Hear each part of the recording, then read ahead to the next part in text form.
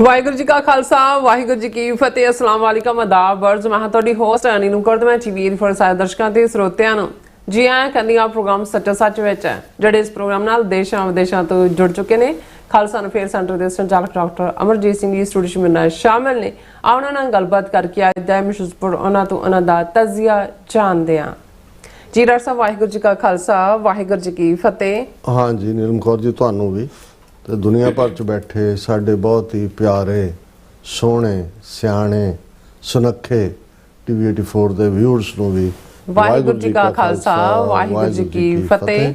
ਸਾਡੇ ਬਹੁਤ ਹੀ ਪਿਆਰੇ ਮੁਸਲਮਾਨ ਭੈਣਾਂ ਭਰਾਵਾਂ ਨੂੰ ਅਸਲਾਮ ਅਲੈਕਮ। ਗੰਗਾ ਜਮਨੀ ਤਹਿਜ਼ੀਬ ਦੇ ਹਿੰਦੂ ਤਵੀਆਂ ਨੂੰ ਨਮੋ ਨਮੇ ਤੇ ਹੋਰ ਸਭ ਵੀਰਾਂ ਭੈਣਾਂ ਨੂੰ ਆਦਾਬ ਅਰਜ਼। ਜੀ ਡਾਕਟਰ ਸਾਹਿਬ ਜੀ ਨੂੰ ਪ੍ਰੋਗਰਾਮ ਸੱਚਾ ਸੱਚ ਵਿੱਚ ਬਹੁਤ ਧੰਨਵਾਦ ਜੀ ਡਾਕਟਰ ਸਾਹਿਬ। ਅੱਜ 17 ਅਗਸਤ 2026 ਪਹਿਲੀ ਭਾਦੋਂ ਨਾਨਕਸ਼ਾਹੀ ਸੰਮਤ 558 ਦਾ ਦਿਨ ਹੈ ਤੇ ਡਾਕਟਰ ਸਾਹਿਬ ਪ੍ਰੋਗਰਾਮ ਸ਼ੁਰੂ ਕਰਨ ਤੋਂ ਪਹਿਲਾਂ ਅਸੀਂ ਦਰਸ਼ਕਾਂ ਤੇ ਸਰੋਤਿਆਂ ਨੂੰ ਹਮੇਸ਼ਾ ਤਰ੍ਹਾਂ ਦੱਸੀ ਵਿਊਅਰਸ ਜੇ ਤੁਸੀਂ ਹੱਕ ਸੱਚ ਇਨਸਾਫ ਤੇ ਪੈਰਾ ਦਿੰਦਾ ਇੱਕੋ ਇੱਕ ਚੈਨਲ ਟੀਵੀ 84 ਨੂੰ ਦੇਖਣਾ ਚਾਹੁੰਦੇ ਹੋ ਤਾਂ ਤੁਸੀਂ ਦੇਸੋ ਦੇ ਸਪੈਕਟਰਮ ਕੇਬਲ ਆਰਸੀਐਨ ਕੇਬਲ ਬੈਲਫਰਮ ਕੈਨੇਡਾ roku ਜਾਦੂ ਬਾਕਸ ਸ਼ਾਵਾ ਫੇਸਬੁੱਕ ਟੀਵੀ 84 ਦੀ ਐਪ ਰਾਹੀਂ online streaming and IP box ਤੇ ਤੁਸੀਂ ਟੀਵੀ 84 ਨੂੰ ਦੇਖ ਸਕਦੇ ਹੋ। ਵਿਊਅਰਸ ਜੇ ਤੁਸੀਂ ਟੀਵੀ 84 ਨਾਲ ਜਾਂ ਪ੍ਰੋਗਰਾਮ ਸੱਚੋ ਸੱਚ ਨਾਲ ਫੇਸਬੁੱਕ ਰਾਹੀਂ ਜੁੜੇ ਤਾਂ ਉਸ ਨੂੰ ਵੱਧ ਲਾਈਕ ਕਰੋ ਤੇ ਸ਼ੇਅਰ ਕਰੋ ਅਤੇ ਨਾਲ ਹੀ YouTube ਤੇ ਸਬਸਕ੍ਰਾਈਬ ਕਰੋ। ਇਹ ਵੀ ਦੱਸ ਦਿਓ ਕਿ ਤੁਸੀਂ ਟੀਵੀ 84 ਦੀ ਐਪ ਨੂੰ ਐਂਡਰੋਇਡ ਐਂਡ ਐਪ ਸਟੋਰ ਤੇ ਡਾਊਨਲੋਡ ਕਰਕੇ ਜੋ ਟੀਵੀ 84 ਦੀ ਲਾਈਵ ਸਟ੍ਰੀਮ ਹੈ ਇਸ ਨੂੰ ਤੁਸੀਂ 24 ਆਵਰਸ ਦੇਖ ਸਕਦੇ ਹੋ। ਸੋ ਵਿਊਅਰਸ ਪ੍ਰੋਗਰਾਮ ਦੀ ਸ਼ੁਰੂਆਤ ਕਰਨ ਜਾ ਰਹੇ ਹਾਂ। ਇਸ ਵੀਕ ਦਾ ਪਹਿਲਾ ਪ੍ਰੋਗਰਾਮ ਕਰਦੇ ਹਾਂ ਔਰ ਆਸ ਕਰਦੇ ਹਾਂ ਜਿਹੜਾ ਤੁਹਾਡਾ ਵੀਕਐਂਡ ਹੈ ਉਹ ਬਹੁਤ ਹੀ ਵਧੀਆ ਗੁਜ਼ਰਿਆ ਹੋਏਗਾ। ਸੋ ਵਿਊਅਰਸ ਆਪਾਂ ਗੱਲਬਾਤ ਕਰਨ ਜਾ ਰਹੇ ਹਾਂ ਜਿਸ ਤਰ੍ਹਾਂ ਕਿ ਹਮੇਸ਼ਾ ਤਰ੍ਹਾਂ ਆਪਣੇ ਪ੍ਰੋਗਰਾਮ ਦੀ ਸ਼ੁਰੂਆਤ ਕਰਦੇ ਹਾਂ ਅੱਜ ਦੀ ਸਪਾਂਸਰਸ਼ਿਪ ਨਾਲ ਕਿ ਅੱਜ ਦੀ ਪ੍ਰੋਗਰਾਮ ਸੱਚੋ ਸੱਚ ਨੂੰ ਸਪਾਂਸਰ ਕੀਤਾ ਗਿਆ ਹੈ ਡਿਟਰੋਇਟ ਮਿਸ਼ੀਗਨ ਦੇ ਖਾਲਿਸਤਾਨੀ ਕਾਜ਼ ਨੂੰ ਸਮਰਪਿਤ ਸਿੰਘਾਂ ਵੱਲੋਂ। ਸੋ ਇਹਨਾਂ ਦਾ ਆਪਾਂ ਤਹਿ ਦਿਲ ਤੋਂ ਸ਼ੁਕਰੀਆ ਅਦਾ ਕਰਦੇ ਹਾਂ ਔਰ ਤੁਹਾਨੂੰ ਵੀ ਅਪੀਲ ਤੇ ਬੇਨਤੀ ਕਰਦੇ ਹਾਂ ਕਿ ਤੁਸੀਂ ਪ੍ਰੋਗਰਾਮ ਸੱਚੋ ਸੱਚ ਨੂੰ ਵੱਧ ਤੋਂ ਵੱਧ ਸਪਾਂਸਰ ਕਰੋ। ਸਪਾਂਸਰਸ਼ਿਪ ਲਈ ਤੁਸੀਂ ਸਾਨੂੰ ਕਾਲ ਕਰ ਸਕਦੇ ਹੋ ਸਾਡੇ ਫੋਨ ਨੰਬਰ ਤੇ 5166191984 ਸੇਮ ਨੰਬਰ ਤੇ ਤੁਸੀਂ ਸਾਨੂੰ WhatsApp ਕਰ ਸਕਦੇ ਹੋ, ਤੁਸੀਂ ਸਾਨੂੰ ਈਮੇਲ ਵੀ ਕਰ ਸਕਦੇ info@tv84.tv ਤੇ। ਸੋ ਵੀਅਰਸ ਤੋਂ ਪਹਿਲੇ ਸਮੇਂ ਦੇ ਵਿੱਚ ਆਪਾਂ ਗੱਲਬਾਤ ਕਰਨ ਜਾ ਰਹੇ ਹਾਂ ਕਿ ਜੂਨ 84 ਦੇ ਘੱਲੂਘਾਰੇ ਤੋਂ ਬਾਅਦ 29 ਅਪ੍ਰੈਲ 1986 ਨੂੰ ਖਾਲਿਸਤਾਨ ਐਲਾਨਨਾਮੇ ਦੇ ਨਾਲ ਸਿੱਖ ਕੌਮ ਦਾ ਰਾਜਸੀ ਨਿਸ਼ਾਨਾ ਮਿਥਿਆ ਗਿਆ ਸੀ। ਭਾਰਤੀ ਹਾਕਮਾਂ ਨੇ ਇਹਨਾਂ 4 ਦਹਾਈਆਂ ਵਿੱਚ ਖਾਲਿਸਤਾਨ ਦੀ ਲਹਿਰ ਨੂੰ ਦਬਾਉਣ ਲਈ ਜ਼ੁਲਮ ਦੀਆਂ ਸਿਖਰਾਂ ਛੋਈਆਂ ਪਰ ਅੱਜ ਖਾਲਿਸਤਾਨ ਇੱਕ ਹਕੀਕਤ ਬਣ ਕੇ ਦੁਸ਼ਮਣ ਦੀਆਂ ਨਿੰਦਾਂ ਨੂੰ ਹਰਾਮ ਕਰ ਰਿਹਾ ਹੈ।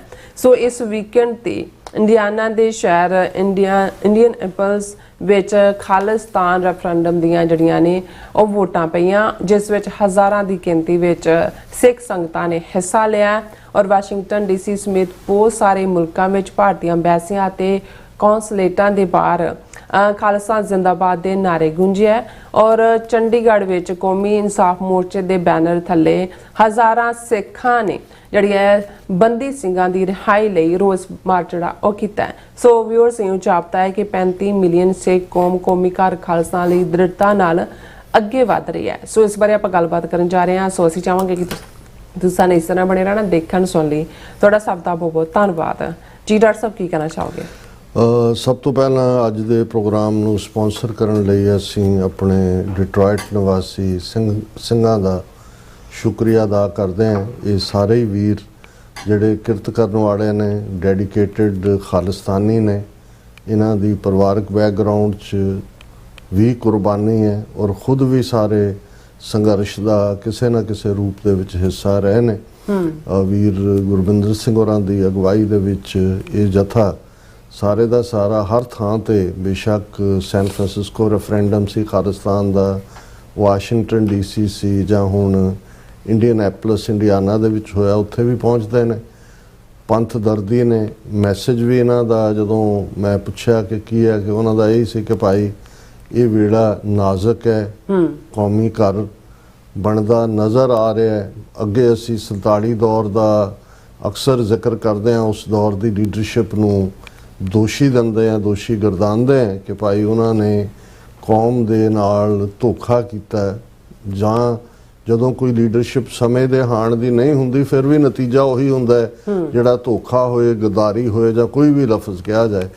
ਤੇ ਜੇ ਅੱਜ ਵੀ ਸਾਡੀਆਂ ਅੱਡ-ਅੱਡ ਤਰ੍ਹਾਂ ਆਪੋ ਆਪਣਾ ਰਾਗ ਰਾਪਤੀਆਂ ਰਹਿਣਗੀਆਂ ਔਰ ਕੰਸੈਂਸਸ ਦੇ ਨਾਲ ਕੌਮੀ ਘਰ ਖਾਲਿਸਤਾਨ ਦੇ ਲਈ ਜਿਸ ਲਈ ਇੰਟਰਨੈਸ਼ਨਲ ਹਾਲਾਤ ਅੱਡ-ਅੱਡ ਸਿੱਖ ਕੌਮ ਦੀਆਂ ਕੁਰਬਾਨੀਆਂ ਉਹਨਾਂ ਦੇ ਉੱਤੇ ਅਸੀਂ ਫੋਕਸ ਨਹੀਂ ਕਰਾਂਗੇ ਤੇ ਫਿਰ ਅਸੀਂ ਇਸ ਮੌਕੇ ਨੂੰ ਵੀ ਹੱਥੋਂ ਗਵਾ ਲਾਂਗੇ। ਬਿਲਕੁਲ ਜਿਨ੍ਹਾਂ ਸਿੰਘਾਂ ਨੇ ਇਸ ਅੱਜ ਦੀ ਇਸ ਸਪਾਂਸਰਸ਼ਿਪ ਦੇ ਵਿੱਚ ਕੰਟਰੀਬਿਊਟ ਕੀਤਾ ਹੈ, ਉਹਨਾਂ ਦੇ ਵਿੱਚ ਸਰਦਾਰ ਪਰਮਜੀਤ ਸਿੰਘ ਜਿਹੜੇ ਮਾਸਟਰ ਜੀ ਦੇ ਸਪੁੱਤਰ ਨੇ, ਬਲਵਿੰਦਰ ਸਿੰਘ ਬੱਬਰ, ਇੰਦਰਪਾਲ ਸਿੰਘ ਦਿੱਲੀ ਜਿਹੜੇ ਸਰਦਾਰ ਸ਼ਾਹਬਾਜ਼ ਸਿੰਘ, ਬਹੁਤਿਆਂ ਨੂੰ ਸ਼ਾਇਦ ਇਹ ਹੁਣ ਯਾਦ ਵੀ ਨਾ ਰਿਹਾ ਹੋਏ ਕਿ ਨਵੰਬਰ 84 ਦੀ ਸਿੱਖ ਨਸਲਕੁਸ਼ੀ ਦਾ ਪਹਿਲਾ ਜਵਾਬ ਬਾਅਦ ਦੇ ਵਿੱਚ ਲਲਿਤ ਮਾਕਨ ਜਾਂ ਅਰਜਨ ਦਾਸ ਜਾਂ ਲਲਿਤ ਮਾਕਨ ਦੀ ਘਰਆੜੀ ਉਹਨਾਂ ਨੂੰ ਸਜ਼ਾ ਯਾਫਤਾ ਸਾਡੇ ਸਿੰਘਾਂ ਨੇ ਕੀਤਾ, ਪਰ ਉਹਦਾ ਪਹਿਲਾ ਜਵਾਬ ਸੀ ਦਿੱਲੀ ਦੇ ਬਹੁਤ ਸਾਰੇ ਉਹਨਾਂ ਇਲਾਕਿਆਂ 'ਚ ਜਿੱਥੋਂ ਹਿੰਦੂ ਤੋਂ ਵੀ ਭੀੜਾਂ ਨੇ ਜਾਂ ਫਿਰਕੂ ਭੀੜਾਂ ਨੂੰ ਲਿਆ ਕੇ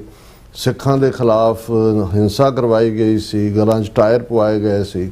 ਉਹਨਾਂ ਆਬਾਦੀਆਂ ਦੇ ਵਿੱਚ ਇੱਕੋ ਵੇਲੇ ਬਹੁਤ ਸਾਰੇ ਟਰਾਂਜ਼ਿਸਟਰ ਬੰਬ ਧਮਾਕੇ ਹੋਏ ਸੀ, ਥਾਂ ਥਾਂ ਟਰਾਂਜ਼ਿਸਟਰ ਰੱਖੇ ਹੋਏ ਸੀ ਤੇ ਲੋਭੀ ਕਿਸਮ ਦੇ ਲਟੇਰੇ ਜਿਹੜੇ ਉਧਰ ਨੂੰ ਮੁੜੇ ਤੇ ਉਹਨਾਂ ਦੇ ਵਿੱਚ ਬੰਬ ਸੈੱਟ ਸੀ। ਸੋ ਉਹਨਾਂ 'ਚ ਸਰਦਾਰ ਸ਼ਾਹਬਾਜ਼ ਸਿੰਘ ਉਹਨਾਂ ਦਾ ਬਹੁਤ ਜਿਹੜਾ ਉਹ ਉਸ ਪੀਰੀਅਡ ਦੇ ਵਿੱਚ ਰੋਲ ਸੀ। ਉਹਨਾਂ ਦੇ ਸਪੁੱਤਰ ਨੇ ਇੰਦਰਪਾਲ ਸਿੰਘ, ਹਰਪ੍ਰੀਤ ਸਿੰਘ ਜਿਹੜੇ UPS 'ਚ ਲਈ ਕੰਮ ਕਰਦੇ ਨੇ, ਹਰਪ੍ਰੀਤ ਸਿੰਘ ਹੈਪੀ ਜ਼ਾਹਰ ਹੈ, ਸਾਡੇ ਮਿੱਤਰ ਸਰਦਾਰ ਦਲਜੀਤ ਸਿੰਘ ਬੈਣੀਪਾਲ ਜਿਹੜੇ ਵੀ ਇਸ ਰੈਫਰੈਂਡਮ ਦੇ ਉੱਤੇ ਪਹੁੰਚੇ ਇੰਡੀਅਨੈਪਲਸ, ਔਰ ਸਾਡਾ ਆਧਾਰ ਡਿਟਰੋਇਟ ਦੇ ਵਿੱਚ 1990 ਤੋਂ ਉਹੀ ਹੁੰਦੇ ਨੇ, ਔਰ ਇਸ ਨਾਲ ਹੀ ਵੀਰ ਗੁਰਵਿੰਦਰ ਸਿੰਘ ਹੋਰਾਂ ਦਾ ਵੀ ਅਸੀਂ ਸ਼ੁਕਰੀਆ ਅਦਾ ਕਰਦੇ ਹਾਂ ਜੀ।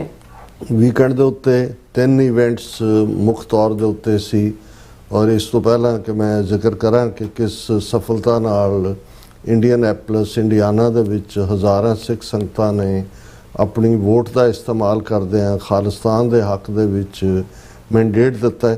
ਅਸੀਂ ਵਿਸਕੌਨਸਨ ਤੋਂ ਸਟੂਡੈਂਟ ਮੋਬਾਈਲ ਮਾਰਟ ਜਿਹੜਾ ਹੈ ਸਟੂਡੈਂਟ ਸ਼ਹਿਰ ਹੈ ਵਿਸਕੌਨਸਨ ਦੇ ਵਿੱਚ ਹੈ, ਇਹ ਵੀਰ ਆਪਣਾ ਆਪਾ ਜਣਾਉਣਾ ਨਹੀਂ ਚਾਹੁੰਦੇ, ਇਸ ਲਈ ਮੈਂ ਇਹਨਾਂ ਦਾ ਨਾਂ ਨਹੀਂ ਲਵਾਂਗਾ, ਲੇਕਿਨ ਇਹਨਾਂ ਨੇ 2-3 ਮਹੀਨੇ ਪਹਿਲਾਂ ਹੀ ਸਾਨੂੰ ਇਹ ਕਿਹਾ ਸੀ ਕਿ ਅਸੀਂ ਤੁਹਾਡੀ ਟੀਮ ਔਰ ਜਿਹੜਾ ਤੁਸੀਂ ਕਵਰੇਜ ਕਰੋਗੇ ਖਾਲਿਸਤਾਨ ਰੈਫਰੈਂਡਮ ਲਈ ਉਸ ਦੀ ਫਾਈਨੈਂਸ਼ੀਅਲ ਹੈਲਪ ਕਰਾਂਗੇ।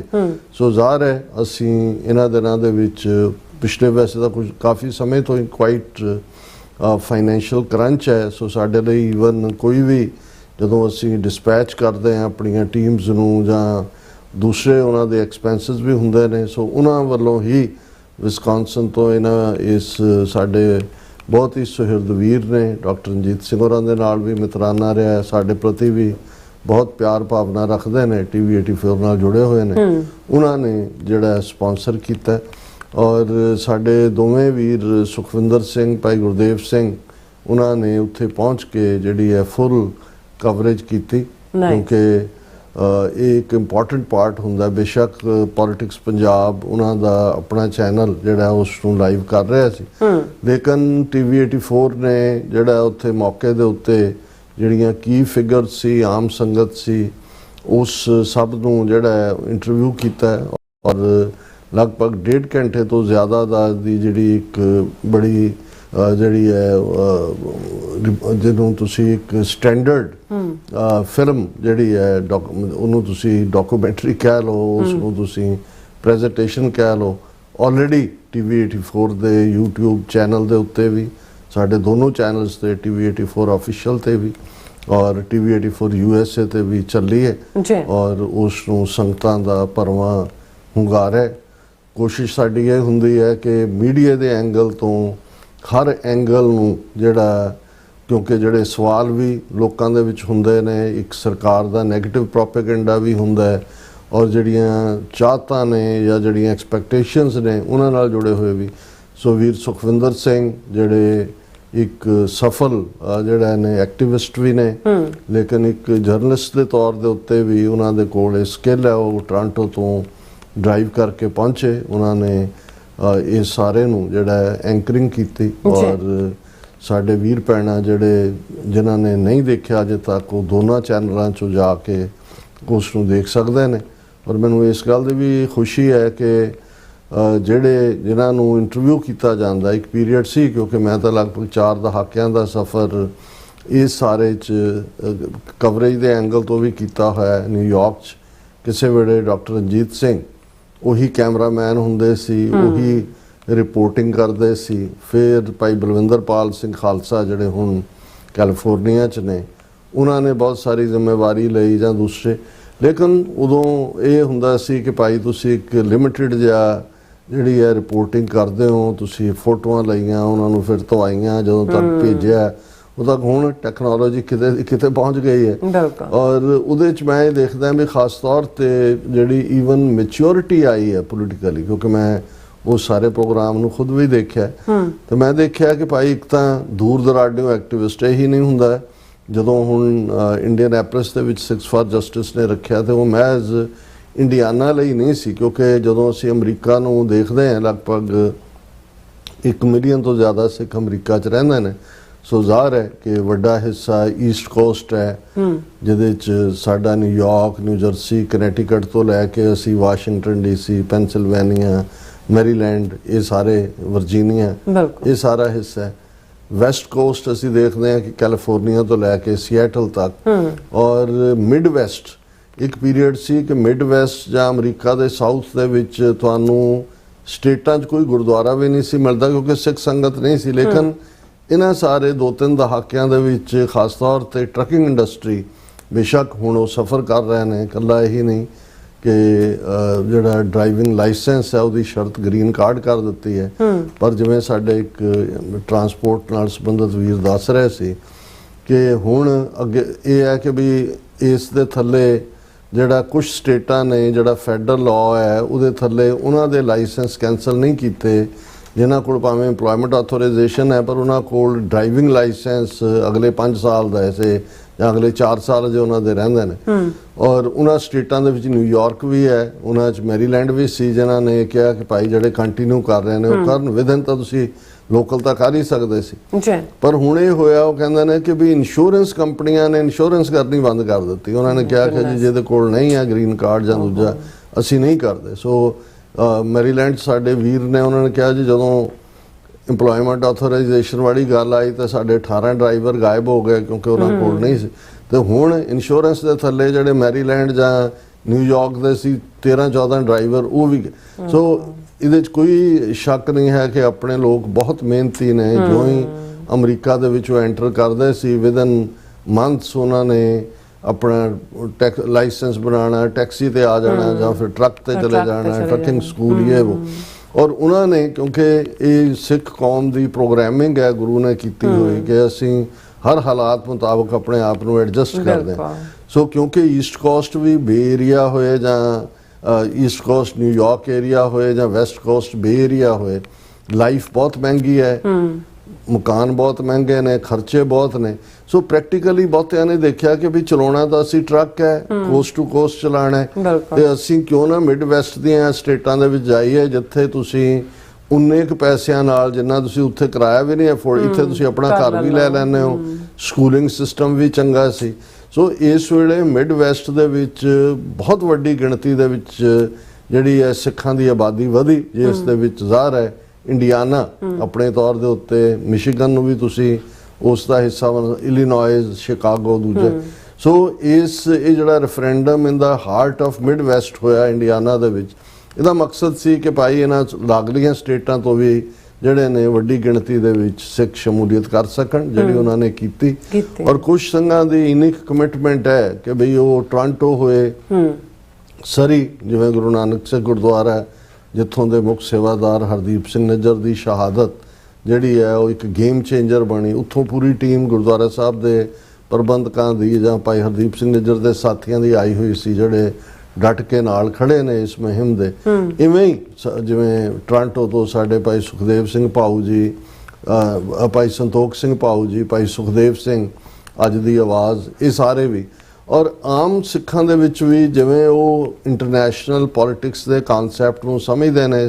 ਬਰੀਫ ਇੰਟਰਵਿਊ ਵੀ ਜਦੋਂ ਅਸੀਂ ਦੇਖਦੇ ਹਾਂ ਤੇ ਇੱਕ ਤਾਂ ਜ਼ਾਹਰ ਹੈ ਕਿ ਜਦੋਂ ਅਸੀਂ ਇਹ ਕਹਿੰਦੇ ਹਾਂ ਕਿ ਭਾਈ ਉਹਨਾਂ ਦੇ ਰਗੋ ਰੇਸ਼ੇ ਦੇ ਵਿੱਚ ਖਾਲਿਸਤਾਨ ਵਸਿਆ ਹੋਇਆ, ਉਹਨਾਂ ਦੇ ਚਿਹਰਿਆਂ ਦਾ ਦਮ ਜਿਹੜਾ ਉਹ ਦਗਦਗ ਕਰਦੇ ਚਿਹਰੇ ਔਰ ਕੌਮ ਦੇ ਲਈ ਪਿਆਰ, ਪਰ ਦੂਸਰੇ ਪਾਸੇ ਉਹ ਇਹਨਾਂ ਸਾਰੇ ਜਿਹੜੇ ਭਾਰਤੀ ਹਕੂਮਤ ਦੇ ਦਾਅ ਪੇਚ ਨੇ ਉਹਨਾਂ ਨੂੰ ਵੀ ਬੜੀ ਚੰਗੀ ਤਰ੍ਹਾਂ ਸਮਝਦੇ ਨੇ ਜੀ ਔਰ ਮੀਡੀਆ ਦੇ ਇੰਪੋਰਟੈਂਸ ਨੂੰ ਵੀ ਸਮਝਦੇ ਨੇ। ਬਹੁਤ ਸਾਰੇ ਇੰਟਰਵਿਊਜ਼ ਦੇ ਵਿੱਚ ਉਹਨਾਂ ਨੇ ਜਦੋਂ TV 84 ਜਾਂ ਦੂਸਰੇ ਚੈਨਲ ਜਿਹੜੇ ਪੰਥ ਦੀ ਗੱਲ ਕਰਦੇ ਨੇ, ਕਿਉਂਕਿ ਵੱਡੇ ਤਬਕੇ ਨੂੰ ਇਸ ਗੱਲ ਦੀ ਸਮਝ ਹੈ ਕਿ ਅੱਜ ਦੀ ਲੜਾਈ ਦੇ ਵਿੱਚ ਨੈਰੇਟਿਵ ਬਹੁਤ ਇੰਪੋਰਟੈਂਟ ਹੈ। ਇੱਕ ਪਾਸੇ ਅਸੀਂ ਜਿੱਥੇ ਖਾਲਿਸਤਾਨ ਦਾ ਕਾਜ਼ ਪੀਸਫੁਲ ਢੰਗ ਨਾਲ ਅੱਗੇ ਤੋਰ ਰਹੇ ਹਾਂ, ਜਿਹੜੀ ਖਾਲਿਸਤਾਨ ਰੈਫਰੈਂਡਮ ਦੀ ਇੱਕ ਮੁਹਿੰਮ ਹੈ, ਇਸ ਨੇ ਪਿਛਲੇ ਵਰ੍ਹਿਆਂ ਦੇ ਵਿੱਚ ਆਲਰੇਡੀ 5 ਵਾਈਜ਼ ਕੰਟਰੀਜ਼ ਤਾਂ ਕਵਰ ਹੋਈਆਂ ਹੀ ਹੋਈਆਂ ਨੇ ਔਰ ਇਹ ਕੰਟੀਨਿਊ ਪ੍ਰੋਸੈਸ ਹੈ। ਨੈਕਸਟ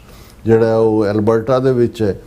ਲੇਕਿਨ ਇਸ ਸਾਰੇ ਨੇ, ਜਿਵੇਂ ਮੈਂ ਅਕਸਰ ਇਹ ਦੁਹਰਾਉਂਦਾ ਪਹਿਲਾਂ ਵੀ, ਦੋ ਜਿਹੜੀਆਂ ਕੱਲਾ ਇਹੀ ਨਹੀਂ ਕਿ ਵੀ ਉਹਨਾਂ ਦੀ ਮਿਸ ਇਨਫੋਰਮੇਸ਼ਨ ਸੀ ਇੰਡੀਅਨ ਗਵਰਨਮੈਂਟ ਦੀ, ਉਹਨਾਂ ਦੇ ਜਿਹੜੇ ਨੇ ਬੜੇ ਫਰਮ ਲੈਵਲ ਦੇ ਉੱਤੇ ਵੱਡੇ ਤਬਕੇ ਦੇ ਵਿੱਚ ਇਹ ਪ੍ਰਸਾਰੇ ਗਈਆਂ ਨੋਸ਼ਨ ਸੀ। ਪਹਿਲੀ ਤਾਂ ਇਹ ਸੀ ਕਿ ਵੀ ਇਹ ਖਾਲਿਸਤਾਨ ਸਿੱਖ ਨਹੀਂ ਚਾਹੁੰਦੇ, ਇਹ ਤਾਂ ਕੁਝ ਜਿਹੜੇ ਨੇ ਜਿਨ੍ਹਾਂ ਨੂੰ ਉਹ ਬਿਲਕੁਲ ਇਹ ਕਹਿੰਦੇ ਸੀ ਕਿ ਵੀ ਇਹਨਾਂ ਨੇ ਕੁਝ ਗਿਣੇ ਚੁਣੇ ਲੋਕ ਜਿਨ੍ਹਾਂ ਦੀ ਰੋਟੀ ਰੋਜ਼ੀ ਇਸ ਤੇ ਡਿਪੈਂਡ ਕਰਦੀ ਹੈ ਔਰ ਇਹ 2.5 ਟੋਟਰੂ ਨੇ, ਇਹਨਾਂ ਨੇ ਆਪਣੀਆਂ ਦੁਕਾਨਾਂ ਖੋਲੀਆਂ ਹੋਈਆਂ ਔਰ ਇਹ ਇਹੀ ਚਾਹੁੰਦੇ ਨੇ ਆਮ ਤਾਂ ਨਹੀਂ। ਫਿਰ ਜਦੋਂ ਨਗਰ ਕੀਰਤਨਾਂ ਦੇ ਵਿੱਚ ਜਾਂ ਅਦਰਵਾਈਜ਼ ਖਾਲਿਸਤਾਨ ਗੂੰਜਦਾ ਸੀ ਤਾਂ ਫਿਰ ਇਹਨਾਂ ਨੇ ਕਹਿਣਾ ਕਿ ਜੀ ਦੇਖੋ ਇਹ ਤਾਂ ਨਗਰ ਕੀਰਤਨ 'ਚ ਤਾਂ ਲੋਕ ਧਾਰਮਿਕ ਕਾਰਨ ਕਰਕੇ ਆਉਂਦੇ ਨੇ, ਗੁਰੂ ਨਾਲ ਸ਼ਰਧਾ ਰੱਖ ਕੇ ਆਉਂਦੇ ਨੇ, ਪਰ ਇਹ ਜਾ ਕੇ ਉੱਥੇ ਮਾਈਕਾਂ ਦਾ ਸਪੀਕਰਾਂ ਦੇ ਉੱਤੇ ਜੋ ਖਲੋ ਜਾਂਦੇ ਨੇ, ਮਾਈਕ ਫੜ ਲੈਂਦੇ ਨੇ, ਨਾਅਰੇ ਲਵਾਉਣ ਲੱਗ ਜਾਂਦੇ ਨੇ। ਲੋਕ ਤਾਂ ਇਹਨਾਂ ਦੇ ਨਾਅਰਿਆਂ ਦਾ ਜਵਾਬ ਵੀ ਨਹੀਂ ਦਿੰਦੇ। ਇਹ ਵੀ ਇੱਕ ਵੱਡਾ ਪ੍ਰੋਪੇਗੈਂਡਾ ਸੀ ਕਿ ਜੀ ਇਸ ਸਾਰੇ ਦੇ ਨਾਲ, ਔਰ ਇਸ ਸਾਰੇ ਚੋਂ ਉਹ ਵਿਦਨ ਇਹ ਜਿਹੜਾ ਉਹਨਾਂ ਦਾ ਕਨਕਲੂਜਨ ਹੁੰਦਾ ਸੀ ਕਿ ਨਾ ਪੰਜਾਬ 'ਚ ਸਿੱਖ ਖਾਲਿਸਤਾਨ ਚਾਹੁੰਦੇ ਨੇ ਨਾ ਬਾਹਰ ਚਾਹੁੰਦੇ ਨੇ। ਫਿਰ ਬਾਹਰਲੀ ਮੂਵਮੈਂਟ ਨੂੰ ਬਦਨਾਮ ਕਰਨ ਦੇ ਲਈ ਖਾਲਿਸਤਾਨ ਦੀ ਇਹਨਾਂ ਨੇ ਕਿਵੇਂ ਟਰਾਂਸਨੈਸ਼ਨਲ ਰਿਪਰੈਸ਼ਨ ਦਾ ਸਹਾਰਾ ਲਿਆ ਔਰ ਉਸ ਤੋਂ ਵੀ ਅੱਗੇ ਜਾਂਦੇ ਆ ਫਿਰ ਇਹਨਾਂ ਨੇ ਟਰਾਂਸਨੈਸ਼ਨਲ ਕ੍ਰਾਈਮ ਦੇ ਨਾਲ ਜੋੜ ਕੇ ਟਰਾਂਸਨੈਸ਼ਨਲ ਰਿਪਰੈਸ਼ਨ ਨੂੰ ਬੈਕ ਬਰਨਰ ਤੇ ਰੱਖ ਦਿੱਤਾ। ਟਰਾਂਸਨੈਸ਼ਨਲ ਕ੍ਰਾਈਮ ਔਰ ਸਿੱਖਾਂ ਨੂੰ, ਖਾਲਿਸਤਾਨੀਆਂ ਨੂੰ ਖਾਸ ਤੌਰ ਤੇ ਇਹਨਾਂ ਨੇ ਡਰੱਗਸ ਦੇ ਨਾਲ, illegal smuggling, weapon, money laundering, ਇਹ ਉਹ ਦੇ ਨਾਲ ਰਲਗੜ ਕਰਨ ਦੀ ਕੋਸ਼ਿਸ਼ ਕੀਤੀ ਔਰ ਫਿਰ ਆਪਣਾ ਨੈਗੇਟਿਵ ਪ੍ਰੋਪੇਗੈਂਡਾ ਤੰਤਰ ਜਿਹੜਾ ਹੈ ਉਹਦਾ ਫੁੱਲ ਵੋਲਿਊਮ ਕਰਤਾ ਕਿ ਦੇਖੋ ਜੀ ਅਸੀਂ ਤਾਂ ਪਹਿਲਾਂ ਹੀ ਕਹਿੰਦੇ ਸੀ ਕਿ ਇਹ ਕ੍ਰਿਮੀਨਲ ਹੈ ਔਰ ਇਹ ਬਿਲਕੁਲ। ਸੋ ਇਸ ਸਾਰੇ ਕੰਟੈਕਸਟ ਦੇ ਵਿੱਚ ਖਾਸ ਤੌਰ ਤੇ ਜਦੋਂ ਆਪਰੇਸ਼ਨ ਹਾਰਡਬਾਲ ਆਇਆ, ਉਹਨਾਂ ਦਾ ਇੰਕਸ਼ਾਫ ਇਹ ਵੱਖਰੀ ਕਹਾਣੀ ਹੈ ਕਿ ਤੁਸੀਂ ਕਿਸੇ ਪਾਸਿਓਂ ਦੇਖੋ, ਮਾਰਨ ਵਾਲੇ ਵੀ, ਮਰਨ ਵਾਲੇ ਵੀ, ਲੁੱਟੇ ਜਾਣ ਵਾਲੇ ਵੀ ਸਾਰੇ ਹੀ ਆਪਣੇ ਸਿੱਖ ਪਰਿਵਾਰਾਂ ਦੇ ਜਾਂ ਸਿੱਖਾਂ ਦੇ ਬੱਚੇ ਨੇ। ਸੋ ਅਸੀਂ ਕੋਈ ਇਹ ਨਹੀਂ ਕਹਿਣਾ ਚਾਹੁੰਦੇ ਕਿ ਭਾਈ, ਪਰ ਤੁਹਾਨੂੰ ਇਹ ਦੇਖਣਾ ਪਏਗਾ ਵੀ ਉਹ ਕਿਹੜੇ ਸਰਕਮਸਟੈਂਸਸ ਹੁੰਦੇ ਨੇ ਜਾਂ ਉਹਨਾਂ ਕਿਹਨਾਂ ਹਾਲਾਤਾਂ 'ਚ ਜਦੋਂ ਤੁਹਾਡੇ ਕੋਲ ਪੋਲੀਟੀਕਲ ਪਾਵਰ ਨਹੀਂ ਹੁੰਦੀ, ਡਿਸੀਜਨ ਮੇਕਿੰਗ ਨਹੀਂ ਹੁੰਦੀ, ਤੁਹਾਡੇ ਕੋਲੋਂ ਉਹ ਹੱਕ ਖੋਹ ਲਿਆ ਜਾਂਦਾ, ਕੋਈ ਹੋਰ ਬੈਠਾ ਤੁਹਾਡੇ ਬੱਚਿਆਂ ਨੂੰ ਕਿਸ ਪਾਸੇ ਤੋਰ ਰਿਹਾ, ਕਿਸ ਪਾਸੇ ਲਾ ਰਿਹਾ, ਕਿਵੇਂ ਡਰੱਗਸ ਲਿਆਂਦੀਆਂ ਗਈਆਂ ਨੇ, ਕਿਵੇਂ ਉਹਨਾਂ ਨੇ ਜਿਹੜੀ Liberal student visa policy Canada 'ਚ ਆਈ, ਕਿਵੇਂ ਉਸ ਦਾ ਫਾਇਦਾ ਚੱਕਦਿਆਂ ਇੰਡੀਅਨ ਏਜੰਸੀਆਂ ਨੇ ਲਾਰੈਂਸ ਬਿਸ਼ਨੋਈ ਜਾਂ ਜੱਗੂ ਭਗਵਾਨਪੁਰੀਆ ਜਾਂ ਉਹ ਸਾਰੇ ਉਹਨਾਂ ਦੇ ਕਰਿੰਦੇ ਨੇ, ਉਹਨਾਂ ਦੇ ਜਵਾਈ ਨੇ ਰੱਖੇ ਹੋਏ, ਉਹਨਾਂ ਰਾਹੀਂ ਉਹਨਾਂ ਨੇ ਕਿਵੇਂ ਕ੍ਰਿਮੀਨਲ ਐਲੀਮੈਂਟ ਨੂੰ ਉੱਥੋਂ ਕਿਵੇਂ ਉਹਨਾਂ ਦੀ ਕਲੀਅਰੈਂਸ ਹੋਈ, ਪਾਸਪੋਰਟ ਉਹਨਾਂ ਦੇ ਕਿਵੇਂ ਬਣੇ, ਉਹਨਾਂ ਨੂੰ ਕਿਵੇਂ ਉਹਨਾਂ ਨੇ ਕੈਨੇਡਾ ਅਮਰੀਕਾ ਦੇ ਵਿੱਚ ਵਾੜਿਆ।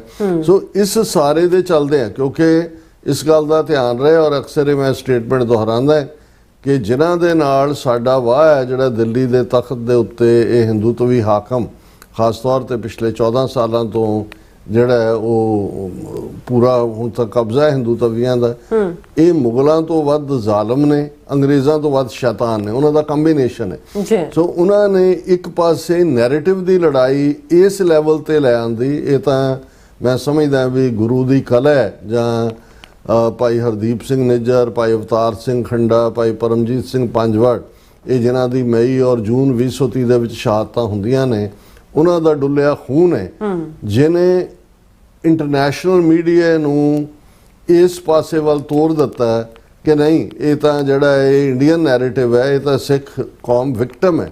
ਔਰ ਇਸ ਸਾਰੇ ਨੇ ਸਾਡੀ ਜਿਹੜੀ ਜਿਹਨੂੰ ਨੋਮਨਕਲੇਚਰ ਅਸੀਂ ਕਹਿੰਦੇ ਆ, ਜਿਹੜਾ 9/11 ਤੋਂ ਬਾਅਦ ਫਰੀडम फाइटर, मिलिटेंट और टेररिस्ट, ਇਹਨਾਂ ਸਭ ਦਾ ਮਤਲਬ ਟੈਰਰਿਸਟ ਹੀ ਸੀ। ਉਹ ਨੈਰੇਟਿਵ ਬਦਲਿਆ, ਖਾਲਿਸਤਾਨੀ ਟੈਰਰਿਸਟ ਕਹਿ ਕੇ ਇੰਡੀਅਨ ਸਿਸਟਮ ਜਾਂ ਉਹਨਾਂ ਦਾ ਮੀਡੀਆ ਜਿਹਨੂੰ ਨੈਰੇਟ ਕਰਦਾ ਸੀ ਉਹਨੂੰ ਇਹਨਾਂ ਨੇ ਖਾਲਿਸਤਾਨੀ ਐਕਟਿਵਿਸਟ ਕਹਿਣਾ ਸ਼ੁਰੂ ਕੀਤਾ। ਹੁਣ ਤੁਹਾਨੂੰ ਕਿਤੇ ਵੀ ਲਫ਼ਜ਼ ਜਿਹੜਾ ਮੇਨ ਸਟ੍ਰੀਮ ਮੀਡੀਆ ਉਹ ਗਲੋਬ ਐਂਡ ਮੇਲ ਤੋਂ ਲੈ ਕੇ ਗਾਰਡੀਅਨ, ਵਾਸ਼ਿੰਗਟਨ ਪੋਸਟ ਜਾਂ ਜਿਹੜੇ ਦੂਸਰੇ ਨੈਟਵਰਕ ਵੀ ਨੇ, ਔਰ ਈਵਨ ਇਸ ਰੈਫਰੈਂਡਮ ਤੋਂ ਠੀਕ ਪਹਿਲਾਂ ਫੌਕਸ ਨਿਊਜ਼ ਜਿਹੜਾ ਪ੍ਰੈਜ਼ੀਡੈਂਟ ਟਰੰਪ ਦੇ ਆਉਣ ਤੋਂ ਬਾਅਦ ਕਾਫੀ ਪਪੂਲਰ ਹੈ, ਉਹਨਾਂ ਨੇ ਲਗਭਗ 7 ਮਿੰਟ ਦਾ ਇੰਟਰਵਿਊ ਗੁਰਪਤਵੰਤ ਸਿੰਘ ਪੰਨੂ ਦੇ ਨਾਲ ਕੀਤਾ, ਵੈਰੀ ਵੈਲੀ ਹੈਂਡਲਡ ਇੰਟਰਵਿਊ, ਜਿਹਦੇ 'ਚ ਉਹਨਾਂ ਨੇ ਹੁਣ ਉਹ ਕਿਉਰਿਓਸਿਟੀ ਹੈ ਅਮਰੀਕਨ ਮੀਡੀਆ 'ਚ ਵੀ, ਅਮਰੀਕਨ ਲੋਕਾਂ 'ਚ ਵੀ, ਕਿ ਬਈ ਇਹ ਹੈ ਕੀ, ਕਿਉਂਕਿ ਜ਼ਾਹਰ ਹੈ ਫੌਕਸ ਨਿਊਜ਼ ਦਾ ਜਿਹੜਾ ਸ਼ਿਕਾਗੋ ਸਟੇਸ਼ਨ ਸੀ ਉਹਨਾਂ ਦੇ ਡੈਸਕ ਨੇ ਕੀਤਾ ਇੰਟਰਵਿਊ, ਕਿਉਂਕਿ ਜਦੋਂ ਅਸੀਂ ਮਿਡਵੈਸਟ ਦੀ ਗੱਲ ਕਰਦੇ ਹਾਂ ਜਿਹੜੀ ਐਕਟੀਵਿਟੀ ਮਿਡਵੈਸਟ 'ਚ ਹੋ ਰਹੀ ਹੈ ਉਹਦੇ ਤੇ ਉਹਨਾਂ ਨੇ, ਔਰ ਵੈਰੀ ਰਿਸਪੈਕਟਫੁਲੀ, ਨਹੀਂ ਤਾਂ ਜਿਹੜਾ ਇਸ ਕਿਸਮ ਦੇ ਇੰਡੀਅਨ ਇਨਫਲੂਐਂਸ ਵਾਲੇ ਬਾਹਰਲੇ ਰਿਪੋਰਟਰ ਹੁੰਦੇ ਰਹੇ ਨੇ ਅਸੀਂ ਦੇਖਿਆ ਉਹ ਵੀ ਸ਼ਰਾਰਤ ਕਰਦੇ ਸੀ, ਕਿਉਂਕਿ ਬਹੁਤ ਸਾਰੇ ਉਹਨਾਂ ਦੇ ਦਿਮਾਗਾਂ 'ਚ ਵੀ ਉਹ ਇੰਡੀਅਨ ਪ੍ਰੋਪੇਗੈਂਡਾ ਵੜਿਆ ਹੋਇਆ ਸੀ। ਲੇਕਿਨ ਉਹਨੇ ਬੜੇ ਜਿਹੜਾ ਜਰਨਲਿਸਟਿਕ ਗ੍ਰੇਸ ਦੇ ਨਾਲ ਕਿ ਬਈ ਇਸ਼ੂ ਕੀ ਹੈ ਸਿੱਖਾਂ ਦਾ, ਇਹ ਰੈਫਰੈਂਡਮ ਕੀ ਹੈ ਔਰ ਇਸ ਦਾ ਜਿਹੜਾ ਅੱਗੋਂ ਇਹਦਾ ਕੀ ਹੋਏਗਾ, ਫੇਟ ਕੀ ਹੋਏਗਾ। ਸੋ ਇਹ ਮੈਂ ਸਮਝਦਾ ਹਾਂ ਕਿ ਵੀ ਬੇਸ਼ੱਕ ਕੰਮ ਕਰਨ ਦਾ ਢੰਗ ਪ੍ਰਣਾਲੀ ਪੁੱਛਣ ਦੱਸਣ ਨੂੰ ਲੈ ਕੇ ਮਤਭੇਦ ਵੀ ਹੋਣਗੇ ਆਪਸ ਦੇ ਵਿੱਚ, ਇਹ ਇੱਕ ਹਮੇਸ਼ਾ ਜਿਹੜਾ ਐਕਟਿਵਿਜ਼ਮ ਹੁੰਦਾ ਉਹਦੇ ਜਦੋਂ ਤੁਸੀਂ ਕੰਮ ਕਰਦੇ ਹੋ ਕੋਈ ਜ਼ਰੂਰੀ ਨਹੀਂ ਹੁੰਦਾ ਵੀ ਸਾਰੇ ਤੁਹਾਡੇ ਨਾਲ ਸਹਿਮਤ ਹੋਣ, ਪਰ ਜਿਹੜੀ ਪੋਜ਼ਿਟਿਵਿਟੀ ਹੁੰਦੀ ਹੈ, ਮੈਂ ਹਮੇਸ਼ਾ ਗੁਰੂ ਸਾਹਿਬ ਦਾ ਇਹ ਹੁਕਮ ਆਪਣੇ ਮਨ ਦੀਆਂ ਨਜ਼ਰਾਂ 'ਚ ਵੀ ਰੱਖਦਾ ਹਾਂ, ਬਾਕੀਆਂ ਨੂੰ ਵੀ ਕਹਿੰਦਾ ਕਿ ਸਾਂਝ ਕੀਚੈ ਗੁਣਾ ਕੇਰੀ ਛੋੜ ਅਵਗਣ ਚੱਲੀਏ। ਇਹ ਕਿਸੇ ਵੀ ਸਿਚੁਏਸ਼ਨ ਦੇ ਲਈ ਸਾਨੂੰ ਗੁਰੂ ਨੇ ਕ੍ਰਾਈਟੇਰੀਆ ਦਿੱਤਾ ਹੋਇਆ ਕਿ ਜਿਹੜੀ ਪੋਜ਼ਿਟਿਵਿਟੀ ਹੈ ਉਹਨੂੰ ਦੇਖੋ, ਜਿਹੜੀ ਕਮਜ਼ੋਰੀ ਹੈ ਜਾਂ ਦੂਸਰਾ ਹੈ ਉਹ ਅਲਟੀਮੇਟਲੀ ਜਿਹੜਾ ਹੈ ਉਹ ਸਾਹਮਣੇ ਆ ਜਾਂਦੀ ਹੈ, ਉਸ ਬਾਰੇ ਤੁਹਾਨੂੰ ਫਿਕਰ ਕਰਨ ਦੀ ਲੋੜ ਨਹੀਂ ਹੁੰਦੀ। ਤੁਸੀਂ ਇਹ ਦੇਖੋ ਕਿ ਕਿਸੇ ਵੀ ਗਿਵਨ ਵਕਤ ਦੇ ਵਿੱਚ ਕਿਹੜਾ ਕੰਮ ਪੋਜ਼ਿਟਿਵ ਹੋ ਰਿਹਾ। ਸੋ ਅਸੀਂ ਸਮਝਦੇ ਹਾਂ ਕਿ ਸਾਨੂੰ ਇਸ ਗੱਲ ਦਾ ਫਿਕਰ ਵੀ ਸੀ ਕਿ ਭਾਈ ਜਿਸ ਕਿਸਮ ਦੀ ਨੈਗੇਟਿਵਿਟੀ, ਇੱਕ ਫੀਅਰ ਕ੍ਰੀਏਟ ਕੀਤਾ ਹੋਇਆ ਹੈ, ਇੱਕ ਕਿਉਂਕਿ ਜ਼ਾਹਰ ਹੈ ਇਮੀਗ੍ਰੇਸ਼ਨ ਨੂੰ ਲੈ ਕੇ ਆਈਸ ਦੇ ਰੇਡ ਦੂਜੇ ਤੀਜੇ ਜਿਹੜੇ ਨੇ ਉਹ ਕੈਲੀਫੋਰਨੀਆ ਦੇ ਇੱਕ ਰੈਫਰੈਂਡਮ ਵੇਲੇ ਇੱਕ ਇਹ ਵੀ ਰਿਊਮਰ ਕਿਸੇ ਨੇ ਛੱਡਤੀ ਸੀ ਕਿ ਜੀ ਵੱਡੀ ਗਿਣਤੀ ਜਿਹੜੇ ਆਣਗੇ ਉੱਥੇ ਆਈਸ ਰੇਡ ਹੋਏਗਾ। ਲੇਕਿਨ ਇਸ ਵਾਰ ਅਸੀਂ ਕਿਉਂਕਿ ਇੰਡੀਆਨਾ ਕੈਲੀਫੋਰਨੀਆ ਤੋਂ ਬਾਅਦ ਦੂਸਰੀ ਵੱਡੀ ਹੱਬ ਸੀ ਕ੍ਰਿਮੀਨਲ ਗੈਂਗਸ ਦੀ, ਕਿਉਂਕਿ ਉਹਦਾ ਬਿਸ਼ਨੋਈ ਦਾ ਭਰਾ ਅਨਮੋਲ ਬਿਸ਼ਨੋਈ ਵੀ ਇੱਥੇ ਰਿਹਾ, ਇੱਥੋਂ ਵੀ ਜਿਹੜੇ ਫੜੇ ਗਏ ਬੰਦੇ ਜਾਂ ਦੂਸਰੇ ਨੇ। ਲੇਕਿਨ ਇਸ ਦੇ ਬਰਕਸ ਰਾਦਰ 2 ਦਿਨ ਪਹਿਲਾਂ ਉਸ ਤੋਂ FBI ਦੀ ਟੀਮ ਜਿਹੜੀ ਗੁਰਦੁਆਰਾ ਗ੍ਰੀਨਵੁੱਡ ਸਾਈਟ ਤੇ ਜਾ ਕੇ ਇਹ ਮੇਕ ਸ਼ੋਰ ਕਰਦੀ ਹੈ ਕਿ ਭਾਈ ਘਬਰਾਣਾ ਨਹੀਂ ਹੈ, ਕੋਈ ਵੀ ਤੁਹਾਨੂੰ ਇੰਟੀਮੀਡੇਟ ਕਰੇ ਜਾਂ ਦੂਸਰੇ ਸਾਡੇ ਨੋਟਿਸ 'ਚ ਲਿਆਓ। ਉਹਨਾਂ ਨੇ ਜਿਹੜੇ ਟ੍ਰਾਂਸਨੈਸ਼ਨਲ ਰਿਪਰੈਸ਼ਨ ਦੇ ਉੱਤੇ ਉਹਨਾਂ ਨੇ ਜਿਹੜੀ ਇਨਫੋਰਮੇਸ਼ਨ ਦੇਣ ਲਈ ਪੰਜਾਬੀ ਦੇ ਵਿੱਚ ਪੈਂਫਲੇਟ ਛਾਪੇ ਹੋਏ ਨੇ, ਉਹ ਵੀ ਬਾਕਸ ਉਹਨਾਂ ਨੇ ਦਿੱਤਾ। ਸੋ ਇਸ ਸਾਰੇ ਤੋਂ ਅਸੀਂ ਜਿਹੜਾ ਇਹ ਦੇਖ ਸਕਦੇ ਹਾਂ ਕਿ ਜਿਹੜਾ ਭਰਵਾਂ ਹੁੰਗਾਰਾ, ਅੱਜ ਕੱਲ੍ਹ ਗਰਮੀਆਂ ਦੇ ਦਿਨ ਚੱਲ ਰਹੇ ਨੇ, ਮਿਡਵੈਸਟ ਇੱਥੋਂ ਨਾਲੋਂ ਵੀ ਜ਼ਿਆਦਾ ਗਰਮ ਹੁੰਦਾ। ਸੋ ਵੱਡੀ ਗਿਣਤੀ ਦੇ ਵਿੱਚ ਜਿਨ੍ਹਾਂ ਦੀ ਪਾਰਟਿਸਿਪੇਸ਼ਨ ਹੋਈ ਹੈ ਅਸੀਂ ਉਹਨਾਂ ਨੂੰ ਵਧਾਈ ਵੀ ਦਿੰਦੇ ਹਾਂ, ਸਿੱਖਸ ਫਾਰ ਜਸਟਿਸ ਨੂੰ ਵੀ, ਕਿ ਉਹਨਾਂ ਦੀ ਡੈਡੀਕੇਟਿਡ ਟੀਮ ਨੇ ਜਿੰਨੀ ਮਿਹਨਤ ਕੀਤੀ ਉਸ ਦਾ ਜਿਹੜਾ ਨਤੀਜਾ ਸਾਹਮਣੇ। ਔਰ ਇਸੇ ਤਰ੍ਹਾਂ ਜਦੋਂ ਅਸੀਂ ਕਹਿੰਦੇ ਹਾਂ ਵੀ ਖਾਲਿਸਤਾਨੀ ਥੰਡਰ ਜਾਂ ਖਾਲਿਸਤਾਨ ਦੀ ਬਿਜਲੀ ਗਰਜ ਰਹੀ ਹੈ ਚਾਰੇ ਪਾਸੇ, ਹੁਣ ਜ਼ਾਹਰ ਹੈ ਕਿ 16 ਅਗਸਤ ਦਾ ਦਿਨ ਜਿਹੜਾ ਹੈ ਉਹ ਸੀ ਵੋਟਾਂ ਦੇ ਲਈ, ਲੇਕਿਨ ਉਸ ਤੋਂ ਇੱਕ ਦਿਨ ਪਹਿਲਾਂ 15 ਅਗਸਤ ਜਿਹੜਾ ਕਿ ਸੈਚਰਡੇ ਸੀ, ਵਾਸ਼ਿੰਗਟਨ DC ਤੋਂ ਲੈ ਕੇ ਜਦੋਂ ਅਸੀਂ ਕੈਨੇਡਾ 'ਚ, ਆਟਵਾ 'ਚ ਔਰ UK ਦੇ ਵਿੱਚ, ਜਰਮਨੀ ਫਰੈਂਕਫਰਟ 'ਚ ਹਰ ਪਾਸੇ ਪ੍ਰੋਟੈਸਟ ਰੱਖੇ ਹੋਏ ਸੀ। ਔਰ ਵਾਸ਼ਿੰਗਟਨ DC ਦੇ ਪ੍ਰੋਟੈਸਟ ਲਈ ਜਿਹਦੇ 'ਚ ਸਾਡੇ ਵੀਰ ਬਲਵਿੰਦਰ ਸਿੰਘ ਚੱਠਾ, ਭਾਈ ਨਰਿੰਦਰ ਸਿੰਘ, ਉਹ ਹਮੇਸ਼ਾ ਹੀ ਐਫਰਟ ਕਰਦੇ ਨੇ। Local team Gurdwara Sahib Singh Sabha Virginia ਦੀ ਭਾਈ ਜੱਸਾ ਸਿੰਘ, ਭਾਈ ਦਵਿੰਦਰ ਸਿੰਘ ਦਿਓ, ਔਰ ਇਹਦੇ 'ਚ ਭਾਈ ਹਿੰਮਤ ਸਿੰਘ ਵੀ ਪੂਰੀ ਹਿੰਮਤ ਕਰਦੇ ਨੇ।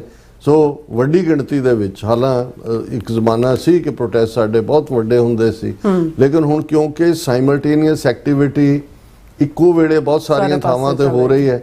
ਜੇ 15 ਦਾ ਸਾਡਾ ਪ੍ਰੋਟੈਸਟ ਸੀ ਤੇ 16 ਦਾ ਰੈਫਰੈਂਡਮ ਸੀ, ਸੋ ਬਹੁਤ ਸਾਰੇ ਵੀਰ ਜਿਹੜੇ ਨੇ ਉਧਰ ਨੂੰ ਵੀ ਗਏ ਔਰ ਹੋਰ ਵੀ ਐਕਟੀਵਿਟੀ ਕੋਈ ਨਾ ਕੋਈ ਚੱਲ ਰਹੀ ਸੀ। ਇਹਨਾਂ ਦੀ ਪੈਰੇਡ ਨੂੰ ਵੀ ਇਸ ਜਿਵੇਂ ਕੈਲੀਫੋਰਨੀਆ ਦੇ ਵਿੱਚ ਉਹਨਾਂ ਦੀ ਜਿਹੜੀ ਹਿੰਦੂਤਵੀ ਫਾਊਂਡੇਸ਼ਨ ਵਾਲੇ ਕਰਦੇ ਨੇ ਉਹਦੇ ਬਰਾਬਰ ਪੈਰੇਡ ਦੇ ਸਾਡਾ ਵੱਡਾ ਪ੍ਰੋਟੈਸਟ ਹੁੰਦਾ ਹੈ, ਉਹਦੀ ਕਵਰੇਜ ਵੀ ਭਾਈ ਬਲਵਿੰਦਰਪਾਲ ਸਿੰਘ ਉਹਨਾਂ ਨੇ ਕੀਤੀ ਹੈ। ਜੀ ਫਰੈਂਕਫਰਟ ਔਰ ਜਰਮਨ ਦਾ ਵੀ ਮੈਂ ਦੇਖ ਰਿਹਾ ਸੀ, ਸਾਡੇ ਵੀਰ ਗੁਰਚਰਨ ਸਿੰਘ ਗੁਰਾਇਆ ਔਰ ਦੂਸਰੇ ਐਕਟਿਵ ਦੂਸਰੇ ਵੀ।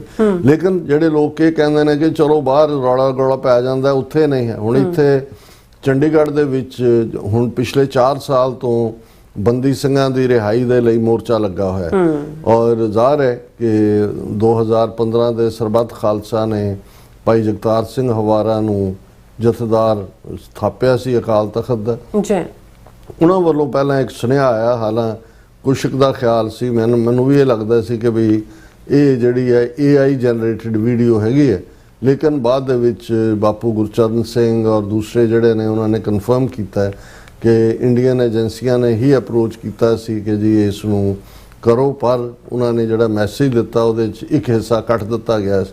ਪਰ ਚਲੋ ਆਪਣੇ ਆਪ ਦੇ ਵਿੱਚ ਉਹ ਮੈਸੇਜ ਵੀ ਬੜਾ ਇਲੈਕਟ੍ਰੀਫਾਈਂਗ ਸੀ।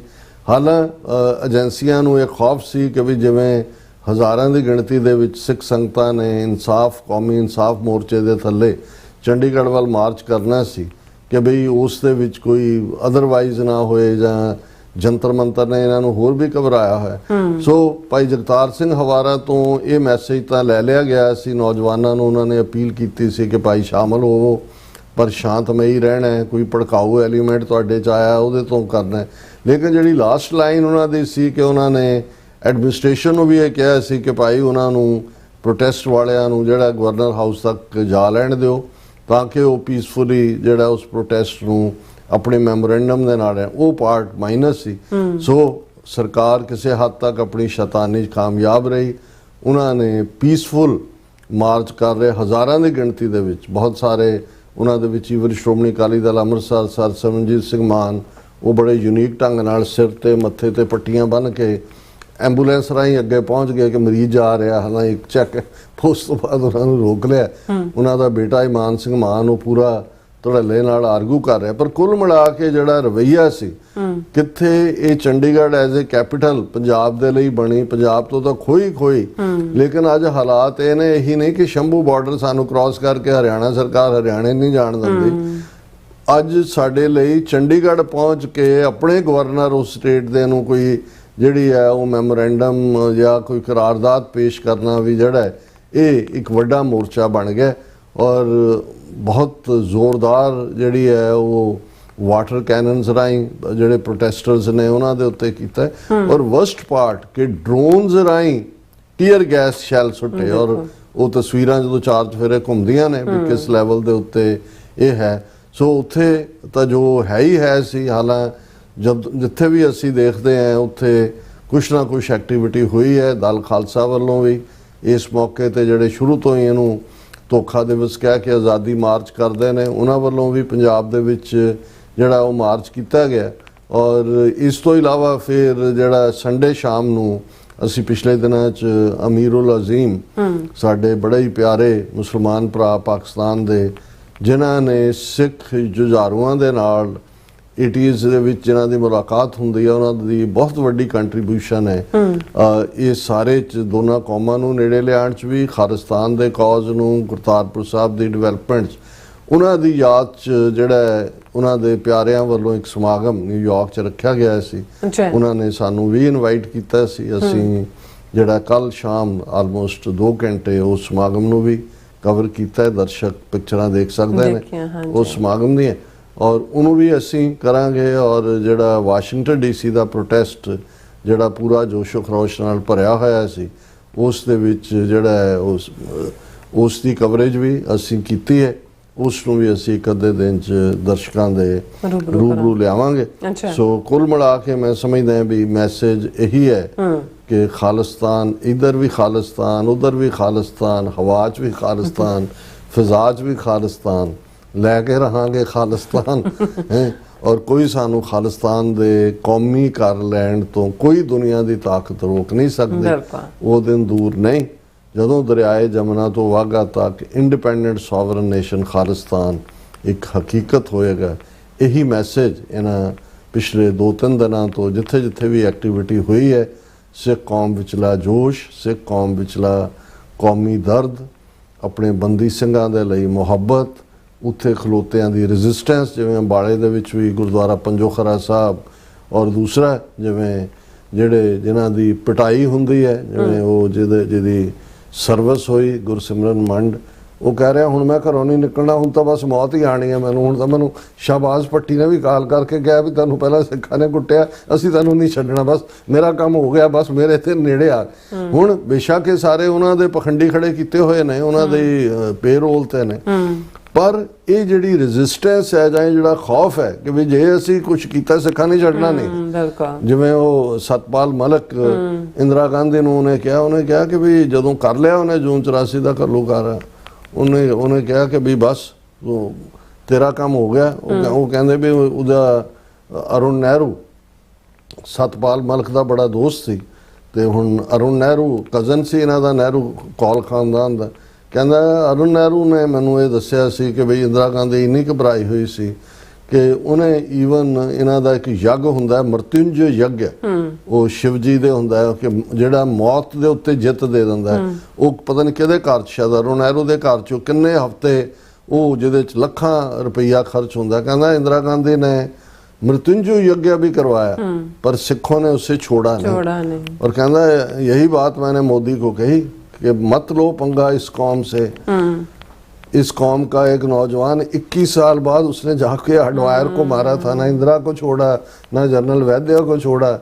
ये कई सदियां भूलने वाले नहीं है, छोड़ने वाले नहीं। हुण जदों इस हिस्टरी दे नाल जिहड़ी करंट रेजिलियंस है वो मोहाली दीयां सड़कां ते होए, चंडीगढ़ दीयां सड़कां ते होए, अंबाले दीयां सड़कां ते होए, ਉਹ ਅੰਮ੍ਰਿਤਸਰ ਦੀਆਂ ਸੜਕਾਂ ਤੇ ਹੋਏ, ਵਾਸ਼ਿੰਗਟਨ ਡੀਸੀ ਐਮਬੈਸੀ ਦੇ ਬਾਹਰ ਹੋਏ। ਮੈਂ ਆਪਣੇ ਐਡਰੈਸ ਕਿਹਾ ਸੀ, ਮੈਂ ਕਿਹਾ ਵੀ ਇੱਕ ਪਾਸੇ ਇੱਥੇ ਕਵਾਤੜਾ ਬੈਠਾ ਅੰਦਰ ਐਮਬੈਸਡਰ ਜਿਹੜਾ ਮੇਨ ਫੋਰਨ ਸੈਕਟਰੀ ਸੀ, ਜਿਹਦੇ ਥੱਲੇ ਇਹ ਟਰਾਂਸਨੈਸ਼ਨਲ ਰਿਪਰੈਸ਼ਨ ਦਾ ਹਥਿਆਰ ਵਰਤਿਆ ਗਿਆ। इधर मैं क्या गांधी का बुत है बेईमान आदमी का, इन्होंने दोनों के विचाले सिख लोग है उन्होंने भी जिहड़ा वो हरदू लानत कह रहे हैं, इनू भी असीं हरदू लानत कहते हैं। सो कुल मिला के मैं समझदा भी जिन्हां कौमां दा रिजॉल्व हुंदा है, बेशक हार्डशिप्स भी ने, असीं घल्लूकारियां चों गुजरे हैं, अज भी हर किस्म की मुसीबत मुश्किल चों गुजर रहे, पर इस सिख कौम का रिजॉल्व है। और गुरु कलगीधर पातशाह ने पातशाहत अपने पंथ नूं बख्शी हुई है। इन गरीब सिखन को देऊं पातशाही, ये याद करें हमारी गुरियाई। और वो दिन दूर नहीं जदों यूनाइटेड नेशनस दे हैडकुआटर दे बाहर 193 मुल्कां दे झंडियां दे नाल खालिस्तान का झंडा भी झूलेगा। खालिस्तान जिंदाबाद। जी राज साहब, बहुत बहुत शुक्रिया। सो हत्थ लेने ब्रेक, और ब्रेक ते जाण तो पहला असीं प्रदर्शਕਾਂ ते ਸਰੋਤਿਆਂ ਨੂੰ ਅਪੀਲ ਤੇ ਬੇਨਤੀ ਕਰਦੇ ਹਾਂ ਵਿਊਅਰਸ, ਜਿਸ ਤਰ੍ਹਾਂ ਤੁਸੀਂ ਜਾਣਦੇ ਹੋ ਕਿ TV 84 ਇੱਕ ਪੰਥਕ ਚੈਨਲ ਹੈ। TV 84 ਦੀ ਚੜ੍ਹਦੀ ਕਲਾ ਲਈ ਵੱਧ ਤੋਂ ਵੱਧ ਡੋਨੇਟ ਕਰੋ। ਡੋਨੇਟ ਕਰਨ ਲਈ ਸਾਡੀ ਵੈਬਸਾਈਟ tv84.tv ਤੇ ਜਾ ਕੇ ਪੇਪਲ ਦੀ ਵਰਤੋਂ ਕਰਕੇ ਵਨ ਟਾਈਮ ਡੋਨੇਟ ਕਰ ਸਕਦੇ ਹੋ, ਮੰਥਲੀ ਡੋਨੇਟ ਵੀ ਕਰ ਸਕਦੇ ਹੋ। ਤੁਸੀਂ TV 84 ਦੇ ਨਾਮ ਤੇ ਚੈੱਕ ਬਣਾ ਕੇ ਸਾਨੂੰ ਮੇਲ ਵੀ ਕਰ ਸਕਦੇ ਸਾਡੇ ਇਸ ਪਤੇ ਤੇ 36-01 37th Avenue, Long Island City, New York 11101 USA, ਜਾਂ ਫਿਰ ਤੁਸੀਂ ਸਾਨੂੰ ਫੋਨ ਰਾਹੀਂ ਵੀ ਸੰਪਰਕ ਕਰ ਸਕਦੇ ਹੋ 5166191984। ਤੁਸੀਂ ਸਾਨੂੰ ਈਮੇਲ ਵੀ ਕਰ ਸਕਦੇ ਹੋ info@tv84.tv ਤੇ। ਅਸੀਂ ਤੁਹਾਡੇ ਤਹਿ ਦਿਲ ਤੋਂ ਸ਼ੁਕਰਗੁਜ਼ਾਰ ਹੋਵਾਂਗੇ। ਇਸ ਵਕਤ ਲੈਣੇ ਬ੍ਰੇਕ। ਵਿਊਅਰਸ, ਤੁਸੀਂ ਸਾਨੂੰ ਇਸੇ ਤਰ੍ਹਾਂ ਬਣੇ ਰਹਿਣਾ। ਮਿਲਦੇ ਹਾਂ after this short break.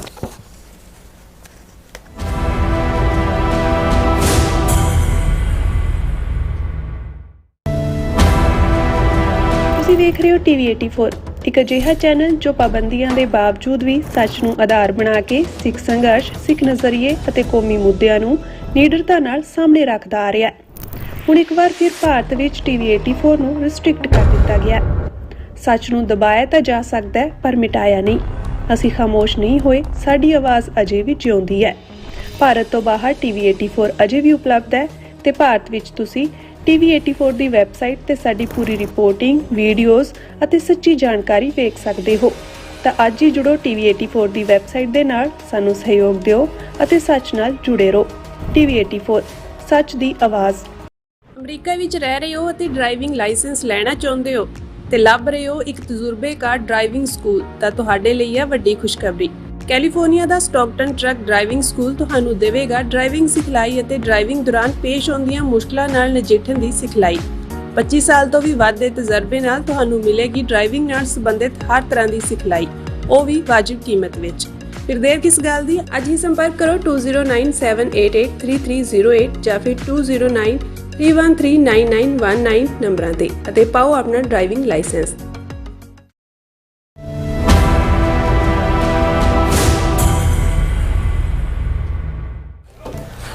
Viewers welcome back to programme. So viewers ਗੱਲਬਾਤ ਕਰਨ ਜਾ ਰਹੇ ਹਾਂ ਕਿ 7 ਅਗਸਤ ਨੂੰ ਪਾਕਿਸਤਾਨ, ਸਾਊਦੀ ਅਰੇਬੀਆ ਤੇ ਤੁਰਕੀ ਵਿਚਾਲੇ ਡਿਫੈਂਸ ਪੈਕਟ ਹੋਇਆ ਸੀ। ਅਮਰੀਕਾ ਦੇ ਪ੍ਰੈਜ਼ੀਡੈਂਟ ਟਰੰਪ ਨੇ ਬੀਤੇ ਕੱਲ ਇੱਕ ਟਵੀਟ ਰਾਹੀਂ ਇਸ ਸਮਝੌਤੇ ਦੀ ਖੁੱਲ੍ਹ ਕੇ ਜਿਹੜੀ ਹੈ ਹਮਾਇਤ ਕੀਤੀ ਹੈ। ਅਮਰੀਕਾ ਦੀ ਹਮਾਇਤ ਤੋਂ ਬਾਅਦ ਭਾਰਤ ਵਿੱਚ ਇੱਕ ਮੌਤ ਵਰਗਾ ਸन्नाटा ਛਾਇਆ ਹੈ। ਸੋ ਇਸ ਬਾਰੇ ਆਪਾਂ ਗੱਲਬਾਤ ਕਰਨ ਜਾ ਰਹੇ ਹਾਂ। ਸੋ ਅਸੀਂ ਚਾਹਾਂਗੇ ਕਿ ਤੁਸੀਂ ਇਸੇ ਤਰ੍ਹਾਂ ਬਣੇ ਰਹਿਣਾ। ਦੇਖਣ ਸੁਣ ਲਈ ਜਾਂ ਲਿਖਣ ਲਈ ਤੁਹਾਡਾ ਸਭ ਦਾ ਬਹੁਤ ਬਹੁਤ ਧੰਨਵਾਦ ਜੀ। ਡਾਕਟਰ ਸਾਹਿਬ ਕੀ ਕਹਿਣਾ ਚਾਹੋਗੇ? ਦੇਖੋ, ਪਿਛਲੇ ਲਗਭਗ 10 ਕੁ ਦਿਨਾਂ ਤੋਂ ਈਰਾਨ ਅਮਰੀਕਾ ਫਰੰਟ ਦੀ ਜਿਹੜੀ ਐਸਕੇਲੇਸ਼ਨ ਸੀ ਕਿ ਅਮਰੀਕਾ ਜਿਹੜਾ ਉਹ ਕੋਈ ਅਟੈਕ ਕਰ ਰਿਹਾ ਹੈ, ਈਰਾਨ ਜਵਾਬੀ ਕਾਰਵਾਈ ਕਰ ਰਿਹਾ ਹੈ, ਉਸ ਪਾਸਿਓਂ ਤਾਂ ਇੱਕ ਚੁੱਪੀ ਹੈ।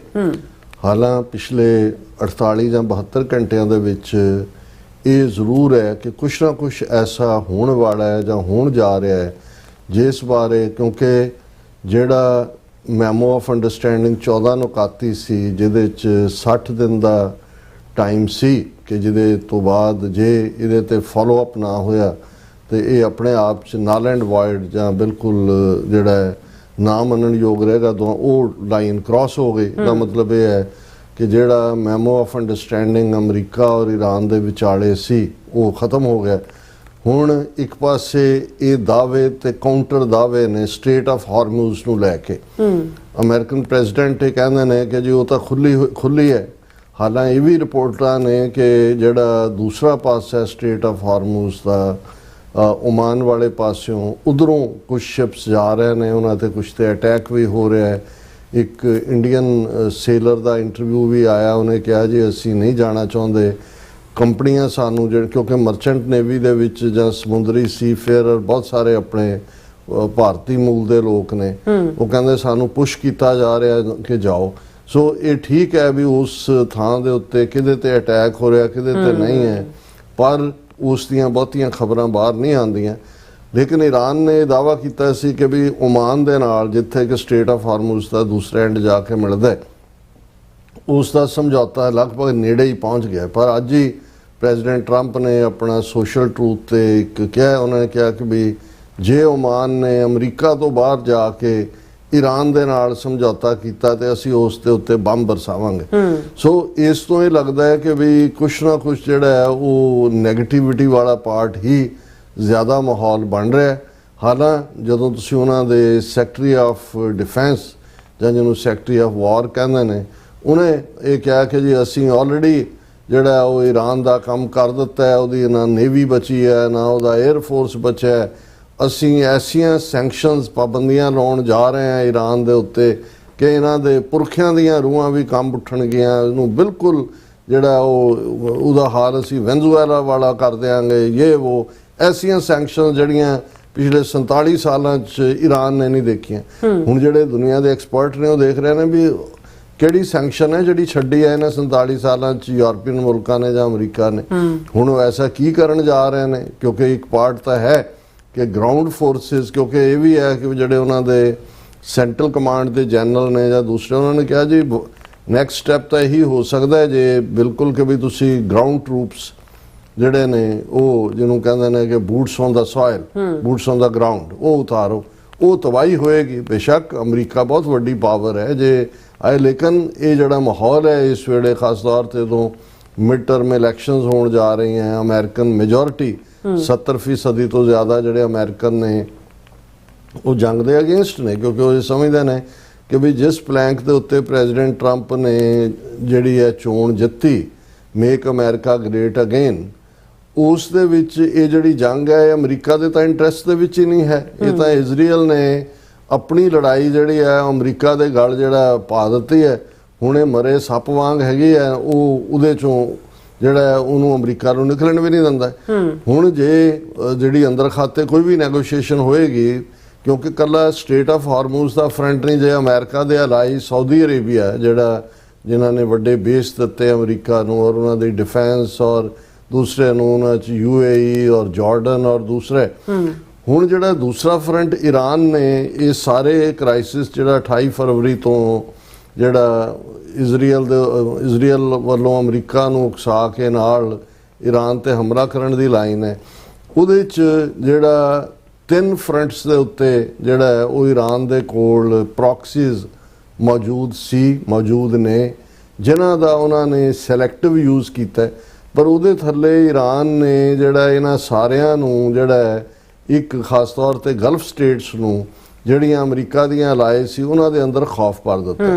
ਉਹਨਾਂ ਦੇ ਵਿੱਚ ਜ਼ਾਹਰ ਹੈ ਇੱਕ ਤਾਂ ਹਮਾਸ ਵਾਲਾ ਐਂਗਲ, ਉਹ ਤਾਂ 7 ਅਕਤੂਬਰ ਨੂੰ ਇਸਤੇਮਾਲ ਕਰਕੇ ਜਿੱਥੋਂ ਸਾਰੀ ਇਹ ਗੱਲਬਾਤ ਦੀ ਸ਼ੁਰੂ ਹੋਈ ਉਹ ਗਜ਼ਾ ਦੇ ਵਿੱਚ ਨੇ, ਔਰ ਇਹਦੇ ਬਾਵਜੂਦ ਕਿ ਰੋਜ਼ਾਨਾ ਕੋਈ ਨਾ ਕੋਈ ਗਜ਼ਾ ਦੇ ਵਿੱਚ ਮਾਰਿਆ ਜਾਂਦਾ ਇਜ਼ਰਾਈਲੀ ਆਰਮੀ ਵੱਲੋਂ, ਵਿਦਡਰਾਅਲ ਵੀ ਨਹੀਂ ਹੈ। ਲੇਕਿਨ ਇਹ ਇੱਕ ਹਕੀਕਤ ਹੈ ਕਿ ਇੰਨਾ ਲੰਬਾ ਸਮਾਂ ਬੀਤਣ ਬਾਅਦ ਵੀ ਹਮਾਸ ਨੂੰ ਉੱਥੋਂ ਕੱਢਿਆ ਨਹੀਂ ਜਾ ਸਕਿਆ। ਸੋ ਇਹ ਹਾਲ ਦੀ ਘੜੀ ਬੇਸ਼ੱਕ ਗਜ਼ਾ ਦੇ ਵਿੱਚ ਹਮਾਸ ਫਰੰਟ ਕੁਆਇਟ ਹੈ ਰਿਲੇਟਿਵਲੀ, ਕਿਉਂਕਿ ਜਦੋਂ ਇੱਕ ਡੈਮੇਜ ਹੁੰਦਾ ਔਰ ਰੀਕੂ ਕਰਦੇ ਨੇ ਫਿਰ ਵਾਪਸ ਗੱਲ ਮੁੜਦੀ ਹੈ।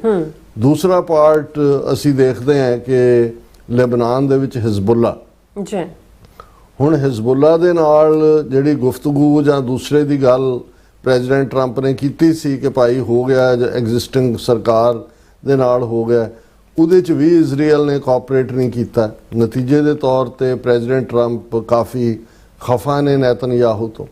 ਔਰ ਜਿਹੜਾ ਪਾਰਟ ਜਿਹਨੇ ਸਾਊਦੀ ਅਰੇਬੀਆ ਨੂੰ ਔਰ ਦੂਸਰਿਆਂ ਨੂੰ ਵੀ ਔਰ ਈਵਨ ਅਮਰੀਕਾ ਨੂੰ ਵੀ ਕਿਸੇ ਤੀਸਰੇ ਨੇ ਯਮਨ ਦੇ ਵਿੱਚ ਬੈਠੇ ਹੋਏ ਹੂਥੀ, ਉਹਨਾਂ ਨੂੰ ਹੂਤੀ ਵੀ ਕਹਿੰਦੇ ਨੇ, ਹਾਲਾਂ ਸਪੈਲ ਅੰਗਰੇਜ਼ੀ ਦੇ ਵਿੱਚ HOUTHI ਕਰਕੇ ਉਹਨਾਂ ਨੂੰ ਕੀਤਾ ਜਾਂਦਾ।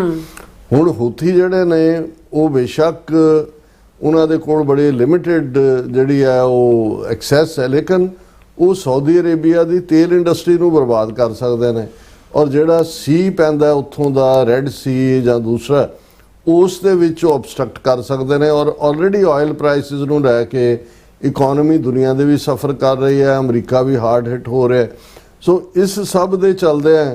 ਔਰ ਹੂਥੀ ਜਿਹੜੇ ਨੇ ਉਹ ਈਰਾਨ ਦੀ ਪ੍ਰੋਕਸੀ ਨੇ, ਹਮਾਸ ਈਰਾਨ ਦੀ ਪ੍ਰੋਕਸੀ ਹੈ ਜਿਹੜਾ ਗਜ਼ਾ ਦੇ ਵਿੱਚ, ਔਰ ਲੈਬਨਾਨ ਦੇ ਵਿੱਚ ਹਿਜ਼ਬੁੱਲਾ ਈਰਾਨ ਦੀ ਪ੍ਰੋਕਸੀ ਹੈ। ਸੋ ਉਹਨੇ ਜਦੋਂ ਖੁਦ ਲੜਾਈ ਈਰਾਨ ਦੇ ਉੱਤੇ ਵਰ ਰਿਹਾ ਸੀ ਔਰ ਉਦੋਂ ਉਹਨਾਂ ਨੂੰ ਹੂਤੀਜ਼ ਨੂੰ ਐਕਟਿਵ ਨਹੀਂ ਕੀਤਾ, ਪਿਛਲੇ ਕੁਝ ਪੀਰੀਅਡ 'ਚ ਹੂਤੀ ਨੂੰ ਐਕਟੀਵੇਟ ਕਰ ਦਿੱਤਾ। ਹੁਣ ਬੇਸ਼ੱਕ ਪ੍ਰੈਜ਼ੀਡੈਂਟ ਟਰੰਪ ਦੇ ਸਨ ਇਨ ਲਾ ਮਿਸਟਰ ਕੁਸ਼ਨਰ ਉਹ ਈਵਨ ਗਜ਼ਾ ਦੇ ਮਾਮਲੇ 'ਚ ਗਜ਼ਾ ਪਲਾਨ ਨੇਤਨਯਾਹੂ ਨਾਲ ਵੀ ਡਿਸਕਸ ਕਰ ਰਹੇ ਨੇ, ਪਰ ਇਹ ਇਸ ਗੱਲ ਤੇ ਬਜ਼ਿੱਦ ਹੈ ਨੇਤਨਯਾਹੂ ਕਿ ਜੀ ਗਜ਼ਾ 'ਚ ਸਭ ਤੋਂ ਪਹਿਲਾਂ ਇਹ ਸਭ ਖਤਮ ਹੋਏ, ਜਿਹੜਾ ਉੱਥੋਂ ਨਿਕਲੇ ਡਿਸਆਰਮ ਕਰੋ ਫਿਰ ਕਰਾਂਗੇ। ਹੁਣ ਪ੍ਰੈਜ਼ੀਡੈਂਟ ਟਰੰਪ ਕਾਫੀ ਖਫਾ ਨੇ ਨੇਤਨਯਾਹੂ ਤੋਂ, ਔਰ ਇਹ ਵੀ ਸਾਹਮਣੇ ਆਇਆ ਹੈ। ਇੱਕ ਮਿਸਟਰ ਜੱਜ ਦਾ ਪੋਡਕਾਸਟ ਹੁੰਦਾ, ਉਹਦੇ ਤੇ ਬੜੇ ਸਾਬਕਾ ਜਿਹੜੇ ਐਕਸਪਰਟ ਰਹੇ ਨੇ CIA ਦੇ ਵਿੱਚ ਜਾਂ ਮਿਲਟਰੀ ਐਕਸਪਰਟਸ ਉਹ ਆਉਂਦੇ ਨੇ, ਤਾਂ ਉਹਨਾਂ ਨੇ ਕਿਹਾ ਵੀ ਈਵਨ ਹੁਣ ਜਦੋਂ ਨੇਤਨਯਾਹੂ ਸੈਨੇਟਰ ਗ੍ਰੈਮ ਲਿਮ ਦੇ ਉਸ ਕ੍ਰਿਮੇਸ਼ਨ ਔਰ ਦੂਸਰੇ ਦੇ ਮੌਕੇ ਆਇਆ ਤੇ ਟਰੰਪ ਮਿਲਣਾ ਹੀ ਨਹੀਂ ਸੀ ਚਾਹੁੰਦਾ ਨੇਤਨਯਾਹੂ ਨੂੰ। ਹਾਲਾਂ ਮਿਲੇ, ਉਹ ਕਹਿੰਦਾ ਇੱਕ ਕਮਰੇ ਚੋਂ ਨਿਕਲੇ ਦੂਸਰੇ ਚੋਂ ਨਿਕਲ ਗਏ, ਔਰ ਕੋਈ ਜੁਆਇੰਟ ਪ੍ਰੈਸ ਕਾਨਫਰੰਸ ਜਾਂ ਕੋਈ ਜੁਆਇੰਟ ਸਟੇਟਮੈਂਟ ਨਹੀਂ ਆਈ।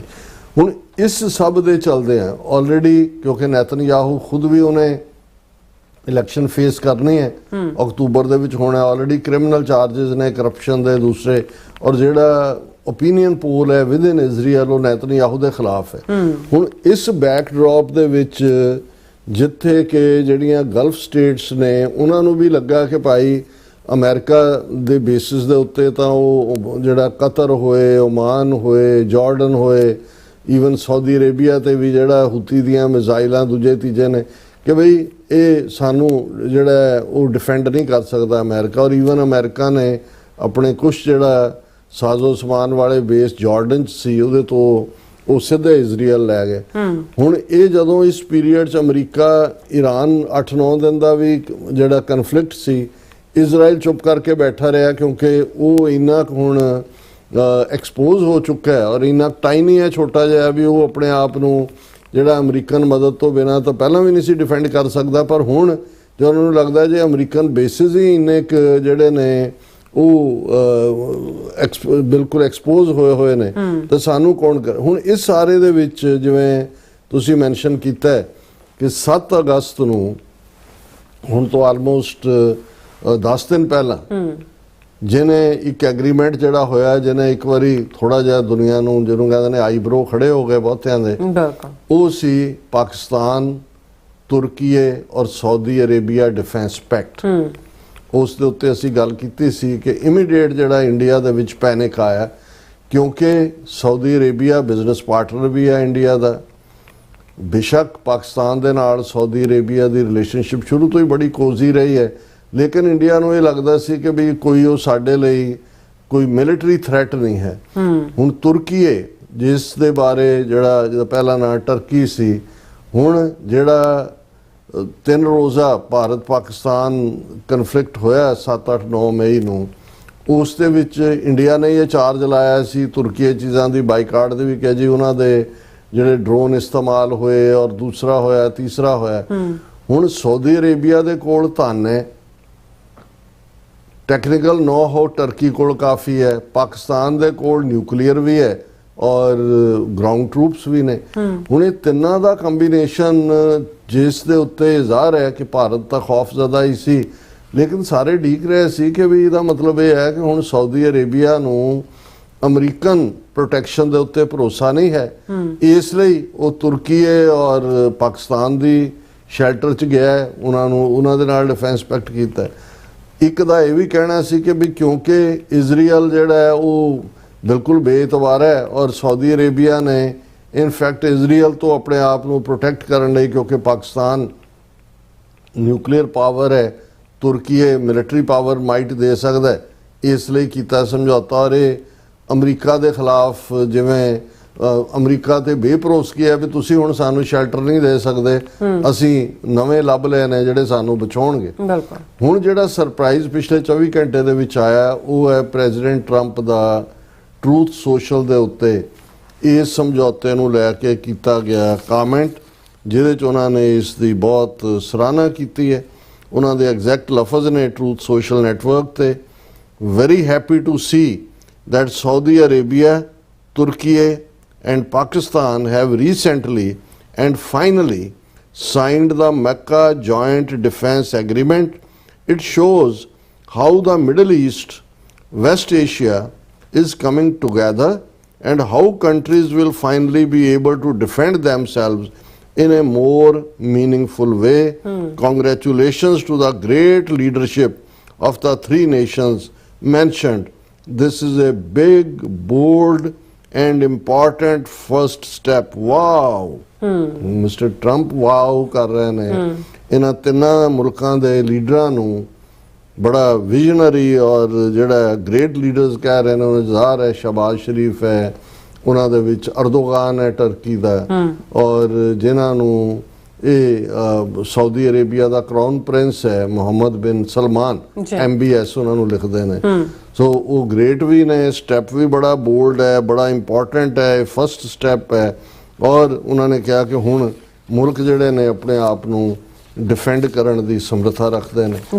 ਹੁਣ ਇਸ ਗੱਲ ਨੇ ਇਹ ਤਾਂ ਸਮਝ ਆਇਆ ਕਿ ਬਈ ਤਿੰਨੋਂ ਮੁਲਕਾਂ ਨੇ ਡਿਫੈਂਸ ਪੈਕਟ ਕਿਉਂ ਕੀਤਾ। ਇੰਡੀਆ ਜੇ ਉਸ ਸ਼ੌਕ ਦੇ ਨਾਲ ਹੀ ਜਿਹੜਾ ਆਪਣੇ ਆਪ ਨੂੰ ਡੀਲ ਕਰ ਰਿਹਾ ਸੀ ਜਾਂ ਉਸ ਨਾਲ ਕਲੈਂਪਟਾਈਜ਼ ਕਰਨ ਦੀ ਕੋਸ਼ਿਸ਼ ਕਰ ਰਿਹਾ ਸੀ, ਕਿ ਉੱਤੋਂ ਪ੍ਰੈਜ਼ੀਡੈਂਟ ਟਰੰਪ ਨੇ ਵੱਡਾ ਥੋੜਾ ਜਿਹੜਾ ਹੁੰਦਾ ਲੋਹਾਰਾਂ ਦਾ, ਉਹ ਤਾਂ ਇਹਦਾ ਟੁਕ ਟੁਕ ਟੁਕ ਟੁਕ ਹੁੰਦੇ ਆ ਨਾ ਸੁਨਿਆਰਾਂ ਵਾਲਾ, ਇੱਕ ਵੱਡਾ ਹੈਮਰ ਜਿਹੜਾ ਉਹ ਟਰੰਪ ਦਾ ਇਹ ਐਂਡੋਰਸਮੈਂਟ ਔਰ ਇਸ ਲੈਵਲ ਦੀ ਕੰਪਲੀਮੈਂਟਰੀ ਕਮੈਂਟਰੀ ਉਹਨੇ ਉਹਨਾਂ ਨੂੰ ਹੋਰ ਵੀ ਫਿਕਰ ਚ ਪਾ ਦਿੱਤਾ।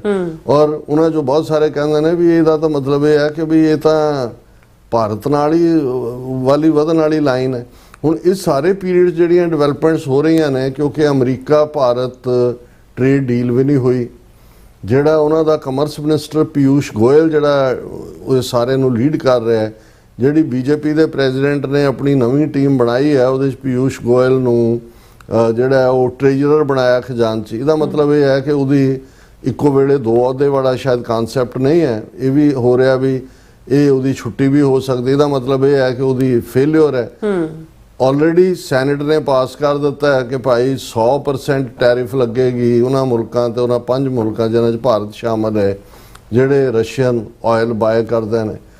ਆਲਰੇਡੀ ਜਿਹੜਾ ਉਹ ਲੇਬਰ, ਚਾਈਲਡ ਲੇਬਰ ਵਰਤਨ ਦੀ ਟੈਰਿਫ ਲਾਈ ਹੋਈ ਹੈ। ਥਰਡਲੀ ਅਸੀਂ ਡਿਸਕਸ ਕੀਤਾ ਸੀ ਕਿ ਭਾਈ ਇਹਨਾਂ ਨੇ ਜਿਵੇਂ ਚਾਈਨਾ ਨੂੰ ਆਪਣਾ ਚੇਨਈ, ਗੁਜਰਾਤ ਔਰ ਇੱਕ ਹੋਰ ਉਹਨਾਂ ਦੀ ਬੰਦਰਗਾਹ ਉਹ ਅਫੋਰਡ ਕਰਦੇ ਨੇ ਵੀ ਜਿਹੜੀ ਚਾਈਨਾ ਦੇ ਉੱਤੇ ਟੈਰਿਫ ਹੈ, ਚਾਈਨਾ ਉਹਨੂੰ ਬਚਾਉਣ ਦੇ ਲਈ ਇੰਡੀਅਨ ਪੋਰਟਸ ਰਾਹੀਂ ਸ਼ਿਪ ਕਰਦਾ, ਉਹ ਬਚ ਜਾਂਦੇ ਨੇ ਉਹਦੇ ਤੋਂ। ਜੀ ਵੀ ਇਹ ਵੀ ਜਿਹੜਾ ਇਹਨੂੰ ਤਾਂ ਸਕੈਮ ਦਾ ਨਾਂ ਦਿੱਤਾ ਗਿਆ। ਸੋ ਇਹਨਾਂ ਹਾਲਾਤਾਂ 'ਚ ਬਿਲਕੁਲ ਜਿਹੜਾ ਔਰ ਪ੍ਰੈਜ਼ੀਡੈਂਟ ਟਰੰਪ ਇਸ ਵੇਲੇ ਇਸ ਨਤੀਜੇ ਤੇ ਪਹੁੰਚੇ ਹੋਏ ਨੇ ਜਿਵੇਂ ਉਹਨਾਂ ਨੇ ਸਾਊਥ ਕੋਰੀਆ ਦੇ ਨਾਲ ਜਿਹੜੀਆਂ ਮਿਲਟਰੀ ਐਕਸਰਸਾਈਜ਼ਸ ਨੇ ਉਹਨਾਂ ਨੂੰ ਰਿਡਿਊਸ ਕਰਨ ਦਾ ਕਿਹਾ ਸੈਕਟਰੀ ਆਫ ਡਿਫੈਂਸ। ਕਿਉਂ? ਉਹ ਕਹਿੰਦੇ ਜੀ ਈਰਾਨ ਦੇ ਖਿਲਾਫ ਜਿਹੜਾ ਉਹ ਸਾਊਥ ਕੋਰੀਆ ਨੇ ਸਾਡੇ ਨਾਲ ਕੋਆਪਰੇਟ ਕਰਨ ਤੋਂ ਨਾ ਕਰ ਦਿੱਤੀ, ਹੁਣ ਉਹਦੀ ਤਾਂ ਜਿਮ ਜੋਂਗ ਉਹਦੀ ਤਾਰੀਫ ਕਰ ਰਹੇ ਨੇ।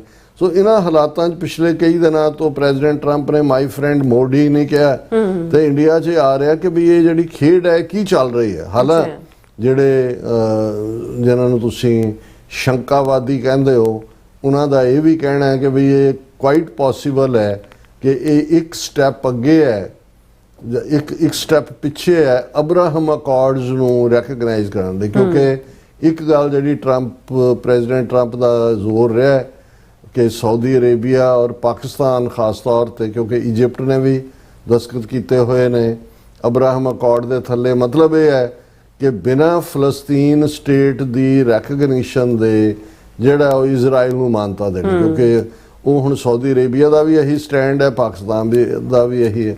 ਹੁਣ ਇਸ ਵੇਲੇ ਤੱਕ ਤਾਂ ਸਭ ਗੁੱਡੀ ਲੱਗਦਾ ਹੈ, ਪਰ ਇਸ ਗੱਲ ਤੋਂ ਵੀ ਇਨਕਾਰ ਨਹੀਂ ਕੀਤਾ ਜਾ ਸਕਦਾ ਕਿ ਕਿਸੇ ਰਾਤ ਪ੍ਰੈਜ਼ੀਡੈਂਟ ਟਰੰਪ ਜਿਹੜੇ ਰਾਤ ਜਾਗਦੇ ਰਹਿੰਦੇ ਨੇ, ਪਤਾ ਨਹੀਂ ਸੌਂਦੇ ਕਦੋਂ ਨੇ। ਔਰ ਉਹ ਟਰੂਥ ਸੋਸ਼ਲ ਤੇ ਇਹ ਲਿਖਿਆ ਹੋਇਆ ਕਿ ਵੀ ਅਸੀਂ ਹੁਣ ਪਾਕਿਸਤਾਨ ਤੇ ਸਾਊਦੀ ਅਰੇਬੀਆ ਨੂੰ ਵੀ ਜਿਹੜਾ ਹੈ ਉਹ ਪਨਿਸ਼ ਕਰਾਂਗੇ ਕਿਉਂਕਿ ਉਹਨਾਂ ਨੇ ਅਬਰਾਹਮ ਅਕਾਰਡ ਤੇ ਦਸਤਖਤ। ਸੋ ਇੰਨਾ ਕੁਝ ਜਿਹੜਾ ਹੈ ਉਹ ਫਲਕਚੁਏਟਿੰਗ ਹੈ ਜਾਂ ਜਿਸ ਨੂੰ ਕਿਹਾ ਜਾਂਦਾ ਹੈ ਕਿ ਵੀ ਇੰਨਾ ਅਨਸਰਟਨ ਹੈ, ਪਰ ਕੁੱਲ ਮਿਲਾ ਕੇ ਡਿਵੈਲਪਮੈਂਟਸ ਇੰਟਰਸਟਿੰਗ ਨੇ। ਖਿੱਤੇ ਦੇ ਵਿੱਚ ਜਿਹੜੇ ਖਿੱਤੇ ਦੇ ਹਾਲਾਤ ਨੇ ਉਹ ਕੀ ਟਰਨ ਰਹਿਣਗੇ, ਜਿਹੜਾ ਅਮਰੀਕਾ ਦਾ ਈਰਾਨ ਪ੍ਰਤੀ ਰਵੱਈਆ ਹੈ, ਕਿਉਂਕਿ ਹੈਲਪਲੈਸਨੈਸ ਵੀ ਉਹਨਾਂ ਨੂੰ ਨਜ਼ਰ ਆ ਰਹੀ ਹੈ ਕਿ ਵੀ ਇੱਕ ਪਿੱਦੀ ਜਿਹਾ ਮੁਲਕ ਜਿਹਦੇ ਪੱਲੇ ਕੁਛ ਨਹੀਂ ਹੈ, 47 ਸਾਲਾਂ ਤੋਂ ਜਿਹਨੂੰ ਸੈਂਕਸ਼ਨਸ ਥੱਲੇ ਜਕੜਿਆ ਹੋਇਆ ਸੀ, ਉਹ ਅੱਖਾਂ 'ਚ ਅੱਖਾਂ ਪਾ ਕੇ ਹੀ ਨਹੀਂ, ਉਹ ਜਿਹੜਾ ਉਸਨੇ ਉਹ ਹਾਲਾਤ ਪੈਦਾ ਕਰ ਦਿੱਤੇ ਨੇ ਕਿ ਅਮਰੀਕਾ ਜਿਹੜਾ ਬੇਬਸ ਜਿਹਾ ਨਜ਼ਰ ਆ ਰਿਹਾ। ਸੋ ਅਸੀਂ ਇਹੀ ਜਿਹੜਾ ਉਹ ਦੁਆ ਹੀ ਕਰਦੇ ਹਾਂ ਕਿ ਭਾਈ ਹਾਲਾਤ ਬਦਲਣ, ਸੁਧਰਨ, ਪੋਜ਼ਿਟਿਵ ਹੋਣ।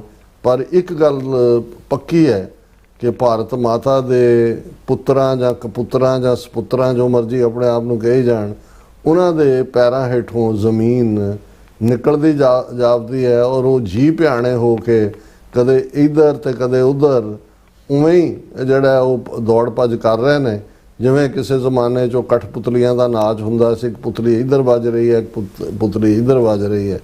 ਸੋ ਇਹ ਦੇਖ ਕੇ ਸਾਨੂੰ ਜ਼ਰੂਰ ਤਸੱਲੀ ਦਾ ਅਹਿਸਾਸ ਹੁੰਦਾ ਹੈ। ਬਿਲਕੁਲ ਡਾਕਟਰ ਸਾਹਿਬ, ਤੁਹਾਡਾ ਬਹੁਤ ਬਹੁਤ ਸ਼ੁਕਰੀਆ। ਸੋ ਥਲੈਨ ਬ੍ਰੇਕ ਵੀਅਰਸ ਤੁਸੀਂ ਇਸੇ ਤਰ੍ਹਾਂ ਬਣੇ ਰਹਿਣਾ। ਮਿਲਦੇ ਹਾਂ ਛੋਟੇ ਜਿਹੇ ਵਕਫੇ ਤੋਂ ਬਾਅਦ।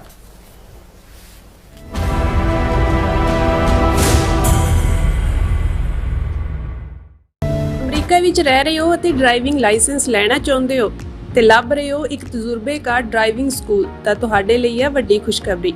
ਕੈਲੀਫੋਰਨੀਆ ਦਾ ਸਟਾਕਟਨ ਟਰੱਕ ਡਰਾਈਵਿੰਗ ਸਕੂਲ ਤੁਹਾਨੂੰ ਦੇਵੇਗਾ ਡਰਾਈਵਿੰਗ ਸਿਖਲਾਈ ਅਤੇ ਡਰਾਈਵਿੰਗ ਦੌਰਾਨ ਪੇਸ਼ ਆਉਂਦੀਆਂ ਮੁਸ਼ਕਲਾਂ ਨਾਲ ਨਜਿੱਠਣ ਦੀ ਸਿਖਲਾਈ। 25 ਸਾਲ ਤੋਂ ਵੀ ਵੱਧ ਦੇ ਤਜਰਬੇ ਨਾਲ ਤੁਹਾਨੂੰ ਮਿਲੇਗੀ ਡਰਾਈਵਿੰਗ ਨਾਲ ਸੰਬੰਧਿਤ ਹਰ ਤਰ੍ਹਾਂ ਦੀ ਸਿਖਲਾਈ, ਉਹ ਵੀ ਵਾਜਿਬ ਕੀਮਤ ਵਿੱਚ। ਫਿਰ ਦੇਰ ਕਿਸ ਗੱਲ ਦੀ, ਅੱਜ ਹੀ ਸੰਪਰਕ ਕਰੋ 2097883308 ਜਾਂ ਫਿਰ 2093139919 ਨੰਬਰਾਂ ਤੇ ਅਤੇ ਪਾਓ ਆਪਣਾ ਡਰਾਈਵਿੰਗ ਲਾਇਸੈਂਸ।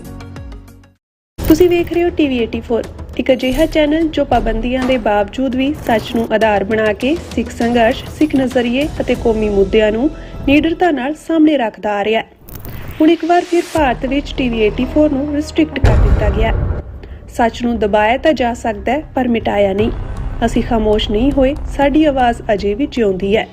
ਭਾਰਤ ਤੋਂ ਬਾਹਰ ਟੀਵੀ 84 ਅਜੇ ਵੀ ਉਪਲਬਧ ਹੈ ਤੇ ਭਾਰਤ ਵਿੱਚ ਤੁਸੀਂ ਟੀਵੀ 84 ਦੀ ਵੈਬਸਾਈਟ ਤੇ ਸਾਡੀ ਪੂਰੀ ਰਿਪੋਰਟਿੰਗ, ਵੀਡੀਓਜ਼ ਅਤੇ ਸੱਚੀ ਜਾਣਕਾਰੀ ਵੇਖ ਸਕਦੇ ਹੋ।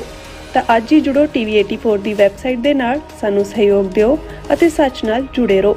ਟੀਵੀ 84, ਸੱਚ ਦੀ ਆਵਾਜ਼।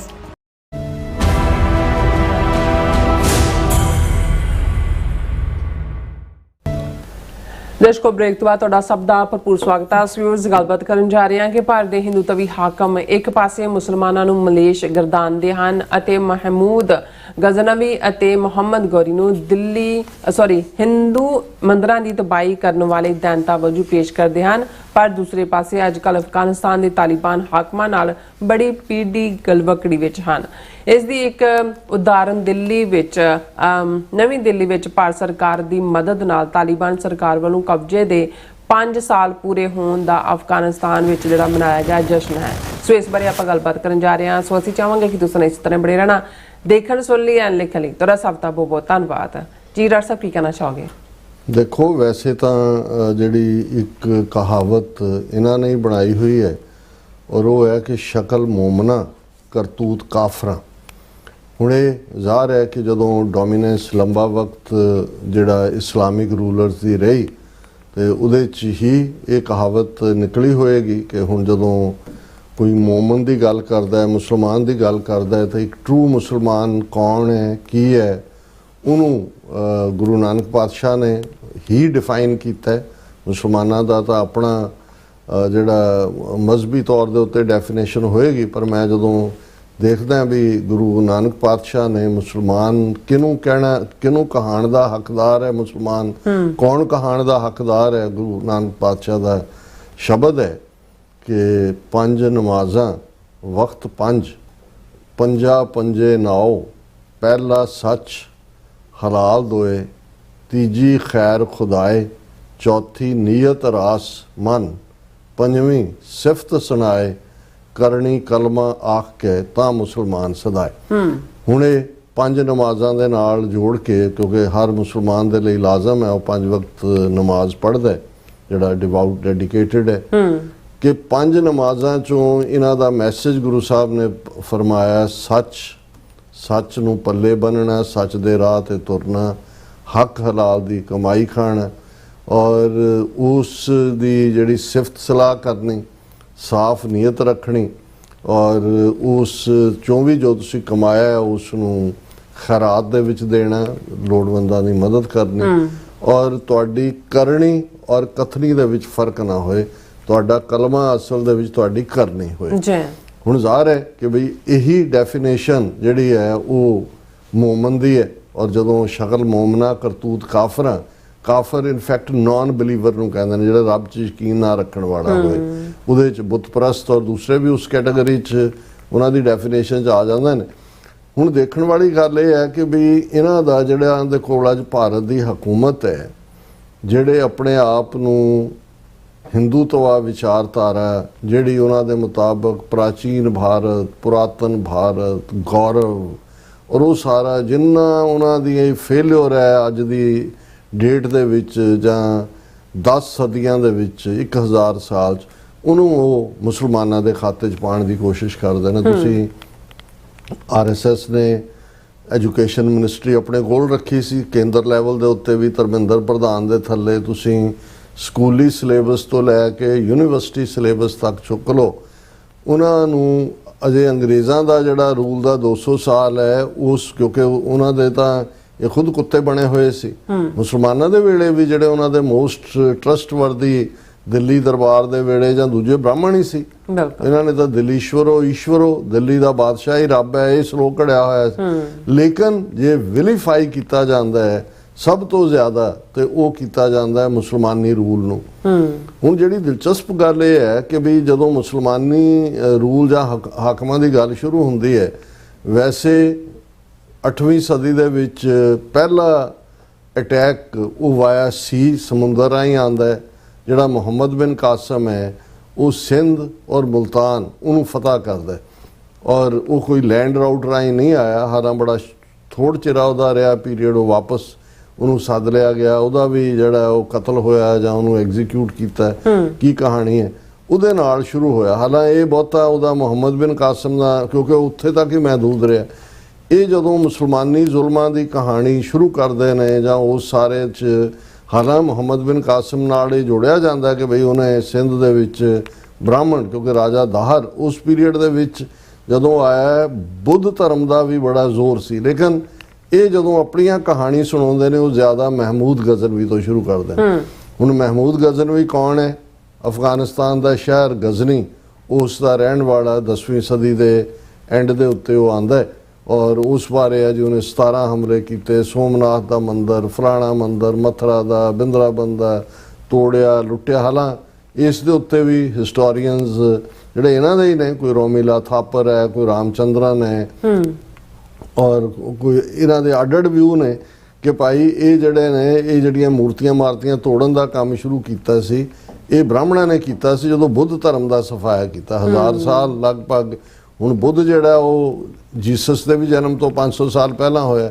ਸੋ ਵਿਚਾਰਲਾ ਜਿਹੜਾ ਬੁੱਧ ਦੇ ਜੀਵਨ ਕਾਲ ਦੇ ਮੁੱਕਣ ਦੇ ਨੇੜੇ ਹੀ ਜਿਹੜਾ ਉਹ ਬੁੱਧ ਧਰਮ ਦਾ ਫੈਲਾਅ ਸ਼ੁਰੂ ਹੋ ਗਿਆ ਸੀ। ਅਸ਼ੋਕ ਦੇ ਵੇਲੇ ਉਹ ਕਾਬਲ ਤੱਕ ਪਹੁੰਚਿਆ। ਜਿਹੜੀਆਂ ਹੁਣ ਬਹੁਤ ਸਾਰੀਆਂ ਉਹ ਜਿਹੜੀਆਂ ਲਿਖਤਾਂ ਉਹਨਾਂ ਦੇ ਜਿਨ੍ਹਾਂ ਨੂੰ ਸ਼ਿਲਾ ਲੇਖ ਕਹਿੰਦੇ ਨੇ, ਉਹਨਾਂ ਤੋਂ ਤੁਸੀਂ ਅੰਦਾਜ਼ਾ ਲਾ ਸਕਦੇ ਹੋ ਬੁੱਧ ਧਰਮ ਕੰਪੈਸ਼ਨ, ਦਇਆ, ਪੀਸ ਇਹ ਸਾਰੇ ਨਾਲ ਜੁੜਿਆ ਹੋਇਆ ਸੀ। ਲੇਕਿਨ ਸ਼ੰਕਰਾ ਦੇ ਜ਼ਮਾਨੇ 'ਚ ਕਿਵੇਂ ਜਿਹੜਾ ਉਹਨਾਂ ਨੇ ਕੰਸਪਾਇਰ ਕੀਤਾ ਬੁੱਧਿਸਟ ਰਾਜਿਆਂ ਦੇ ਖਿਲਾਫ, ਕਿਵੇਂ ਸੁੱਤਿਆਂ ਪਿਆਂ ਨੂੰ ਹੀ ਸਰਾਣਿਆਂ ਦੇ ਨਾਲ ਹੀ ਉਹਨਾਂ ਦਾ ਸਾਹ ਘੁੱਟ ਦਿੱਤਾ ਔਰ ਉਸ ਸਾਰੇ ਤੋਂ ਬਾਅਦ ਬੁੱਧ ਧਰਮ ਦਾ ਜਿਹੜਾ ਖਾਤਮਾ ਕੀਤਾ ਉਹਨਾਂ ਨੇ, ਸ਼ਾਸਤਰ ਤੇ ਸ਼ਸਤਰ ਦੋਨੋਂ, ਫਿਜ਼ੀਕਲੀ ਕਤਲੇਆਮ ਬਹੁਤ ਵੱਡੇ ਪੈਮਾਨੇ ਤੇ ਉਹਨਾਂ ਦਾ ਕੀਤਾ। ਲੇਕਿਨ ਜਿਹੜੀਆਂ ਬੁੱਧ ਮੱਠ ਬਣੇ ਹੋਏ ਸੀ ਅੱਜ ਵੀ ਜਿਨ੍ਹਾਂ ਨੂੰ ਇਹ ਪ੍ਰਾਚੀਨ ਮੰਦਰ ਗਏ, ਇਹਨਾਂ ਨੇ ਬੁੱਧ ਦੀਆਂ ਮੂਰਤੀਆਂ ਚੁੱਕ ਕੇ ਬਾਹਰ ਮਾਰੀਆਂ, ਕਿਤੇ ਸ਼ਿਵਲਿੰਗ ਰੱਖਤਾ, ਕਿਤੇ ਮਹਾਕਾਲੀ ਰੱਖਤੀ, ਕਿਤੇ ਕੋਈ ਹੋਰ ਰੱਖ ਦਿੱਤਾ। ਸੋ ਜਿਹੜਾ ਮਹਿਮੂਦ ਗਜ਼ਨਵੀ ਦੇ ਨਾਲ ਸਾਰੀ ਕਹਾਣੀ ਬੁੱਤੋ ਸ਼ਿਕੰਦ ਦੀ ਜੋੜੀ ਜਾਂਦੀ ਹੈ। ਇਨਫੈਕਟ ਇਸ ਦੀ ਸ਼ੁਰੂਆਤ ਇਹਨਾਂ ਨੇ ਹੀ ਕੀਤੀ ਬੁੱਧ ਧਰਮ ਦੀਆਂ ਕਰਕੇ। ਲੇਕਿਨ ਦੂਸਰਾ ਲੁਟੇਰੇ ਸਨ ਔਰ ਲੁਟੇਰਿਆਂ ਨੂੰ ਕਿਉਂਕਿ ਬਹੁਤ ਸਾਰੀ ਜਾਇਦਾਦ ਮੰਦਰਾਂ ਦੇ ਵਿੱਚ ਹੁਣ ਵੀ ਸੁਪਰੀਮ ਕੋਰਟ ਨੇ ਰਫਾ ਦਫਾ ਕਰ ਦਿੱਤਾ। ਜੋ ਰਾਮ ਮੰਦਰ ਚੋਰੀ ਪਾਟ ਚੱਲ ਰਿਹਾ ਜੀ, ਜਿਹੜੀ ਟਾਸਕ ਫੋਰਸ ਬਣਾਈ ਹੈ ਉਹ ਬਿਲਕੁਲ ਠੀਕ ਕਰ ਰਹੇਗੀ, ਉਹ ਜਿਹੜਾ ਉਹ ਮੰਤਕੀ ਇੰਜਾਮ ਤੱਕ ਪਹੁੰਚਾਏਗੀ ਲੁੱਟ ਦਾ ਮਾਲ। ਕਿਉਂਕਿ ਸਾਰੇ ਹੀ ਭਾਰਤ ਦੇ ਵੱਡੇ ਮੰਦਰਾਂ 'ਚ ਟਨਾਂ ਦੇ ਟਨ ਸੋਨਾ ਉਹ ਜਦੋਂ ਕੱਢਿਆ ਜਾਣਾ ਉਹ ਪਿੱਤਲ ਹੋਣਾ, ਸਭ ਵੇਚ-ਵੂਚ ਖਾ ਪੀ ਜਾਣਾ। ਸੋ ਮੰਦਰ ਜਿਹੜੇ ਨੇ ਇਹਨਾਂ ਦੀ ਇਕੱਲੀ ਪੂਜਾ ਦਾ ਧਾਨ ਨਹੀਂ, ਬਾਦਸ਼ਾਹ ਵੀ ਜਿਹੜੇ ਰਾਜਿਆਂ ਦੇ ਰਿਆਸਤਾਂ ਦੇ ਸੀ ਉਹਨੂੰ ਸੇਫ ਸਮਝ ਕੇ ਮੰਦਰਾਂ ਦੇ ਵਿੱਚ, ਤੇ ਉਹ ਲੁਟੇਰੇ ਸੀ ਉਹਨਾਂ ਨੂੰ ਤਾਂ ਜਿੱਥੇ ਸੋਨਾ ਹੈ ਚਾਂਦੀ ਹੈ, ਜਾਂ ਉਹਨਾਂ ਨੇ ਕੋਈ ਇਹ ਤਾਂ ਨਹੀਂ ਹੈ ਕਿ ਵੀ ਉਹ ਮੱਕੀ ਦੇ ਦਾਣੇ ਲੈ ਕੇ ਜਾਣੇ ਨੇ ਜਾਂ ਉਹਨਾਂ ਨੇ ਕਣਕ ਦੀਆਂ ਬੋਰੀਆਂ ਚੁੱਕਣੀਆਂ। ਉਹਨਾਂ ਦੇ ਲਈ ਤਾਂ ਸੋਨਾ, ਚਾਂਦੀ, ਹੀਰੇ ਜਿਹੜੀ ਦੌਲਤ ਹੈ। ਹੁਣ ਮਹਿਮੂਦ ਗਜ਼ਨਵੀ ਵੀ ਅਫਗਾਨ ਹੈ ਔਰ ਫਿਰ ਮਹਿਮੂਦ ਗਜ਼ਨਵੀ ਤਾਂ ਲਟੇਰਾ ਸੀ, ਆਇਆ ਉਹਨੇ ਕੋਈ ਰਾਜ ਨਹੀਂ ਸੋ ਆਉਂਦਾ ਸੀ, ਲੁੱਟ ਲੜ ਕੇ ਲੈ ਜਾਂਦਾ ਸੀ ਆਪਣੇ ਲੱਦ ਕੇ ਗੱਡਿਆਂ ਦੇ ਉੱਤੇ। ਔਰ ਦੈਨ ਮੁਹੰਮਦ ਗੌਰੀ ਜਿਹਨੇ ਡਿਫੀਟ ਕੀਤਾ ਪ੍ਰਿਥਵੀ ਰਾਜ ਚੌਹਾਨ ਨੂੰ ਜਿਹੜਾ ਦਿੱਲੀ ਦੇ ਤਖਤ ਤੇ ਸੀ, ਔਰ ਉਹਦੇ ਨਾਲ ਮੁਹੰਮਦ ਗੌਰੀ ਨੇ ਆਪਣਾ ਰਾਜ ਸਥਾਪਿਤ ਕੀਤਾ। ਅਫਗਾਨ ਗੌਰ ਸ਼ਹਿਰ ਹੈ ਮੁਹੰਮਦ ਗੌਰੀ, ਕਬੀਲਾ ਗੌਰੀਆਂ ਦਾ। ਔਰ ਉਹ ਮੁਹੰਮਦ ਗੌਰੀ ਤੋਂ ਲੈ ਕੇ ਇਬਰਾਹਿਮ ਲੋਧੀ ਤੱਕ ਜਿਹੜਾ ਵਿਚਕਾਰਲੇ 300 ਸਾਲ ਨੇ ਉਹ ਉਹਨਾਂ ਦਾ ਹੀ ਰਾਜ ਹੈ, ਅਫਗਾਨਾਂ ਦਾ ਹੀ। ਉਹਦੇ 'ਚ ਕੋਈ ਖਿਲਜੀ ਵੰਸ਼ ਆ ਗਿਆ, ਕੋਈ ਗੁਲਾਮ ਵੰਸ਼ ਆ ਗਿਆ, ਕੋਈ ਦੂਜਾ ਆ ਗਿਆ। 1526 'ਚ ਇਬਰਾਹਿਮ ਲੋਧੀ ਵੀ ਪਠਾਣਾ ਦਾ ਟਰਾਈਬ ਹੈ, ਉਹ ਰੂਲ ਕਰ ਰਿਹਾ। ਹੁਣ ਇੱਕ ਪਾਸੇ ਆਪਣੇ ਸਕੂਲਾਂ ਤੋਂ ਲੈ ਕੇ ਯੂਨੀਵਰਸਿਟੀਆਂ ਦੇ ਸਿਲੇਬਸਾਂ ਤੱਕ ਇਹ ਜਿਨ੍ਹਾਂ ਨੂੰ ਬੁੱਤ ਤੋੜਨ ਵਾਲੇ ਔਰ ਜਿਨ੍ਹਾਂ ਨੂੰ ਜ਼ੁਲਮ ਕਰਨ ਵਾਲੇ ਔਰ ਜਿਨ੍ਹਾਂ ਦੇ ਉੱਤੇ ਜਿਹੜੇ ਉਹ ਸਾਰੇ ਇਲਜ਼ਾਮ ਲਾਉਂਦੇ ਨੇ, ਅੱਜ ਜਿਹੜੇ 5 ਸਾਲ ਪਹਿਲਾਂ ਕਾਬਜ਼ ਹੋਏ ਕਾਬਲ ਦੇ ਉੱਤੇ ਔਰ ਜਿਹੜੇ 20 ਸਾਲ ਦੀ ਨੈਟੋ ਫੋਰਸ ਨੂੰ ਡਿਫੀਟ ਕਰਕੇ ਜਿਹਨਾਂ ਦਾ ਕਬਜ਼ਾ ਹੋਇਆ ਉਹ ਤਾਲਿਬਾਨ ਰਜੀਮ ਹੈ, ਅਫਗਾਨ ਨੇ। ਉਹੀ ਲਟੇਰੇ, ਉਹੀ ਉਹਨਾਂ ਦੇ ਕੋਈ ਪੰਜਾਬੀ ਮੁਸਲਮਾਨਾਂ ਨੇ, ਪਾਕਿਸਤਾਨ ਦਾ ਪੰਜਾਬ ਹੋਏ ਜਾਂ ਸਿੰਧੀ ਮੁਸਲਮਾਨਾਂ ਨੇ ਜਾਂ ਬਲੋਚ ਮੁਸਲਮਾਨਾਂ ਨੇ ਜਾਂ ਖੈਬਰ ਜਾਂ ਉਹਨਾਂ ਦੇ ਜਿਹੜੇ ਆਜ਼ਾਦ ਕਸ਼ਮੀਰ ਦੇ ਮੁਸਲਮਾਨਾਂ ਨੇ ਤਾਂ ਨਹੀਂ ਇਹਨਾਂ ਨੂੰ ਲੁੱਟਿਆ ਜਾਂ ਇਹਨਾਂ ਦੇ ਉੱਤੇ ਜ਼ੁਲਮ ਕੀਤੇ। ਹੁਣ ਇਸ ਸਭ ਦੇ ਬਾਵਜੂਦ ਤੁਸੀਂ ਦੇਖੋ ਕਿਸ ਲੈਵਲ ਦੀ ਘਟੀਆ ਇਹਨਾਂ ਦੀ, ਇੱਕ ਤਾਂ ਮੌਕਾ ਪ੍ਰਸਤੀ ਹੁੰਦੀ ਹੈ ਉਹ ਵੀ ਸਮਝ ਆ ਸਕਦਾ, ਪਰ ਇਹਨਾਂ ਦਾ ਘਟੀਆ ਅੰਦਾਜ਼ ਹੈ ਔਰ ਜਿਸ ਲੈਵਲ ਦੇ ਘਟੀਆ ਲੋਕ ਨੇ। ਹੁਣ ਸਭ ਤੋਂ ਜ਼ਿਆਦਾ ਤਾਲਿਬਾਨ ਜਿਹੜੀ ਰਜੀਮ 5 ਸਾਲ ਪਹਿਲਾਂ ਬਣੀ, ਜਿਨ੍ਹਾਂ ਨੇ 12 ਸਾਲ ਤੋਂ ਉੱਪਰ ਦੀਆਂ ਕੁੜੀਆਂ ਦੇ ਸਕੂਲ ਦੇ ਜਾਣ ਤੇ ਪਾਬੰਦੀ, ਉਹਨਾਂ ਨੇ ਕਾਬਲ ਦੇ ਵਿੱਚ ਵੀ ਹੁਣ ਆਪਣਾ ਜਰਗਾ ਕੀਤਾ ਔਰ ਵੱਡਾ ਇਕੱਠ ਕੀਤਾ ਹੈ ਜੀ। 5 ਸਾਲ ਕੰਪਲੀਟ ਹੋ ਗਏ ਕਿਉਂਕਿ 15 ਅਗਸਤ 2021 ਨੂੰ ਕਾਬਲ ਦੇ ਉੱਤੇ ਕਬਜ਼ਾ ਕੀਤਾ ਸੀ ਤਾਲਿਬਾਨ ਨੇ। ਉਹਦੇ 'ਚ ਇੱਕ ਵੀ ਔਰਤ ਉਹਦਾ ਹਿੱਸਾ ਨਹੀਂ ਸੀ। ਯੂਨਾਈਟਿਡ ਨੇਸ਼ਨਸ ਦੀਆਂ ਕਿੰਨੀਆਂ ਰਿਪੋਰਟਸ, ਸਿਰਫ ਇੱਕ ਮੁਲਕ ਦੁਨੀਆ ਦਾ ਹੈ ਜਿਹਨੇ ਤਾਲਿਬਾਨ ਸਰਕਾਰ ਨੂੰ ਮਾਨਤਾ ਦਿੱਤੀ, ਉਹ ਵੀ ਰੂਸ ਹੈ, ਰਸ਼ੀਆ, ਉਹ ਵੀ ਹੁਣੇ ਹੀ ਦਿੱਤੀ ਹੈ। ਈਵਨ ਪਾਕਿਸਤਾਨ ਨੇ ਵੀ ਰੈਕਗਨਾਈਜ਼ ਨਹੀਂ ਕੀਤਾ ਸ਼ੁਰੂ 'ਚ, ਨਹੀਂ ਤਾਂ ਪਿਛਲੇ ਤਾਲਿਬਾਨ ਰਜੀਮ ਨੂੰ ਤਾਂ ਸਭ ਤੋਂ ਪਹਿਲਾਂ ਪਾਕਿਸਤਾਨ ਤੇ ਸਾਊਦੀ ਅਰੇਬੀਆ ਨੇ ਰੈਕਗਨਾਈਜ਼ ਕੀਤਾ ਸੀ। ਹੁਣ ਇਸ ਸਭ ਦੇ ਚੱਲਦਿਆਂ ਭਾਰਤ ਵੱਲੋਂ ਪਾਕਿਸਤਾਨ ਦੇ ਖਿਲਾਫ ਦੁਸ਼ਮਣੀ ਪੁਗਾਉਣ ਦੇ ਲਈ ਜਿਵੇਂ ਉਹਨਾਂ ਨੇ ਤਾਲਿਬਾਨ ਰਜੀਮ ਨੂੰ ਆਪਣਾ ਜਵਾਈ ਬਣਾਇਆ, ਜਿਵੇਂ ਉਹਨਾਂ ਦੇ ਇੱਕ ਤੋਂ ਬਾਅਦ ਇੱਕ ਲੀਡਰ ਜਿਹੜੇ ਨੇ ਉਹ ਭਾਰਤ ਦਾ ਦੌਰਾ ਕਰਦੇ ਨੇ ਔਰ ਉਹ ਸਾਂਝਾ ਸਟ੍ਰੈਟੇਜਿਕ ਪੋਲੀਟੀਕਲ ਇਹ ਸਾਰਾ ਪਾਰਟ ਨੂੰ ਜਿਹੜਾ ਉਹ ਹਾਈਲਾਈਟ ਕਰਦੇ ਨੇ। ਔਰ ਪਿਛਲੇ ਪੀਰੀਅਡ 'ਚ ਜਿਹੜੇ ਤਾਲਿਬਾਨ ਰਜੀਮ ਦੇ ਲੋਕ ਭਾਰਤ ਆਏ, ਉਹਨਾਂ ਦੇ ਵਿੱਚ Amir Khan Muttaqi acting foreign minister ਜਿਹਨੂੰ ਕਿਹਾ ਜਾਂਦਾ ਹੈ, Nooruddin Azizi acting minister of industry and commerce, Noor Jalal Jalali minister for public health, Ayatollah Amiri, acting member of agriculture, irrigation and livestock, who visited in July 2020. So ਇਹ ਸਾਰੇ ਜਿਹੜੇ ਨੇ ਵਿਜ਼ਿਟ ਕੀਤੇ। ਹੁਣ ਜਿਹੜੇ ਅੱਜ ਦੀ ਮੇਨ ਖਬਰ ਹੈ ਕਿ ਵੀ ਉਹਨਾਂ ਨੇ ਜਿਹੜੀ ਦਿੱਲੀ ਐਮਬੈਸੀ ਖੋਲ੍ਹੀ, ਹਾਲਾਂ ਉਹਨਾਂ ਦੇ ਨਾਲ ਭਾਰਤ ਨੇ ਤਾਲਿਬਾਨ ਰਜੀਮ ਨੂੰ ਰੈਕਗਨਾਈਜ਼ ਨਹੀਂ ਕੀਤਾ ਹੋਇਆ, ਇਹਦੇ ਬਾਵਜੂਦ ਉਹਨਾਂ ਦੀ ਦਿੱਲੀ ਐਮਬੈਸੀ ਦੇ ਵਿੱਚ 5 ਸਾਲ ਪੂਰੇ ਹੋਣ ਦਾ ਵੱਡਾ ਜਸ਼ਨ ਜਿਹੜਾ ਉਹ ਕੀਤਾ ਗਿਆ ਔਰ ਉਸ ਦੇ ਵਿੱਚ ਭਾਰਤ ਦਾ ਜਿਹੜਾ ਉਹ ਜੁਆਇੰਟ ਸੈਕਟਰੀ ਜਿਹੜਾ ਉਹ ਉਹਨੇ ਸ਼ਮੂਲੀਅਤ ਕੀਤੀ।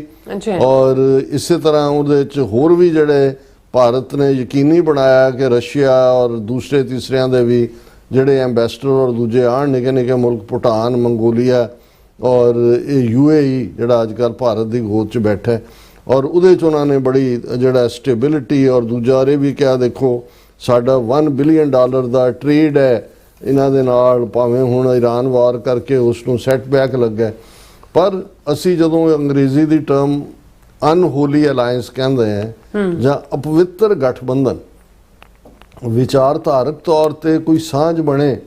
ਹੁਣ ਜੇ ਤੁਰਕੀਏ, ਸਾਊਦੀ ਅਰੇਬੀਆ, ਪਾਕਿਸਤਾਨ ਉਹਨਾਂ ਨੇ ਅਲਾਇੰਸ ਬਣਾਇਆ, ਉਹਨੂੰ ਜਿਹੜਾ ਇਜ਼ਰਾਈਲ ਨੇ ਪਹਿਲਾਂ ਸੁੰਨੀ ਅਲਾਇੰਸ ਕਹਿਣ ਦੀ ਵੀ ਕੋਸ਼ਿਸ਼ ਕੀਤੀ ਕਿਉਂਕਿ ਤਿੰਨੋਂ ਮੁਲਕ ਸੁੰਨੀ ਨੇ, ਪਰ ਚਲੋ ਮੁਸਲਮਾਨ ਨੇ, ਉਹਨਾਂ ਦੀਆਂ ਆਪਣੀਆਂ ਸਾਂਝਾਂ ਨੇ ਔਰ ਉਹਨਾਂ ਦੀਆਂ ਆਪਣੀਆਂ ਨੀਡਸ ਨੇ। ਪਰ ਭਾਰਤ ਦੀ ਉਸ ਅਫਗਾਨ ਤਾਲਿਬਾਨ ਰਜੀਮ ਨਾਲ ਜਿਹੜੇ ਵਾਇਲੇਟ ਕਰ ਰਹੇ ਨੇ ਈਵਨ ਆਪਣੇ ਲੋਕਾਂ ਦੇ ਬੇਸਿਕ ਹਿਊਮਨ ਰਾਈਟਸ ਨੂੰ ਵੀ, ਜਿਨ੍ਹਾਂ ਨੂੰ ਦੁਨੀਆ ਦੇ 192 ਮੁਲਕ ਰੈਕਗਨਾਈਜ਼ ਕਰਨ ਨੂੰ ਤਿਆਰ ਨਹੀਂ ਸਮੇਤ ਭਾਰਤ ਦੇ, ਲੇਕਿਨ ਉਹਨਾਂ ਨੂੰ ਇਸ ਕਦਰ ਜਿਹੜਾ ਉਹ ਕੁਰਬਤ ਦੇਣੀ, ਉਹਨਾਂ ਦੇ ਨਾਲ ਉਹਨਾਂ ਨੂੰ ਸੱਦ ਕੇ ਆਨਰ ਕਰਨਾ ਔਰ ਹੁਣ ਯਕੀਨੀ ਬਣਾਉਣਾ ਕਿ ਜੀ ਉਹਨਾਂ ਦਾ ਜਿਹੜੀ 5 ਸਾਲਾ ਕਬਜ਼ਾ ਹੈ 5 ਸਾਲ ਪਹਿਲਾਂ ਉਹਨੂੰ ਜਿਹੜਾ ਸੈਲੀਬ੍ਰੇਟ ਕਰਨਾ ਔਰ ਫਿਰ ਕਿਉਂਕਿ ਉਹਨੂੰ ਹੁਣ ਅਫਗਾਨਿਸਤਾਨ ਦੀ ਧਰਤੀ ਨੂੰ ਇਹ ਐਜ਼ ਏ ਬੇਸ ਇਸਤੇਮਾਲ ਕਰ ਰਹੇ ਨੇ। ਉਹ ਤਹਿਰੀਕੇ ਤਾਲਿਬਾਨ ਹੋਏ, ਉਹ ਬਲੋਚਿਸਤਾਨ ਲਿਬਰੇਸ਼ਨ ਆਰਮੀ ਹੋਏ, ਜਾਂ ਜਿਹੜੇ ਹੁਣ ਬਾਕੀ ਖਿੱਤਿਆਂ ਦੇ ਵਿੱਚ ਵੀ ਜਿਹੜਾ ਅਨਰੈਸਟ ਪਾਕਿਸਤਾਨ 'ਚ ਫੈਲਾ ਰਹੇ ਨੇ ਉਹ ਉਹਨਾਂ ਦਾ ਇਸਤੇਮਾਲ ਕਰ ਰਹੇ ਨੇ। ਔਰ ਉਹ ਇੱਕ ਰੈਂਟ ਤੇ ਵਿਕਣ ਵਾਲੇ ਲੋਕ ਜਿਹੜੇ ਠੀਕ ਹੈ, ਬਹਾਦਰੀ ਦਾ ਇੱਕ ਆਪਣਾ ਕ੍ਰਾਈਟੇਰੀਆ ਹੁੰਦਾ, ਬਟ ਮਰਸਨਰੀ ਕਰੈਕਟਰ ਵੀ ਤਾਂ ਹੈ ਉਹਨਾਂ ਦਾ ਕਿ ਜਿੱਥੇ ਤੁਸੀਂ ਪੈਸਾ ਦੇ ਕੇ ਜੋ ਮਰਜ਼ੀ ਕਰੋ। ਹੁਣ ਉਹਨਾਂ ਨੂੰ ਕੋਈ ਨਜ਼ਰ ਨਹੀਂ ਆਉਂਦਾ ਈਵਨ ਅਫਗਾਨ ਤਾਲਿਬਾਨ ਰਜੀਮ ਨੂੰ ਵੀ ਕਿ ਭਾਈ ਇਹ ਸਾਡਾ ਬਰਾਦਰ ਮੁਲਕ ਹੈ ਪਾਕਿਸਤਾਨ, ਜੇ ਸੋਵੀਅਤ ਯੂਨੀਅਨ ਦੇ ਖਿਲਾਫ ਜਿਹੜੀ ਹੈ ਉਹ ਜੰਗ ਮਚਾਈ ਜਾਂ ਉਹਨਾਂ ਨੂੰ ਕੱਢਿਆ ਜਾਂ ਈਵਨ ਪਾਕਿਸਤਾਨ ਦੀ ਮਦਦ ਤੋਂ ਬਿਨਾਂ ਜਾਂ ਦੂਸਰਾ ਕਿਵੇਂ ਸੰਭਵ ਸੀ। ਪਰ ਅੱਜ ਉਹ ਭਾਰਤ ਦੇ ਜਿਹੜਾ ਉਹ ਢਹਿ ਚੜੇ ਹੋਏ ਨੇ ਔਰ ਉਹ ਸਭ ਦਾ ਹੀ ਨਤੀਜਾ ਹੈ ਕਿ ਹੁਣ ਭਾਰਤ ਨੂੰ ਉਹ ਜਿਹੜਾ ਤਾਲਿਬਾਨ ਰਜੀਮ ਹੈ ਉਹਦਾ ਵੀ ਜਸ਼ਨ ਆਜ਼ਾਦੀ ਵੀ ਨਜ਼ਰ ਆ ਰਿਹਾ ਹੈ ਔਰ ਇਹ ਜਿਹੜਾ ਅਪਵਿੱਤਰ ਗਠਬੰਧਨ ਹੈ, ਅਨਹੋਲੀ ਅਲਾਇੰਸ ਹੈ, ਇਹ ਕਿੱਧਰ ਲੀਡ ਕਰੇਗਾ। ਔਰ ਜਿਵੇਂ ਅਸੀਂ ਜ਼ਿਕਰ ਕੀਤਾ ਸੀ 2-3 ਦਿਨ ਪਹਿਲਾਂ ਕਿ ਜਿਹੜੀ ਯੂਨਾਈਟਿਡ ਨੇਸ਼ਨਸ ਦੀ ਇੱਕ ਸਪੈਸ਼ਲ ਕਮੇਟੀ ਨੇ ਰਿਪੋਰਟ ਦਿੱਤੀ ਹੈ ਕਿ ਈਵਨ ਅਲ ਕਾਇਦਾ ਦੀ ਇੱਕ ਬ੍ਰਾਂਚ ਜਿਹੜੀ ਕਿ ਖੁਰਾਸਾਨੀ ਦੇ ਨਾਂ ਥੱਲੇ ਆਈਸਿਸ ਖੁਰਾਸਾਨੀ ਹੈ, ਉਹਨਾਂ ਨੇ ਜਿਹੜਾ ਇੱਕ ਡਿਵੀਜ਼ਨ ਜਿਹੜੀ ਉਹ ਕ੍ਰੀਏਟ ਕੀਤੀ ਹੈ ਜਿਹੜੀ ਇੰਡੀਅਨ ਕਸ਼ਮੀਰ ਔਰ ਦੂਸਰੇ ਦੇ ਵਿੱਚ ਜਿਹੜੀ ਹੈ ਉਹ ਗੜਬੜ ਦੇ ਲਈ ਜਿਹੜਾ ਉਹ ਆਪਣਾ ਏਜੰਡਾ ਲਾਗੂ ਕਰੇਗੀ। ਔਰ ਉਸੇ ਰਿਪੋਰਟ 'ਚ ਕਿਹਾ ਗਿਆ ਕਿ ਪਿਛਲੇ ਸਾਲ ਜਿਹੜਾ ਲਾਲ ਕਿਲੇ ਦੇ ਨੇੜੇ ਐਕਸਪਲੋਜਨ ਹੋਇਆ ਸੀ ਰੈੱਡ ਲਾਈਟ ਦੇ ਉੱਤੇ, ਇਸ 15 ਲੋਕ ਮਾਰੇ ਗਏ ਸੀ, ਉਹ ਅਲ ਕਾਇਦਾ ਮਾਡਲ ਸੀ।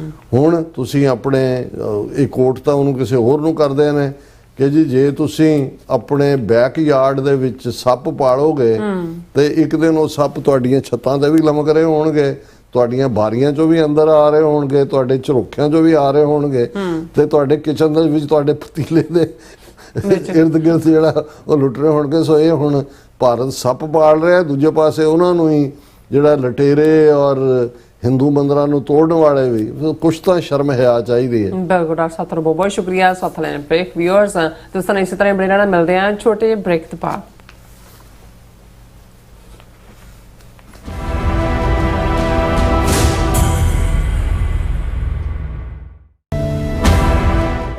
ਸਿਗਨੇਚਰ ਟਰੱਕ ਸਰਵਿਸ ਰਾਊਟ 81 ਉੱਤੇ ਐਗਜ਼ਿਟ 235 ਤੇ ਟਰੱਕਰ ਵੀਰਾਂ ਲਈ 24 ਘੰਟੇ ਰੋਡ ਸਰਵਿਸ ਦੀ ਸੁਵਿਧਾ ਮੌਜੂਦ।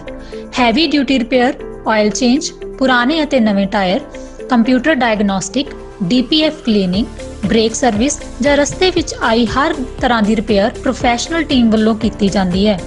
ਬ੍ਰੇਕਫਾਸਟ, ਲੰਚ ਅਤੇ ਡਿਨਰ ਲਈ ਪੰਜਾਬੀ ਢਾਬੇ ਦਾ ਆਨੰਦ ਵੀ ਮਾਣੋ।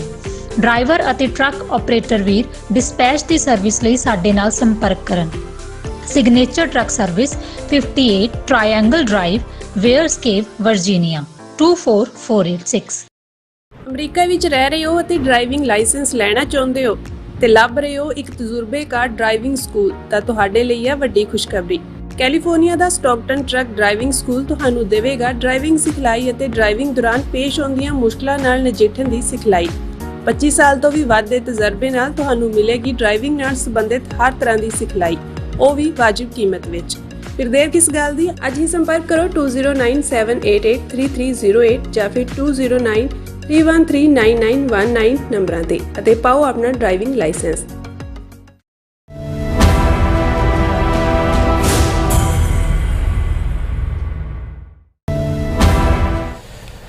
Viewers welcome back to programme. So viewers ਗੱਲਬਾਤ ਕਰਨ ਜਾ ਰਹੇ ਹਾਂ ਕਿ 15 ਅਗਸਤ ਨੂੰ ਸ਼੍ਰੀ ਅਕਾਲ ਤਖਤ ਸਾਹਿਬ ਵਿਖੇ 1947 ਦੀ ਦੇਸ਼ ਵੰਡ ਮੌਕੇ ਮਾਰੇ ਗਏ ਲੱਖਾਂ ਪੰਜਾਬੀਆਂ ਲਈ ਅਰਦਾਸ ਕੀਤੀ ਗਈ। ਕਰੋੜਾਂ ਲੋਕਾਂ ਦਾ ਉਜਾੜਾ ਹੋਇਆ, ਪਰ ਭਾਰਤ ਤੇ ਪਾਕਿਸਤਾਨ ਵਿਚਾਲੇ ਅੱਜ ਵੀ ਨਫ਼ਰਤ ਦਾ ਮਾਹੌਲ ਬਰਾਬਰ ਬਣਿਆ ਹੋਇਆ ਹੈ। ਸੋ ਇਸ ਸਭ ਦੇ ਬਾਵਜੂਦ ਸਿੱਖ ਕੌਮ ਸਰਬੱਤ ਦਾ ਭਲਾ ਮੰਗਦੀ ਹੈ। ਸੋ ਇਸ ਬਾਰੇ ਆਪਾਂ ਗੱਲਬਾਤ ਕਰਨ ਜਾ ਰਹੇ ਹਾਂ। ਸੋ ਅਸੀਂ ਚਾਹਾਂਗੇ ਕਿ ਤੁਸੀਂ ਇਸੇ ਤਰ੍ਹਾਂ ਬਣੇ ਰਹਿਣਾ, ਦੇਖਣ ਸੁਣ ਲਈ ਲਿਖਣ ਲਈ। ਤੁਹਾਡਾ ਸਭ ਦਾ ਬਹੁਤ ਬਹੁਤ ਧੰਨਵਾਦ ਜੀ। ਡਾਕਟਰ ਸਾਹਿਬ ਕੀ ਕਹਿਣਾ ਚਾਹੋਗੇ? ਦੇਖੋ, ਕਈ ਵਾਰ ਭਾਵੇਂ ਕੁਝ ਜੈਸਚਰ ਜਿਹੜੇ ਨੇ ਉਹ ਦੇਖਣ ਨੂੰ ਬਹੁਤ ਛੋਟੇ ਲੱਗਦੇ ਨੇ, ਪਰ ਕਈ ਉਹਨਾਂ ਦਾ ਮੈਸੇਜ ਆ, ਉਹਨਾਂ ਦਾ ਸੁਨੇਹਾ ਬਹੁਤ ਵੱਡਾ ਹੁੰਦਾ ਹੈ। ਮੈਂ ਸਮਝਦਾ ਹਾਂ ਵੀ 47 ਦਾ ਦੌਰ ਜਿਸ ਨੂੰ ਠੀਕ ਸਾਡੇ ਲੋਕਾਂ ਨੇ ਉਜਾੜੇ ਦਾ ਨਾਂ ਦਿੱਤਾ, ਜਿਹੜਾ ਉਜਾੜਾ ਪੰਜਾਬ ਵਾਸੀਆਂ ਦਾ ਹੀ ਸੀ ਦੋਵੇਂ ਪਾਸਿਓਂ, ਜਿਸ ਉਸ ਕਤਲੋਗਾਰ ਦੇ ਦੌਰਾਨ ਲਗਭਗ 20 ਲੱਖ ਦੇ ਕਰੀਬ, ਕਈ ਉਸ ਫਿਗਰ ਨੂੰ 30 ਲੱਖ ਤੱਕ ਵੀ ਕਹਿੰਦੇ ਨੇ, ਕਿਉਂਕਿ ਹੋਰ ਕੋਈ ਸਾਧਨ ਤਾਂ ਹੈ ਨਹੀਂ ਉਹਨਾਂ ਜ਼ਮਾਨਿਆਂ ਜੋ ਕੱਟ ਵੱਢ ਦੂਜੀ, ਔਰ ਹੈ ਵੀ ਬੜੀ ਬਰੂਟਲ ਤਰੀਕੇ ਨਾਲ ਸੀ। ਬਹੁਤੇ ਤਾਂ ਜਿਹੜੇ ਨੇ ਹਥਿਆਰਾਂ ਦੇ ਨਾਲ, ਤਲਵਾਰਾਂ, ਨੇਜ਼ਿਆਂ ਔਰ ਗੰਡਾਸਿਆਂ ਦੇ ਨਾਲ ਹੀ ਵੱਡੇ ਮਾਰੇ ਗਏ, ਗੋਲੀਆਂ ਨਾਲ ਤਾਂ ਬਹੁਤ ਘੱਟ ਜਿਹੜੀਆਂ ਨੇ ਉਹ ਤਾਂ ਹੈ ਨਹੀਂ ਸੀ, ਬੰਦੂਕਾਂ ਉਹਨਾਂ ਜ਼ਮਾਨੇ 'ਚ ਬਹੁਤ ਜ਼ਿਆਦਾ। ਔਰ 1.5 ਕਰੋੜ ਦੇ ਕਰੀਬ ਜਿਹੜੇ ਨੇ ਉਹ ਉਜੜੇ ਦੋਵੇਂ ਪਾਸਿਓਂ। ਔਰ ਇਸ ਸਭ ਦੇ ਬੇਸ਼ੱਕ ਉਹਨੂੰ ਪੰਜਾਬ ਜਾਂ ਬੰਗਾਲ ਦੀ ਵੰਡ ਕਿਹਾ ਜਾਂਦਾ ਹੈ, ਪਰ ਬੰਗਾਲ ਦੇ ਵਿੱਚ ਵੀ ਉਸ ਲੈਵਲ ਦੀ ਤਾਂ ਐਥਨਿਕ ਕਲੀਨਜ਼ਿੰਗ ਨਹੀਂ ਹੋਈ ਜੋ ਪੰਜਾਬ 'ਚ ਹੋਈ। ਹੁਣ ਅੱਜ ਵੀ ਜਿਹੜਾ ਵੈਸਟ ਬੰਗਾਲ ਹੈ, ਜਿਹਦੀ ਕਰੋੜਾਂ 'ਚ ਆਬਾਦੀ ਹੈ, ਉਹਦੇ 'ਚ ਲਗਭਗ 34-35% ਪਾਪੂਲੇਸ਼ਨ ਮੁਸਲਮਾਨਾਂ ਦੀ ਹੈ। ਹਰ ਤੀਸਰਾ ਬੰਗਾਲੀ ਵੈਸਟ ਬੰਗਾਲ ਦਾ ਮੁਸਲਮਾਨ ਹੈ। ਇਸੇ ਤਰ੍ਹਾਂ ਜਿਹੜਾ ਈਸਟ ਪਾਕਿਸਤਾਨ ਸੀ, ਜਾਂ ਜਿਹਨੂੰ ਅੱਜ ਬੰਗਲਾਦੇਸ਼ ਕਹਿੰਦੇ ਨੇ, ਉਹਦੇ 'ਚ ਬਹੁਤ ਵੱਡੀ ਗਿਣਤੀ ਦੇ ਵਿੱਚ ਹਿੰਦੂਆਂ ਦੀ ਪਾਪੂਲੇਸ਼ਨ ਹੈ। ਹਾਲਾਂ ਕੁਛ ਮਾਈਗ੍ਰੇਟ ਇੱਧਰ ਉੱਧਰ ਕਰ ਰਹੇ ਨੇ, ਕੋਈ ਇੱਧਰ ਕੋਈ ਉੱਧਰ, ਲੇਕਿਨ ਬੰਗਾਲ ਦੇ ਵਿੱਚ, ਬੰਗਾਲ ਦੀ ਡਿਵੀਜ਼ਨ ਦੇ ਵਿੱਚ ਉਸ ਲੈਵਲ ਦੀ ਕਿਲਿੰਗ ਨਹੀਂ ਹੋਈਆਂ, ਉਜਾੜਾ ਵੀ ਉਸ ਲੈਵਲ ਦਾ ਨਹੀਂ ਹੋਇਆ। ਸੋ ਜਦੋਂ ਅਸੀਂ ਪੰਜਾਬ ਦਾ ਹੀ ਉਜੜਨਾ ਕਹਿੰਦੇ ਹਾਂ ਤੇ ਉਹ ਇਸ ਕਦਰ ਦਰਦਨਾਕ ਹੈ ਕਿ ਇਧਰਲੇ ਪੰਜਾਬ ਦੇ ਵਿੱਚ ਇੱਕ ਮਲੇਰਕੋਟਲਾ ਰਿਆਸਤ ਨੂੰ ਛੱਡ ਕੇ ਅਸੀਂ ਮੁਸਲਮਾਨਾਂ ਦੀ ਐਥਨਿਕ ਕਲੀਨਜ਼ਿੰਗ ਕੀਤੀ। ਦੂਸਰੇ ਵੈਸਟ ਪੰਜਾਬ ਦੇ ਵਿੱਚ ਤਾਂ ਸਮੁੱਚੇ ਤੌਰ ਦੇ ਉੱਤੇ ਹੀ ਹਿੰਦੂਆਂ ਔਰ ਸਿੱਖਾਂ ਦੀ ਐਥਨਿਕ ਕਲੀਨਜ਼ਿੰਗ ਹੋਈ। ਅੱਜ ਜਿਹੜੇ ਪਾਕਿਸਤਾਨ ਦੇ ਵਿੱਚ 20-25 ਹਜ਼ਾਰ ਸਿੱਖ ਨੇ, ਜਾਂ ਜਿਵੇਂ ਨਨਕਾਣਾ ਸਾਹਿਬ 300-400 ਪਰਿਵਾਰ, ਦੂਸਰੇ ਇਹ ਸਾਰੇ ਬਹੁਤ ਸਾਰੇ ਪਿਸ਼ਾਵਰ ਔਰ ਏਜੰਸੀ ਏਰੀਏ 'ਚੋਂ ਪਸ਼ਤੋ ਸਪੀਕਿੰਗ ਸਿੱਖ ਨੇ ਜਿਹੜੇ ਬਾਅਦ 'ਚ ਆਏ 1979 'ਚ, ਜਦੋਂ ਸੋਵੀਅਤ ਯੂਨੀਅਨ ਨੇ ਹਮਲਾ ਕੀਤਾ, ਔਰ ਬਾਅਦ ਦੇ ਵਿੱਚ 9/11 ਤੋਂ ਬਾਅਦ ਵੀ ਜਦੋਂ ਹਾਲਾਤ ਸੁਖਾਵੇਂ ਨਹੀਂ ਰਹੇ, ਔਰ ਫਿਰ ਪਾਕਿਸਤਾਨੀ ਹਕੂਮਤ ਦੀ ਨੀਤੀ ਵੀ ਜਿਉਂ-ਜਿਉਂ ਪੋਜ਼ਿਟਿਵ ਹੁੰਦੀ ਗਈ ਔਰ ਨਨਕਾਣਾ ਸਾਹਿਬ ਔਰ ਦੂਸਰੇ ਸਿੱਖ ਆ ਕੇ ਵਸਣੇ ਸ਼ੁਰੂ ਹੋਏ ਉਹਨਾਂ ਏਰੀਆਜ਼ ਦੇ ਵਿੱਚੋਂ।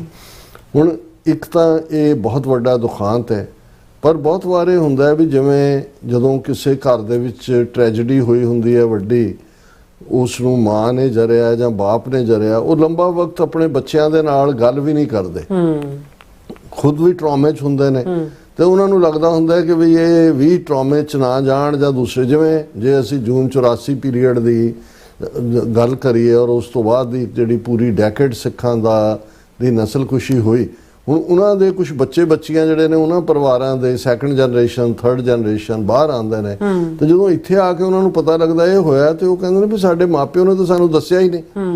ਹੁਣ ਮਾਪਿਓ ਇੱਕ ਤਾਂ ਖੁਦ ਟਰਾਮੇ 'ਚ, ਸੈਕੰਡਲੀ ਉਹ ਨਹੀਂ ਚਾਹੁੰਦੇ ਹੁੰਦੇ ਕਿ ਵੀ ਉਹਨਾਂ ਦੇ ਬੱਚੇ ਵੀ ਜਿਹੜੇ ਨੇ ਉਹ ਇਸ ਰਸਤੇ ਤੇ ਤੁਰ ਪੈਣ ਔਰ ਉਹ ਸਿਰਫ ਆਪਣੇ ਕੈਰੀਅਰ ਤੇ ਫੋਕਸ ਕਰਨ। ਸੋ ਇਸ ਸਭ ਦੇ ਬਾਵਜੂਦ ਕਿ 40% ਦੇ ਕਰੀਬ ਸਿੱਖ ਬੇਘਰੇ ਹੋਏ, ਆਪਣੇ ਪਰਿਵਾਰਾਂ ਦੇ ਜੀ ਮਰਵਾ। ਸਿੱਖ ਕਿੰਨੇ ਮਾਰੇ ਗਏ? 20 ਲੱਖ ਚੋਂ 5 ਲੱਖ ਤੋਂ ਘੱਟ ਫਿਗਰ ਨਹੀਂ ਹੋਏਗੀ, ਕਿਉਂਕਿ ਉਹ ਡਾਇਰੈਕਟ ਸਿੱਖਾਂ ਔਰ ਮੁਸਲਮਾਨਾਂ ਦੇ ਟਕਰਾਅ ਦੀ ਲਾਈਨ ਬਣੀ। ਲੇਕਿਨ ਉਸ ਦੇ ਉੱਤੇ ਬਹੁਤ ਘੱਟ ਲਿਖਿਆ ਗਿਆ ਇਸ ਪੀਰੀਅਡ। ਇਸੇ ਲਈ ਕਦੀ ਲਿਖਤ ਜਿਹੜੀ ਅੱਜ ਆਖਾਂ ਵਾਰਿਸ ਸ਼ਾਹ ਨੂੰ ਕਿਤੇ ਕਬਰਾਂ ਵਿੱਚੋਂ ਬੋਲ, ਉਹ ਅੱਜ ਵੀ ਇਸ ਇੱਕ ਤਾਂ ਹੈ ਵੀ ਉਹ ਸੱਚਮੁੱਚ ਉਸ ਪਿਕਚਰ ਨੂੰ ਬਿਆਨਦੀ ਹੈ। ਲੇਕਿਨ ਇੰਨੇ ਵੱਡੇ ਲੈਵਲ ਦੇ ਉੱਤੇ ਕਿਲਿੰਗਸ ਹੋਈਆਂ ਹੋਣ ਤੇ ਲਿਟਰੇਚਰ ਕਿੱਥੇ ਹੈ? ਸ਼ਾਇਰ, ਇਤਿਹਾਸਕ ਤੱਥ, ਡਾਟਾ, ਕਿਉਂਕਿ ਇੱਕ ਤਾਂ ਸ਼ਰਮ ਦਾ ਵਾਇਸ ਵੀ ਸੀ। ਖਾਸ ਤੌਰ ਤੇ ਰਫ ਅੰਦਾਜ਼ਾ ਇਹ ਹੈ ਕਿ 1 ਲੱਖ ਤੋਂ 2 ਲੱਖ ਤੱਕ ਔਰਤਾਂ, ਬੀਬੀਆਂ, ਬੱਚੀਆਂ ਉਧਾੜੀਆਂ ਗਈਆਂ, ਕਿਡਨੈਪ ਹੋਈਆਂ। ਔਰ ਬਾਅਦ ਦੇ ਵਿੱਚ ਲਿਆਕਤ ਅਲੀ ਨਹਿਰੂ ਪੈਕਟ ਜਦੋਂ ਤੱਕ 1950 ਦੇ ਨੇੜੇ ਹੋਇਆ ਕਿ ਇਧਰਲੀਆਂ ਨੂੰ ਲਿਆਂਦਾ ਜਾਏ, ਉਧਰਲੀਆਂ ਨੂੰ ਇੱਧਰ, ਬਹੁਤ ਸਾਰੀਆਂ ਲੁਕ ਜਾਂਦੀਆਂ ਸੀ, ਉਹ ਆਈਆਂ ਹੀ ਨਹੀਂ ਕਿਉਂਕਿ ਉਹਨਾਂ ਦੇ ਉਧਰ ਬੱਚੇ ਹੋ ਗਏ ਸੀ, ਇਧਰਲਿਆਂ ਦੇ ਇੱਧਰ ਹੋ ਗਏ ਸੀ ਔਰ ਉਹਨਾਂ ਨੂੰ ਸੀ ਵੀ ਅਸੀਂ ਤਾਂ ਸਾਨੂੰ ਅਪਣਾਣਾ ਕਿਹੜੇ ਪਰਿਵਾਰਾਂ। ਸੋ ਇੰਨਾ ਵੱਡਾ ਦੁਖਾਂਤ ਵਾਪਰਨ ਦੇ ਬਾਵਜੂਦ ਜਿਹਨਾਂ ਲੋਕਾਂ ਦੇ ਨਾਲ ਵਾਪਰਿਆ, ਜਿਸ ਧਰਤੀ ਤੇ ਵਾਪਰਿਆ, ਇੰਨੀ ਵੱਡੀ ਜਿਹੜੀ ਚੁੱਪ, ਇੰਨੀ ਲੰਬੀ ਚੁੱਪ। ਇਹ ਠੀਕ ਹੈ ਕੋਈ ਫਿਲਮ ਬਣ ਗਈ, ਕੋਈ ਅੰਮ੍ਰਿਤਾ ਪ੍ਰੀਤਮ ਦੇ ਨਾਵਲ ਪਿੰਜਰ ਦੇ ਉੱਤੇ ਬਣ ਗਈ, ਕੋਈ ਹੋਰ ਹੋ ਗਿਆ, ਜਾਂ ਹੁਣ ਮੈਂ ਵਾਪਸ ਆਊਂਗਾ ਕਿ ਕੁਝ ਬਣਾਈ ਹੈ ਇਸ ਕਿਸਮ ਦੀਆਂ, ਉਹ ਥੋੜਾ ਬਹੁਤ। ਜਾਂ ਕੁਛ ਨੇ ਐਫਰਟ ਕਰਕੇ ਓਰਲ ਹਿਸਟਰੀ ਯੂਟਿਊਬਰਸ ਨੇ ਲੱਭਣੀ ਸ਼ੁਰੂ ਕੀਤੀ ਕਿ ਇਧਰਲਿਆਂ ਦਾ ਸੰਬੰਧ ਕੀ ਸੀ, ਉਧਰਲਿਆਂ ਦਾ ਕੀ ਸੀ। ਅੰਮ੍ਰਿਤਸਰ ਦੇ ਵਿੱਚ ਪਾਰਟੀਸ਼ਨ ਮਿਊਜ਼ੀਅਮ ਬਣਿਆ ਜਦ, ਲੇਕਿਨ ਇਹ ਬਹੁਤ ਛੋਟੇ ਲੈਵਲ ਦੇ ਉੱਤੇ। ਸੋ ਸਭ ਤੋਂ ਪਹਿਲਾਂ ਮੁਲਕਾਂ ਦੀ ਪੋਲਿਟਿਕਸ ਅਸੀਂ ਵੀ ਡਿਸਕਸ ਕਰਦੇ ਹਾਂ ਕਿ ਭਾਈ ਸਿੱਖ ਕੌਮ ਦੀ ਲੀਡਰਸ਼ਿਪ ਨੇ ਕੀ ਕੀਤਾ, ਮਿਸਟਰ ਜਿਨ੍ਹਾਂ ਨੇ ਕੀ ਕਿਹਾ, ਗਾਂਧੀ ਨਹਿਰੂ ਦਾ ਕੀ ਰੋਲ ਹੈ। ਪਰ ਇਸ ਸਾਰੇ ਦੇ ਵਿੱਚ ਜਿਹੜੇ ਵਿਕਟਮ ਬਣੇ ਬੇਗੁਨਾਹ, ਉਹਦੇ 'ਚ ਹਿੰਦੂ, ਸਿੱਖ, ਮੁਸਲਮਾਨ ਸਾਰੇ, ਉਹਨਾਂ ਦੀ ਤਾਂ ਕੋਈ ਆਵਾਜ਼ ਹੀ ਨਹੀਂ ਕਦੇ, ਜਾਂ ਉਹਨਾਂ ਦੀ ਤਾਂ ਕੋਈ ਗੱਲ ਹੀ ਨਹੀਂ ਹੋਈ। ਸੋ ਮੈਂ ਸਮਝਦਾ ਵੀ ਕੁਛ ਅਰਸਾ ਪਹਿਲਾਂ, ਸ਼ਾਇਦ 2 ਸਾਲ ਪਹਿਲਾਂ, ਇਹ ਅਕਾਲ ਤਖਤ ਸਾਹਿਬ ਤੋਂ ਇਸ ਦੀ ਸ਼ੁਰੂਆਤ ਹੋਈ ਸੀ ਕਿ ਇਹਨਾਂ ਦਿਨਾਂ ਦੇ ਵਿੱਚ ਜਿਹੜੇ ਬੇਗੁਨਾਹ ਮਾਰੇ ਗਏ ਸਾਰੇ ਸਮੂਹ ਪੰਜਾਬੀ, ਉਹਨਾਂ ਦੀ ਯਾਦ ਨੂੰ ਸਮਰਪਿਤ ਜਿਹੜੀ ਹੈ ਅਰਦਾਸ ਕੀਤੀ ਜਾਂ ਕਲੈਕਟਿਵ ਅਰਦਾਸ। ਉਹ ਮੈਨੂੰ ਲੱਗਦਾ ਕਿ ਵੀ ਜਿਹੜੀ ਵੀ ਸ਼ੁਰੂਆਤ ਜਿਸ ਵੀ ਢੰਗ ਨਾਲ ਹੋਈ ਉਸ ਨੂੰ ਜਿਹੜਾ ਹੁਣ ਮੇਨਟੇਨ ਕੀਤਾ ਜਾਂਦਾ ਹੈ। ਔਰ ਇਹ ਜਿਹੜੀ ਹੈ ਇਹਨਾਂ ਦੀ ਮੇਨ ਖਬਰ ਵੀ ਹੈ ਕਿ ਅਰਦਾਸ ceremony at Akal Takht for Punjabis killed in 1947 partition. ਔਰ ਜਥੇਦਾਰ ਕੁਲਦੀਪ ਸਿੰਘ ਗੜਗਾਜ ਉਹਨਾਂ ਨੇ ਖੁਦ ਇਹ ਅਰਦਾਸ ਲੀਡ ਕੀਤੀ ਔਰ ਉਹਦੇ 'ਚ ਉਹਨਾਂ ਨੇ ਕਿਹਾ ਕਿ ਵੀ ਇਹ ਜਿਹੜਾ 1947 ਦੀ ਪਾਰਟੀਸ਼ਨ ਸੀ, ਇਹ ਪੰਜਾਬ ਦਾ ਉਜਾੜਾ ਸੀ, ਜਿਹਦੇ 'ਚ 1 ਮਿਲੀਅਨ ਤੋਂ ਜ਼ਿਆਦਾ ਪੰਜਾਬੀ, ਫਿਗਰ ਥੋੜੀ ਘੱਟ ਦਿੱਤੀ ਹੈ, ਉਹਨਾਂ ਦਾ ਕਤਲੇਆਮ ਹੋਇਆ। ਇਹ ਜਿਹੜਾ ਉਹਨਾਂ ਨੇ ਕਿਹਾ ਕਿ ਭਾਈ ਇਹ ਜਿਹੜੀਆਂ ਨੇ ਸਾਡੇ ਲਈ ਬਹੁਤ ਵੱਡਾ ਸ਼ੌਕ ਸੀ, ਅੱਜ ਵੀ ਹੈ, ਬਹੁਤ ਟ੍ਰੈਜਿਕ ਇਹ ਦਿਨ ਸੀ। ਔਰ ਅਸੀਂ ਗੁਰੂ ਸਾਹਿਬ ਅੱਗੇ ਅਕਾਲ ਤਖਤ ਸਾਹਿਬ ਤੇ ਅਰਦਾਸ ਕੀਤੀ ਹੈ ਕਿ ਇੱਦਾਂ ਦੀ ਜਿਹੜੀ ਹੈ ਦੁਖਾਂਤ ਮੁੜ ਕੇ ਕਦੇ ਇਸ ਧਰਤੀ ਤੇ ਨਾ ਵਾਪਰੇ। ਔਰ ਬਹੁਤ ਵੱਡੀ ਗਿਣਤੀ ਦੇ ਵਿੱਚ ਸਿੱਖ ਸੰਗਤਾਂ ਨੇ ਸ਼ਮੂਲੀਅਤ ਕੀਤੀ। ਪਰ ਨਾਲ ਹੀ ਜਥੇਦਾਰ ਸਾਹਿਬ ਨੇ ਜਿਹੜਾ ਮੀਡੀਆ ਨੂੰ ਇਹ ਵੀ ਕਿਹਾ ਕਿ ਦੇਖੋ 1.5 ਸਾਲ ਹੋ ਗਿਆ ਲਗਭਗ ਕਰਤਾਰਪੁਰ ਸਾਹਿਬ ਦਾ ਕੋਰੀਡੋਰ ਬੰਦ ਕੀਤਾ ਹੋਇਆ ਕਿ ਵੀ ਬਾਕੀ ਸਭ ਕੁਝ ਨਾਰਮਲ ਵਾਂਗ ਚੱਲ ਰਿਹਾ, ਕ੍ਰਿਕਟ ਮੈਚ ਵੀ ਹੋ ਰਹੇ ਨੇ, ਵਪਾਰ ਵੀ ਮੁੰਬਈ ਔਰ ਕਰਾਚੀ ਦੇ ਵਿਚਾਲੇ ਹੁੰਦਾ। ਹੁਣ ਇਹ ਜਿਹੜਾ ਇੱਕ ਪਾਰਟ, ਇਹ ਠੀਕ ਹੈ ਵੀ ਇਹਨੂੰ ਅਸੀਂ ਇੱਕ ਜੈਸਚਰ ਦੇ ਤੌਰ ਤੇ ਦੇਖਦੇ ਹਾਂ ਕਿ ਭਾਈ ਘੱਟੋ ਘੱਟ ਸਾਡੇ ਤਖਤ ਨੇ, ਅਕਾਲ ਤਖਤ ਨੇ ਤਾਂ ਹਿੰਦੂ ਸਿੱਖ ਮੁਸਲਮਾਨ ਦੀ ਪਛਾਣ ਪਾਸੇ ਕਰਕੇ ਹਿਊਮਨ ਬੀਇੰਗਸ ਦਾ ਤੁਰ ਜਾਣਾ, ਉਸ ਦੇ ਲਈ ਜਿਹੜਾ ਹੈ ਉਹ ਗੁਰੂ ਚਰਨਾਂ 'ਚ ਕਿਹਾ ਕਿ ਐਸਾ ਕੁਝ ਨਾ ਵਾਪਰੇ। ਪਰ ਐਸਾ ਕੁਝ ਤਾਂ ਪੰਜਾਬ ਦੀ ਧਰਤੀ ਤੇ ਹੀ ਉਸੇ ਹੀ ਪੰਜਾਬ ਦੇ ਜਿਹਦੀ ਵੰਡ ਕਰਕੇ ਇੱਕ ਹਿੱਸਾ ਇੱਧਰ ਆਇਆ, ਉਹਦੇ ਤੇ ਜਿਹੜਾ ਦਰਿੰਦਗੀ ਦਾ ਖੂਨੀ ਨਾਚ ਹੋਇਆ। ਔਰ ਅੱਜ ਵੀ ਜਿਸ ਕਿਸਮ ਦੇ ਜ਼ੁਲਮ ਔਰ ਦੂਸਰੇ ਚੱਲ ਰਹੇ ਨੇ, ਸੋ ਇਸ ਸਭ ਦੇ ਚੱਲਦਿਆਂ ਮੈਂ ਸਮਝਦਾ ਕਿ ਬਈ ਇਸ ਗੱਲ ਨੂੰ ਸਮਝਣਾ ਜ਼ਰੂਰੀ ਹੋਏਗਾ। ਬਹੁਤ ਸਾਰਾ ਹੁਣ ਜਿਹੜਾ ਉਹ ਕੱਚ ਕਰੜ ਦੀਆਂ ਕਿਤਾਬਾਂ ਵੀ, ਜਿਵੇਂ ਅਸੀਂ 2 ਦਿਨ ਪਹਿਲਾਂ ਜਦੋਂ ਡਿਸਕਸ ਕੀਤਾ ਪਾਰਟੀਸ਼ਨ ਨਾਲ ਰਿਲੇਟਡ, ਉਹ ਵੀ ਆ ਰਹੀਆਂ ਨੇ ਕਿ ਜੀ ਇਵੇਂ ਨਹੀਂ ਸੀ, ਉਵੇਂ ਸੀ, ਲੀਡਰਸ਼ਿਪ ਨੇ ਇਹ ਕਿਹਾ, ਉਹ ਕਿਹਾ। ਪਰ ਇੱਕ ਗੱਲ ਯਾਦ ਰਹੇ ਕਿ ਅਲਟੀਮੇਟਲੀ ਜਿਹੜੀਆਂ ਕੌਮਾਂ ਸਮੇਂ ਦੇ ਹਾਣ ਦੀਆਂ ਨਹੀਂ ਹੁੰਦੀਆਂ, ਜਿਨ੍ਹਾਂ ਦੀ ਲੀਡਰਸ਼ਿਪ ਵਕਤ ਦੇ ਉੱਤੇ ਠੀਕ ਫੈਸਲੇ ਨਹੀਂ ਕਰਦੀ, ਉਹ ਤਰਾਸਦੀਆਂ ਦਾ ਸ਼ਿਕਾਰ ਹੁੰਦੀਆਂ ਨੇ, ਉਹ ਘੱਲੂ ਘਾਰਿਆਂ 'ਚ ਵੀ ਫਸ ਜਾਂਦੀਆਂ ਨੇ। ਹੁਣ ਜ਼ਾਹਰ ਹੈ ਕਿ ਜੇ 47 ਦੌਰ ਦੇ ਵਿੱਚ ਇਹੀ ਪਾਰਟ, ਜਿਵੇਂ ਅਸੀਂ ਕਿਹਾ ਕਿ ਭਾਈ ਬੇਸ਼ੱਕ ਪਾਰਟੀਸ਼ਨ ਹੀ ਸਹੀ, ਇਹੀ ਟ੍ਰਾਂਸਫਰ ਆਫ ਪਾਪੂਲੇਸ਼ਨ ਪੀਸਫੁਲੀ ਵੀ ਤਾਂ ਹੋ ਸਕਦਾ ਸੀ। ਹੁਣ ਉਸ ਦੇ ਲਈ ਅਸੀਂ ਇਸੇ ਲਈ ਜਿਹੜਾ ਇੱਕ ਸੈਗਮੈਂਟ ਕੀਤਾ ਸੀ ਕਿ ਭਾਈ ਕੌਣ ਦੋਸ਼ੀ ਹੈ ਇਸ ਸਾਰੇ ਉਜਾੜੇ ਦੇ ਲਈ, ਜਿਹੜਾ ਉਸ ਦੇ ਲਈ ਮਾਊਂਟਬੈਟਨ ਦੋਸ਼ੀ ਹੈ, ਅੰਗਰੇਜ਼ੀ ਸਾਮਰਾਜ ਹੈ, ਗਾਂਧੀ ਹੈ, ਨਹਿਰੂ ਹੈ, ਜਿੰਨ ਹੈ, ਪਟੇਲ ਹੈ। ਤਾਂ ਫਿਰ ਤੁਹਾਨੂੰ ਨਜ਼ਰ ਆਏਗਾ ਕਿ ਸਭ ਤੋਂ ਵੱਡੀ ਜ਼ਿੰਮੇਵਾਰੀ ਬ੍ਰਿਟਿਸ਼ ਸਾਮਰਾਜ ਦੀ ਸੀ, ਜਿਨ੍ਹਾਂ ਨੇ ਹਾਲਾਂ ਜਿਹੜਾ ਉਹ 48 ਜੂਨ ਜਾਂ ਸਤੰਬਰ, ਮੈਂ ਸਤੰਬਰ ਕਿਹਾ ਸੀ ਆਪਣੇ ਮੈਂ ਕਿਤੇ ਹੋਰ ਦੇਖ ਰਿਹਾ ਜੂਨ, ਕਿ 48 'ਚੋਂ ਨਾ ਅੰਗਰੇਜ਼ਾਂ ਨੇ ਜਾਣਾ ਸੀ। ਪਰ ਜੋ ਹੀ ਮਾਊਂਟਬੈਟਨ ਆਇਆ ਤੇ ਅੰਗਰੇਜ਼ਾਂ ਨੂੰ ਕੀ ਸੁਝੇ, ਉਹਨਾਂ ਨੇ ਕਿਹਾ ਕਿ ਬਈ ਇਹਨੂੰ ਫਾਸਟ ਕਰੋ। ਔਰ ਇਹ ਗੱਲ ਔਨ ਰੈਕਰਡ ਹੈ ਕਿ ਮਿਸਟਰ ਜਿਨਾ ਕਹਿੰਦਾ ਸੀ ਕਿ ਭਾਈ ਪੀਸਫੁਲ ਟ੍ਰਾਂਸਫਰ ਕਰ ਲਓ ਪਾਪੂਲੇਸ਼ਨ ਦਾ, ਜਿਸ ਦੇ ਉੱਤੇ ਕਾਂਗਰਸ ਨਹੀਂ ਮੰਨੀ। ਹੁਣ ਕਾਂਗਰਸ ਦਾ ਕੀ ਰਵੱਈਆ ਸੀ, ਉਹ ਇਹ ਸਮਝਦੇ ਸੀ ਕਿ ਬਈ ਸਿੱਖਾਂ ਦਾ ਅਸੀਂ ਲੱਕ ਤੋੜ ਦਿੱਤਾ, 40% ਉਧਰ ਨੇ, 60% ਇੱਧਰ ਰਹਿ ਗਏ। ਉਧਰਲੇ ਜਿਹੜੇ ਨੇ ਉਹਨਾਂ ਨੂੰ ਜਿਹੜਾ ਉਹ ਮਾਈਨੋਰਿਟੀ ਬਣ ਕੇ ਮੈਜੋਰਟੀ ਦੀਆਂ ਜੁੱਤੀਆਂ ਖਾਣਗੇ, ਇੱਧਰਲਿਆਂ ਨੂੰ ਅਸੀਂ ਕਰ ਲਾਂਗੇ। ਸੋ ਉਹ ਨਹੀਂ ਸੀ ਚਾਹੁੰਦੇ ਕਿ ਬਈ ਜਿਹੜੇ ਨੇ ਲੋਕ ਆਪਣੇ ਘਰ, ਪਰ ਕਿਉਂਕਿ ਵਾਇਲੈਂਸ ਪੰਜਾਬ ਦੇ ਵਿੱਚ ਤਾਂ ਪਹਿਲਾਂ ਹੀ 3 ਮਾਰਚ ਨੂੰ ਰਾਵਲਪਿੰਡੀ ਡਿਵੀਜ਼ਨ 'ਚ ਵੱਡੇ ਪੈਮਾਨੇ ਤੇ ਸਿੱਖਾਂ ਦੇ ਖਿਲਾਫ ਵਾਇਲੈਂਸ ਹੋਈ ਸੀ। ਉਹ ਤਾਂ ਜਿਹੜਾ ਪਹਿਲੀ ਮਾਈਗ੍ਰੇਸ਼ਨ ਦੀ ਵੇਵ ਆਈ 15 ਅਗਸਤ 1947 ਤੋਂ ਬਾਅਦ ਤਾਂ ਵਰਸਟ ਪਾਰਟ ਹੋਇਆ। ਸਭ ਤੋਂ ਪਹਿਲਾਂ 3 ਮਾਰਚ ਨੂੰ ਜੋ ਕੁਝ ਰਾਵਲਪਿੰਡੀ ਡਿਵੀਜ਼ਨ 'ਚ ਹੋਇਆ, ਉਹ ਮਾਰਚ ਮਹੀਨੇ 'ਚ ਬਹੁਤ ਸਾਰੇ ਪਟਿਆਲੇ ਸੈਟਲ ਹੋਏ ਆ ਕੇ, ਜਿਹੜੇ ਤੁਸੀਂ ਪਟਿਆਲੇ ਦੇ ਰਹਿਣ ਵਾਲੇ ਨੇ। ਇਹ ਇੱਕ ਕ੍ਰੈਡਿਟ ਜਾਂਦਾ ਮਹਾਰਾਜਾ ਯਾਦਵਿੰਦਰਾ ਸਿੰਘ ਦੇ ਵੀ, ਉਸ ਨੇ ਦਰਵਾਜ਼ੇ ਖੋਲ੍ਹ ਦਿੱਤੇ। ਲੇਕਿਨ ਉਹ ਤਾਂ ਆਲਰੇਡੀ ਮਾਈਗ੍ਰੇਸ਼ਨ ਦੀ ਲਾਈਨ, ਔਰ ਇਹ ਵੀ ਇੱਕ ਵੱਡਾ ਕਾਰਨ ਬਣਿਆ ਕਿ ਜੂਨ ਤੋਂ ਅਗਸਤ ਤੱਕ ਪਹੁੰਚਦੇ ਆ। ਫਿਰ ਕੋਈ ਵੀ ਗੱਲਬਾਤ, ਜੇ ਕੋਈ ਕੋਸ਼ਿਸ਼ ਵੀ ਹੋਈ ਮੁਸਲਿਮ ਲੀਗ ਜਾਂ ਮਿਸਟਰ ਜਿਨਾ ਜਾਂ ਅਕਾਲੀ ਲੀਡਰਾਂ ਦੇ ਵਿੱਚ, ਉਸ ਸਿਰ ਦੇ ਉੱਤੇ ਉਹੀ ਜਿਹੜਾ ਖੂਨ ਖਰਾਬਾ ਸੀ ਮਾਰਚ ਦਾ, ਉਹ ਸੀ। ਔਰ ਮਾਰਚ ਦਾ ਕਿਉਂ ਵਾਪਰਿਆ, ਉਹਦੇ ਪਿੱਛੇ ਮਾਸਟਰ ਤਾਰਾ ਸਿੰਘ ਦਾ ਲਾਹੌਰ ਅਸੈਂਬਲੀ ਦੇ ਉੱਤੇ ਖਲੋ ਕੇ ਤਲਵਾਰ ਕੱਢ ਕੇ ਪਾਕਿਸਤਾਨ ਮੁਰਦਾਬਾਦ, ਔਰ ਕਈਆਂ ਦਾ ਜੀ ਝੰਡਾ ਫਾੜਿਆ। ਇਹ ਸਾਰੀ ਕਿਉਂਕਿ ਹਿੰਦੂਆਂ ਨੇ, ਮੀਡੀਆ ਹਿੰਦੂਆਂ ਕੋਲ ਸੀ ਲਾਹੌਰ ਦੇ ਵਿੱਚ, ਉਹਨਾਂ ਨੇ ਇਹਨੂੰ ਐਗਜ਼ੈਜਰੇਟ ਵੀ ਕੀਤਾ। ਇਹ ਭੜਕਾਟ ਦਾ ਕਾਰਨ ਵੀ ਸੀ। ਪਰ ਜਿਹਨੂੰ ਤੁਸੀਂ ਪੋਲੀਟੀਕਲ ਨਾਈਵਿਟੀ ਕਹੋ, ਪੋਲੀਟੀਕਲੀ ਅਨਾੜੀਪਨ ਕਹੋ, ਮੂਰਖਾਨਾ ਕਹੋ, ਐਮੋਸ਼ਨਲ ਸਟੂਪਿਡਿਟੀ ਕਹੋ, ਕੁਝ ਵੀ ਕਹੋ, ਇਸ ਸਾਰੇ ਉਜਾੜੇ ਦੇ ਵਿੱਚ ਇਹ ਸਾਰੀ ਬਰਬਾਦੀ ਔਰ ਇਹ ਸਭ ਕੁਝ ਕਰਵਾ ਕੇ ਵੀ ਆਪਣਾ ਕੁਛ ਨਾ ਬਣਾਉਣਾ, ਇਸ ਦੇ ਲਈ ਇਹ ਹਮੇਸ਼ਾ ਇੱਕ ਡਿਬੇਟ ਰਹੇਗੀ। ਪਰ ਗੱਲ ਇਹੀ ਹੈ ਕਿ ਜਦੋਂ ਲੀਡਰਸ਼ਿਪ ਸਮੇਂ ਦੇ ਹਾਣ ਦੀ ਨਹੀਂ ਹੁੰਦੀ ਤੇ ਉਹਨਾਂ ਕੌਮਾਂ ਦੀ ਬਰਬਾਦੀ ਔਰ ਤਬਾਹੀ ਉਹ ਫਿਰ ਡੈਸਟੀਨੀ ਨੇ ਵੀ ਲਿਖੀ ਹੁੰਦੀ ਹੈ। ਬਿਲਕੁਲ ਡਾਕਟਰ ਸਾਹਿਬ, ਤੁਹਾਡਾ ਬਹੁਤ ਬਹੁਤ ਸ਼ੁਕਰੀਆ। ਸਵਾਥਲਾਨਾ ਬ੍ਰੇਕ ਵਿਊਅਰਸ, ਤੁਸੀਂ ਕਿਤੇ ਨਹੀਂ ਜਾਣਾ, ਮਿਲਦੇ ਹਾਂ ਆਫਟਰ ਦਿਸ ਸ਼ਾਰਟ ਬ੍ਰੇਕ।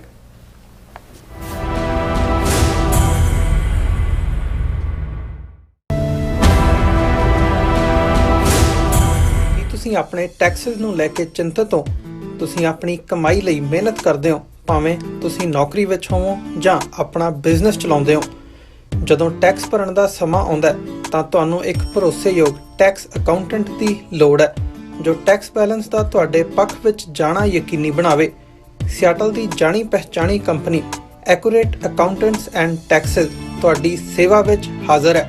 ਅਸੀਂ ਹਰ ਤਰ੍ਹਾਂ ਦੇ ਟੈਕਸ ਭਰਨ ਵਿੱਚ ਤੁਹਾਡੀ ਮਦਦ ਕਰਾਂਗੇ। ਟੈਕਸ ਸੰਬੰਧੀ ਕਿਸੇ ਵੀ ਤਰ੍ਹਾਂ ਦੇ ਸਵਾਲ ਲਈ ਅੱਜ ਹੀ ਸਾਡੇ ਤੱਕ ਪਹੁੰਚ ਕਰੋ। Accurate accountants and Texas America ਵਿੱਚ ਰਹਿ ਰਹੇ ਹੋ ਅਤੇ ਡਰਾਈਵਿੰਗ ਲਾਇਸੈਂਸ ਲੈਣਾ ਚਾਹੁੰਦੇ ਹੋ ਤੇ ਲੱਭ ਰਹੇ ਹੋ ਇੱਕ ਤਜਰਬੇਕਾਰ ਡਰਾਈਵਿੰਗ ਸਕੂਲ ਤਾਂ ਤੁਹਾਡੇ ਲਈ ਹੈ ਵੱਡੀ ਖੁਸ਼ਖਬਰੀ।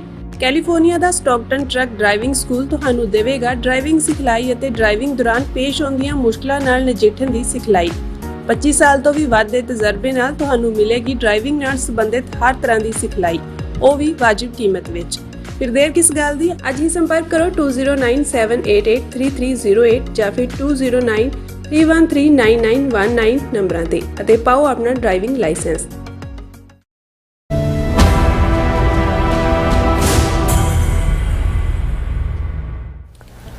Viewers welcome back to programme. So viewers ਗੱਲਬਾਤ ਕਰਨ ਜਾ ਰਹੇ ਹਾਂ ਕਿ 2027 ਦੀਆਂ ਪੰਜਾਬ ਵਿਧਾਨ ਸਭਾ ਦੀਆਂ ਚੋਣਾਂ ਜਿੱਤਣ ਲਈ ਬੀਜੇਪੀ ਵੱਲੋਂ ਅੱਡੀ ਚੋਟੀ ਦਾ ਜ਼ੋਰ ਲਗਾਇਆ ਜਾ ਰਿਹਾ ਹੈ।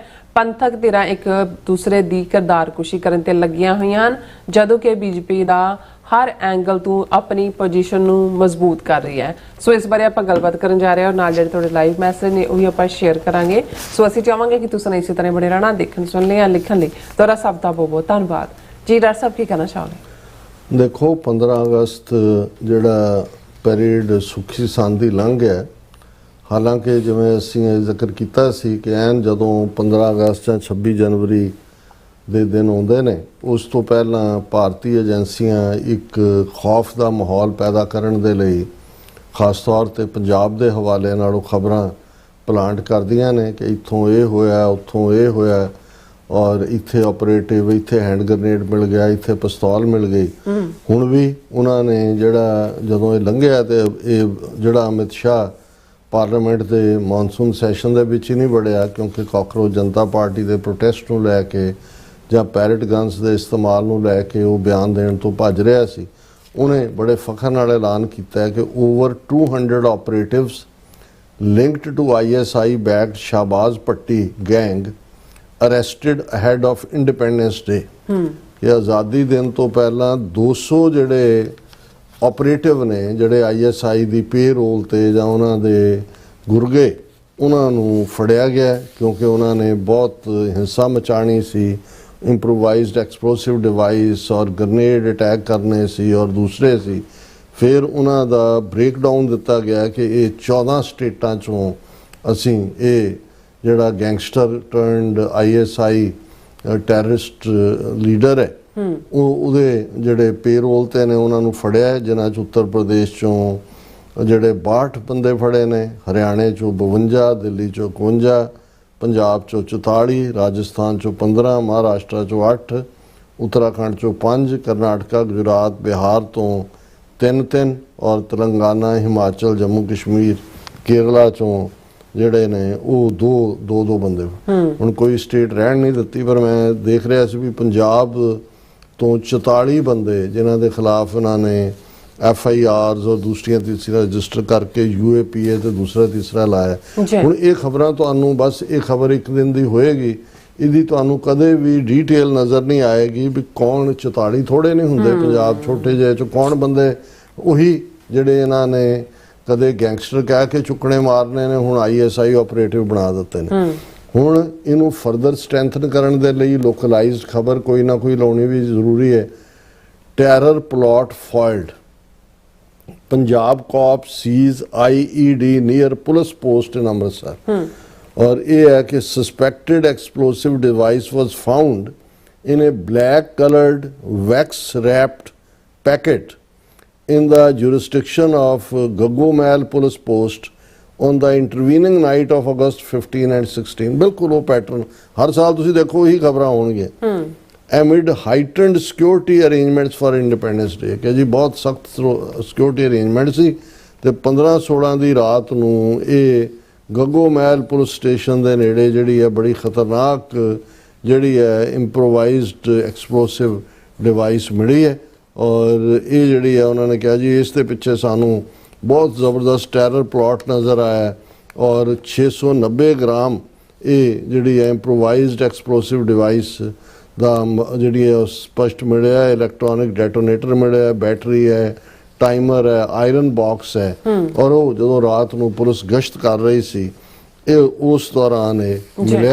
और नाल दी नाल उन्होंने डायरेक्टर जनरल गौरव यादव ने की किया ਫਿਰ ਉਹਨਾਂ ਨੇ ਜੀ ਕਿ ਫਲਾਣਾ ਕੁਲਬੀਰ ਸਿੰਘ ASI ਪੈਟਰੋਲ ਕਰ ਰਿਹਾ ਸੀ ਇਹ ਉਹ। ਹੁਣ ਇਹ ਦੱਸਣ ਦੇ ਲਈ ਕਿ ਵੀ ਪੰਜਾਬ ਦੇ ਵਿੱਚ ਤਾਂ ਬਹੁਤ ਖਤਰਨਾਕ ਹਿੰਸਾ ਦਾ ਮਾਹੌਲ ਹੈ। ਔਰ ਫਿਰ ਇਹ ਜਿਹੜਾ ਇੱਕ ਨਾਲ ਦੇ ਨਾਲ ਟ੍ਰਿਬਿਊਨ ਦੀ ਦੂਜੀ ਖਬਰ ਪ੍ਰਵਾਨ ਕਰਵਾਈ ਹੋਈ ਹੈ, Pakistan backed syndicates using students, women to distribute drugs in Punjab। ਹੁਣ ਉਹਨਾਂ ਨੇ women, ਹੁਣ ਕੱਲ ਨੂੰ ਸਿੱਖ ਔਰਤਾਂ ਨੂੰ ਬੇਪਤ ਕਰਨਾ ਹੈ ਥਾਣਿਆਂ 'ਚ ਖੜ ਕੇ, ਸਟੂਡੈਂਟਸ ਨੂੰ ਤਾਂ ਪਹਿਲਾਂ ਹੀ ਕ੍ਰਿਮੀਨਲ ਗੈਂਗ ਨਾਲ ਜੋੜਿਆ ਹੋਇਆ ਹੈ। ਇਹ ਵੀ ਖਬਰ ਪਲਾਂਟ ਕਰਤੀ ਕਿ ਵੀ ਹੁਣ ਜਿਹੜੇ ਪਾਕਿਸਤਾਨ ਦੇ ISI ਵਾਲੇ ਨੇ ਉਹ ਜਿਹੜਾ ਔਰਤਾਂ ਨੂੰ ਔਰ ਸਟੂਡੈਂਟਸ ਨੂੰ ਇਸਤੇਮਾਲ ਕਰ ਰਹੇ ਨੇ। ਡਰੱਗਸ ਆ ਕਿੱਥੋਂ ਰਹੀਆਂ, ਡਿਸਟ੍ਰੀਬਿਊਟ ਸਿਸਟਮ ਕੌਣ ਕਰ ਰਿਹਾ। ਪਰ ਇਹ ਸਾਰਾ ਕੁਛ ਨਾ ਕੁਛ ਜਿਉਂ-ਜਿਉਂ ਚੋਣਾਂ ਫਰਵਰੀ 2027 ਦੀਆਂ ਨੇੜੇ ਆਉਣੀਆਂ ਨੇ ਤਿਉਂ-ਤਿਉਂ ਉਹਨਾਂ ਨੇ ਇਸ ਕਿਸਮ ਦੇ ਮਾਹੌਲ, ਅਨਸਰਟਨਟੀ, ਖੌਫ, SIR ਦੇ ਥੱਲੇ 20 ਲੱਖ ਤੋਂ ਜ਼ਿਆਦਾ ਵੋਟਾਂ ਪਹਿਲਾਂ ਹੀ ਕੱਟੀਆਂ ਹੋਈਆਂ ਨੇ। ਹੁਣ ਕੱਲਾ ਇਹ ਤਾਂ ਉਹਨਾਂ ਦਾ ਇੱਕ ਖੌਫ, ਦੂਸਰਾ ਤੀਸਰਾ ਸਿੱਖਾਂ ਨੂੰ ਕੁੱਟ ਚਾੜਨ ਦੇ ਲਾਈਨ ਵੀ ਜੋ ਪੰਜੋਖਰਾ ਸਾਹਿਬ 'ਚ ਹੋਇਆ ਉਸ ਥਾਂ ਦੇ ਉੱਤੇ, ਜਿਵੇਂ ਇਹਨੂੰ ਗੁਰਸਿਮਰਨ ਮਾਂਡੇਨਾ ਦਾ ਜਿਹੜਾ ਟੁਚਾ ਉਹਨੂੰ ਭੇਜਿਆ, ਪ੍ਰੋਵੋਕ ਕੀਤਾ। ਜੋ ਕੱਲ ਕੌਮੀ ਇਨਸਾਫ ਮੋਰਚੇ ਦੇ ਜਿਹੜਾ ਉਹ ਪੀਸਫੁਲ ਪ੍ਰੋਟੈਸਟ ਦੇ ਉੱਤੇ ਹੋਇਆ, ਇਹ ਤੋਂ ਇਹ ਲੱਗਦਾ ਹੈ ਕਿ ਵੀ ਇਹ ਕਾਕਰੋਚ ਜਨਤਾ ਪਾਰਟੀ ਦੇ ਜੰਤਰ ਮੰਤਰ ਵੇਲੇ ਜਿਹੜੀ ਸਿੱਖਾਂ ਦੀ ਥੋੜੀ ਬਹੁਤ ਪਿਜੀਰਾਈ ਹੋਈ, ਬੱਲੇ ਬੱਲੇ ਹੋਈ, ਉਹਨਾਂ ਨੂੰ ਲੱਗਦਾ ਵੀ ਇਹ ਤਾਂ ਸਾਡਾ ਤਖਤਾ ਉਲਟਣਗੇ। ਵੀ ਆਮ ਭਾਰਤ ਦਾ ਕਾਮਨ ਗਰੀਬ ਇਹ ਕਹਿਣ ਲੱਗ ਗਿਆ ਕਿ ਜੀ ਤੁਸੀਂ ਸਿੱਖਾਂ ਨੂੰ ਹੀ ਦਿਓ, ਇਹੀ ਨਾ ਕਿਸੇ ਨੂੰ ਭੁੱਖੇ ਮਾਰਨ ਦੇਣਗੇ, ਇਹਨਾਂ ਨੂੰ ਹੀ ਰਾਜ ਦਿਓ, ਇਹੀ ਰਾਜ ਕਰਨ। ਹੁਣ ਇਹ ਪਾਰਟ ਤਾਂ ਉਹਨਾਂ ਨੇ ਇੱਕ ਖੌਫ ਪੈਦਾ ਕਰਨ ਲਈ, ਪਰਸੀਕਿਊਸ਼ਨ ਦਾ ਦੌਰ ਤਾਂ ਹੈ ਹੀ ਹੈ। ਹੁਣ ਤੁਸੀਂ ਇੱਕ ਪਾਸੇ ਦੇਖੋਗੇ ਖਬਰ ਜਿਹੜਾ ਹਰਿਆਣੇ ਦਾ ਜਿਹੜਾ ਨਾਇਬ ਸੈਣੀ ਜਿਹਨੇ ਜ਼ੁਲਮ ਕੀਤੇ ਨੇ ਸਿੱਖਾਂ ਤੇ, ਉਹ ਇਹ ਡਿਕਲੇਅਰ ਕਰ ਰਿਹਾ ਕਿ BJP ਸਾਰੀਆਂ 117 ਅਸੈਂਬਲੀ ਸੀਟਾਂ ਦੇ ਉੱਤੇ ਚੋਣ ਲੜੇਗੀ। ਜੀ ਸਦਕੇ ਲੜੋ, ਤੁਹਾਡਾ ਮੁਲਕ ਹੈ, ਤੁਹਾਡੀਆਂ ਚੋਣਾਂ ਨੇ, ਤੁਹਾਡੇ EVM ਡੱਬੇ ਨੇ, ਤੁਹਾਡੀ SIR ਪ੍ਰੋਸੈਸ ਹੈ। ਪਰ ਕਿਵੇਂ ਡਿਵਾਈਡ ਐਂਡ ਰੂਲ ਦੇ ਥੱਲੇ ਕਿਵੇਂ ਸਿੱਖਾਂ ਦਾ ਨੂੰ ਫਰਦਰ ਜਿਹੜਾ ਉਹ ਬਿਲਕੁਲ ਪਾਵਰਲੈਸ ਕਰਨਾ ਹੈ। ਦੂਸਰੀ ਖਬਰ ਨਾਲ ਹੈ, BJP turns to ex Aam Aadmi Party strategist Sandeep Pathak for Punjab challenge. ਹੁਣ ਸੰਦੀਪ ਪਾਠਕ ਕੌਣ ਹੈ? ਅਰਵਿੰਦ ਕੇਜਰੀਵਾਲ ਦਾ ਰਾਈਟ ਹੈਂਡ ਮੈਨ। ਇਹ ਉਵੇਂ ਹੀ ਜਿਵੇਂ ਪ੍ਰਸ਼ਾਂਤ ਕਿਸ਼ੋਰ ਬਿਹਾਰ ਦੇ ਵਿੱਚ ਜਿਹੜਾ ਕਿਸੇ ਵੇਲੇ ਐਡਵਾਈਜ਼ਰ ਸੀ ਕੈਪਟਨ ਅਮਰਿੰਦਰ ਦਾ ਵੀ ਦੂਜਾ, ਕਿ ਜੀ ਵੋਟਾਂ ਕਿਵੇਂ ਤੋੜਨੀ ਹੈ, ਕਿਵੇਂ ਲੈਣੀ ਹੈ, ਸਲੋਗਨ ਕੀ ਹੋਏ ਪ੍ਰੋਪੇਗੈਂਡੇ ਦਾ, ਤੋੜਿਆ ਕਿਵੇਂ ਜਾਏ। ਹੁਣ 7 MP ਜਿਹੜੇ ਆਮ ਆਦਮੀ ਪਾਰਟੀ ਦੇ ਕੇਜਰੀਵਾਲ ਨੇ ਪੈਸੇ ਖਾ ਕੇ ਕਰੋੜਾਂ ਰੁਪਏ ਲੈ ਕੇ ਬਣਾਏ, ਉਹਨਾਂ 'ਚੋਂ 5 ਤਾਂ BJP 'ਚ ਵੜ ਗਏ। ਉਹਨਾਂ ਦੇ ਵਿੱਚ ਸੰਦੀਪ ਪਾਠਕ ਵੀ ਹੈ ਜਿਹੜਾ ਤਾਜ਼ਾ ਜਿਹੜਾ ਹੈ ਉਹ BJP ਦੇ ਵਿੱਚ ਆਇਆ। ਔਰ ਇਹ ਖਬਰ ਇਹ ਕਹਿੰਦੀ ਹੈ ਕਿ ਵੀ 4 ਮਹੀਨੇ ਪਹਿਲਾਂ ਜਿਹੜਾ BJP 'ਚ ਆਇਆ ਸੰਦੀਪ ਪਾਠਕ ਹੈ। ਇਹ ਕਿਉਂਕਿ ਐਕਸਪਰਟ ਹੈ ਇਹ ਸਾਰੀ ਪੋਲ ਗੇਮ ਦਾ, ਕੇਜਰੀਵਾਲ ਦਾ ਰਾਈਟ ਹੈਂਡ ਮੈਨ ਹੈ, ਇਹਦੀ ਕਮਾਂਡ ਥੱਲੇ ਹੀ, ਇਹਦੀ ਸਟ੍ਰੈਟਜੀ ਦੇ ਥੱਲੇ ਹੀ 92 ਸੀਟਾਂ ਆਮ ਆਦਮੀ ਪਾਰਟੀ ਨੇ ਲਈਆਂ ਸੀ। ਔਰ ਉਸ ਨੂੰ ਜਿਹੜਾ ਹੁਣ ਸੰਦੀਪ ਪਾਠਕ ਨੂੰ ਇਹ ਚਾਰਜ ਦਿੱਤਾ BJP ਨੇ ਕਿ ਤੂੰ ਪੰਜਾਬ ਦੇ ਵਿੱਚ ਜਿਹੜਾ ਉਹ ਆਪਣੀ ਇਲੈਕਸ਼ਨ ਸਟ੍ਰੈਟਜੀ ਬਣਾ, ਔਰ ਤਾਂ ਕਿ ਜਿਹੜਾ BJP ਪੰਜਾਬ ਦੇ ਵਿੱਚ ਜਿਹੜਾ ਉਹ ਮੈਜੋਰਿਟੀ ਜਿੱਤ ਸਕੇ।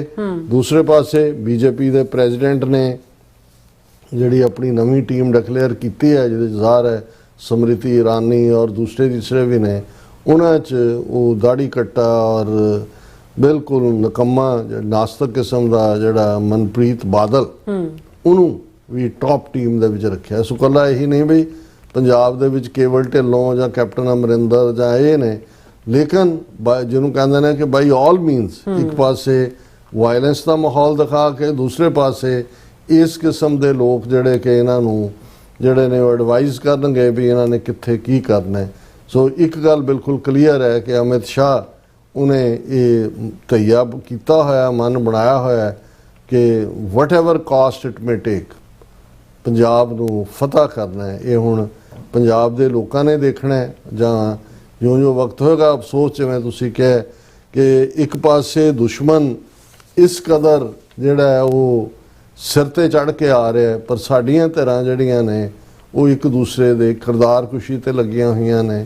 ਇੱਕ ਦੂਸਰੇ ਨੂੰ ਨੀਵਾਂ ਦਿਖਾਉਣ ਤੇ ਲੱਗੀਆਂ ਹੋਈਆਂ ਨੇ। ਕਿਸੇ ਨੂੰ ਦੀਪ ਸਿੱਧੂ 'ਚ ਨੁਕਸ ਨਜ਼ਰ ਆ ਰਿਹਾ ਹੈ, ਕਿਸੇ ਨੂੰ ਅੰਮ੍ਰਿਤਪਾਲ ਸਿੰਘ 'ਚ ਨੁਕਸ ਨਜ਼ਰ ਆ ਰਿਹਾ ਹੈ, ਕਿਸੇ ਨੂੰ ਸਿਮਰਨਜੀਤ ਸਿੰਘ ਮਾਨ 'ਚ ਨੁਕਸ ਨਜ਼ਰ ਆ ਰਿਹਾ ਹੈ। ਔਰ ਉਧਰ ਹਰਸਿਮਰਤ ਕੌਰ ਬਾਦਲ ਕਹਿੰਦੀ ਹੈ ਵੀ ਜਿੱਥੇ ਸੁਖਬੀਰ ਬਾਦਲ ਜਿਹੜਾ ਆਰਾਮ ਕਰ ਰਿਹਾ ਉਹਦੇ ਬਾਹਰ ਬਾਜ ਘੁੰਮ ਰਿਹਾ ਕਿ ਵੀ ਬਾਜ ਦੀ ਪ੍ਰੋਡਕਸ਼ਨ ਹੈ। ਔਰ ਵੈਸੇ ਉਹਦੀ ਜਿਹੜੀ ਮੀਮ ਕਿਸੇ ਦੂਜੇ ਨੇ ਬਣਾਈ, ਬਾਜ ਠੂੰਗਾ ਮਾਰਨ ਉਹਨੂੰ ਪੈਂਦਾ, ਉਹ ਦੌੜ ਰਿਹਾ, ਉਹ ਕਹਿੰਦਾ ਛੱਡਣਾ ਨਹੀਂ ਤੈਨੂੰ, ਤੂੰ ਬਚ ਕਿਵੇਂ ਗਿਆ।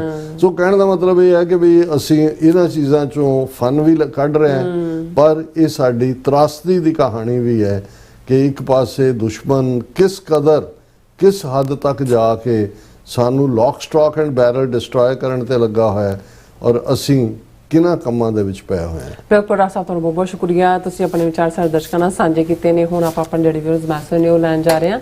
ਸਭ ਦਾ ਬਹੁਤ ਬਹੁਤ ਸ਼ੁਕਰੀਆ ਅਦਾ ਕਰਦੇ ਆ। ਔਰ ਰਾਜੂ ਸੀਮਾ ਜੀ ਜਿਹੜੇ ਖਾਲਸਾ ਜ਼ਿੰਦਾਬਾਦ ਕਹਿੰਦੇ ਨੇ, 6 ਫॉर ਜਸਟਿਸ ਜ਼ਿੰਦਾਬਾਦ ਕਹਿੰਦੇ ਨੇ। ਔਰ ਬਲਵਿੰਦਰ ਕੁਰਾਰ ਜਿਹੜੇ ਫਤਿਹ ਬੁਲਾਉਂਦੇ ਨੇ, ਜਸਵੀਰ ਬਰਾੜ ਜੀ ਵੀ ਜਿਹੜੇ ਫਤਿਹ ਬੁਲਾਉਂਦੇ ਨੇ। ਔਰ ਫਿਰ ਇਸ ਤਰ੍ਹਾਂ ਖਾਲਸਾ ਜ਼ਿੰਦਾਬਾਦ ਵੀ ਕਹਿੰਦੇ ਨੇ। ਔਰ ਫਿਰ ਇਸ ਤਰ੍ਹਾਂ ਧੰਨਵਾਦ ਵੀ ਕਰਦੇ ਨੇ ਸਾਡਾ। ਔਰ ਫਿਰ ਮੁਹੰਮਦ ਯੂਨਸ ਜਿਹੜੇ ਹਮੇਸ਼ਾ ਤਰ੍ਹਾਂ ਲਾਹੌਰ ਤੋਂ ਸਾਨੂੰ ਦੇਖਦੇ ਨੇ ਔਰ ਸਲਾਮ ਵੀ ਭੇਜਦੇ ਨੇ, ਖਾਲਸਾ ਜ਼ਿੰਦਾਬਾਦ ਕਹਿੰਦੇ ਨੇ। ਬਹੁਤ ਸ਼ੁਕਰੀਆ। ਔਰ ਕਹਿੰਦੇ ਮੈਂ ਆਪਣਾ ਜਿਹੜਾ ਘਰ ਹੈ ਉਹ ਕਹਿੰਦੇ ਆਪਣਾ ਅੰਮ੍ਰਿਤਸਰ ਦੇ ਵਿੱਚ ਬਣਾਉਣਾ ਚਾਹਾਂਗਾ ਇਨਸ਼ਾਅੱਲਾ। ਔਰ ਪੰਜਾਬ ਵੀ ਤੁਹਾਡਾ ਹੈ। ਹਾਂਜੀ, ਖਾਲਸਾ ਦੇਸ਼ ਪੰਜਾਬ ਜਿਹੜੇ ਨੇ ਉਹ ਵੀ ਫਤਿਹ ਬੁਲਾਉਂਦੇ ਨੇ ਔਰ ਕਹਿੰਦੇ ਗੁਰੂ ਕਿਰਪਾ ਕਰਨ ਦੇਸ਼ ਪੰਜਾਬ ਤੇ ਸਿੱਖ ਕੌਮ ਦੇ ਉੱਤੇ।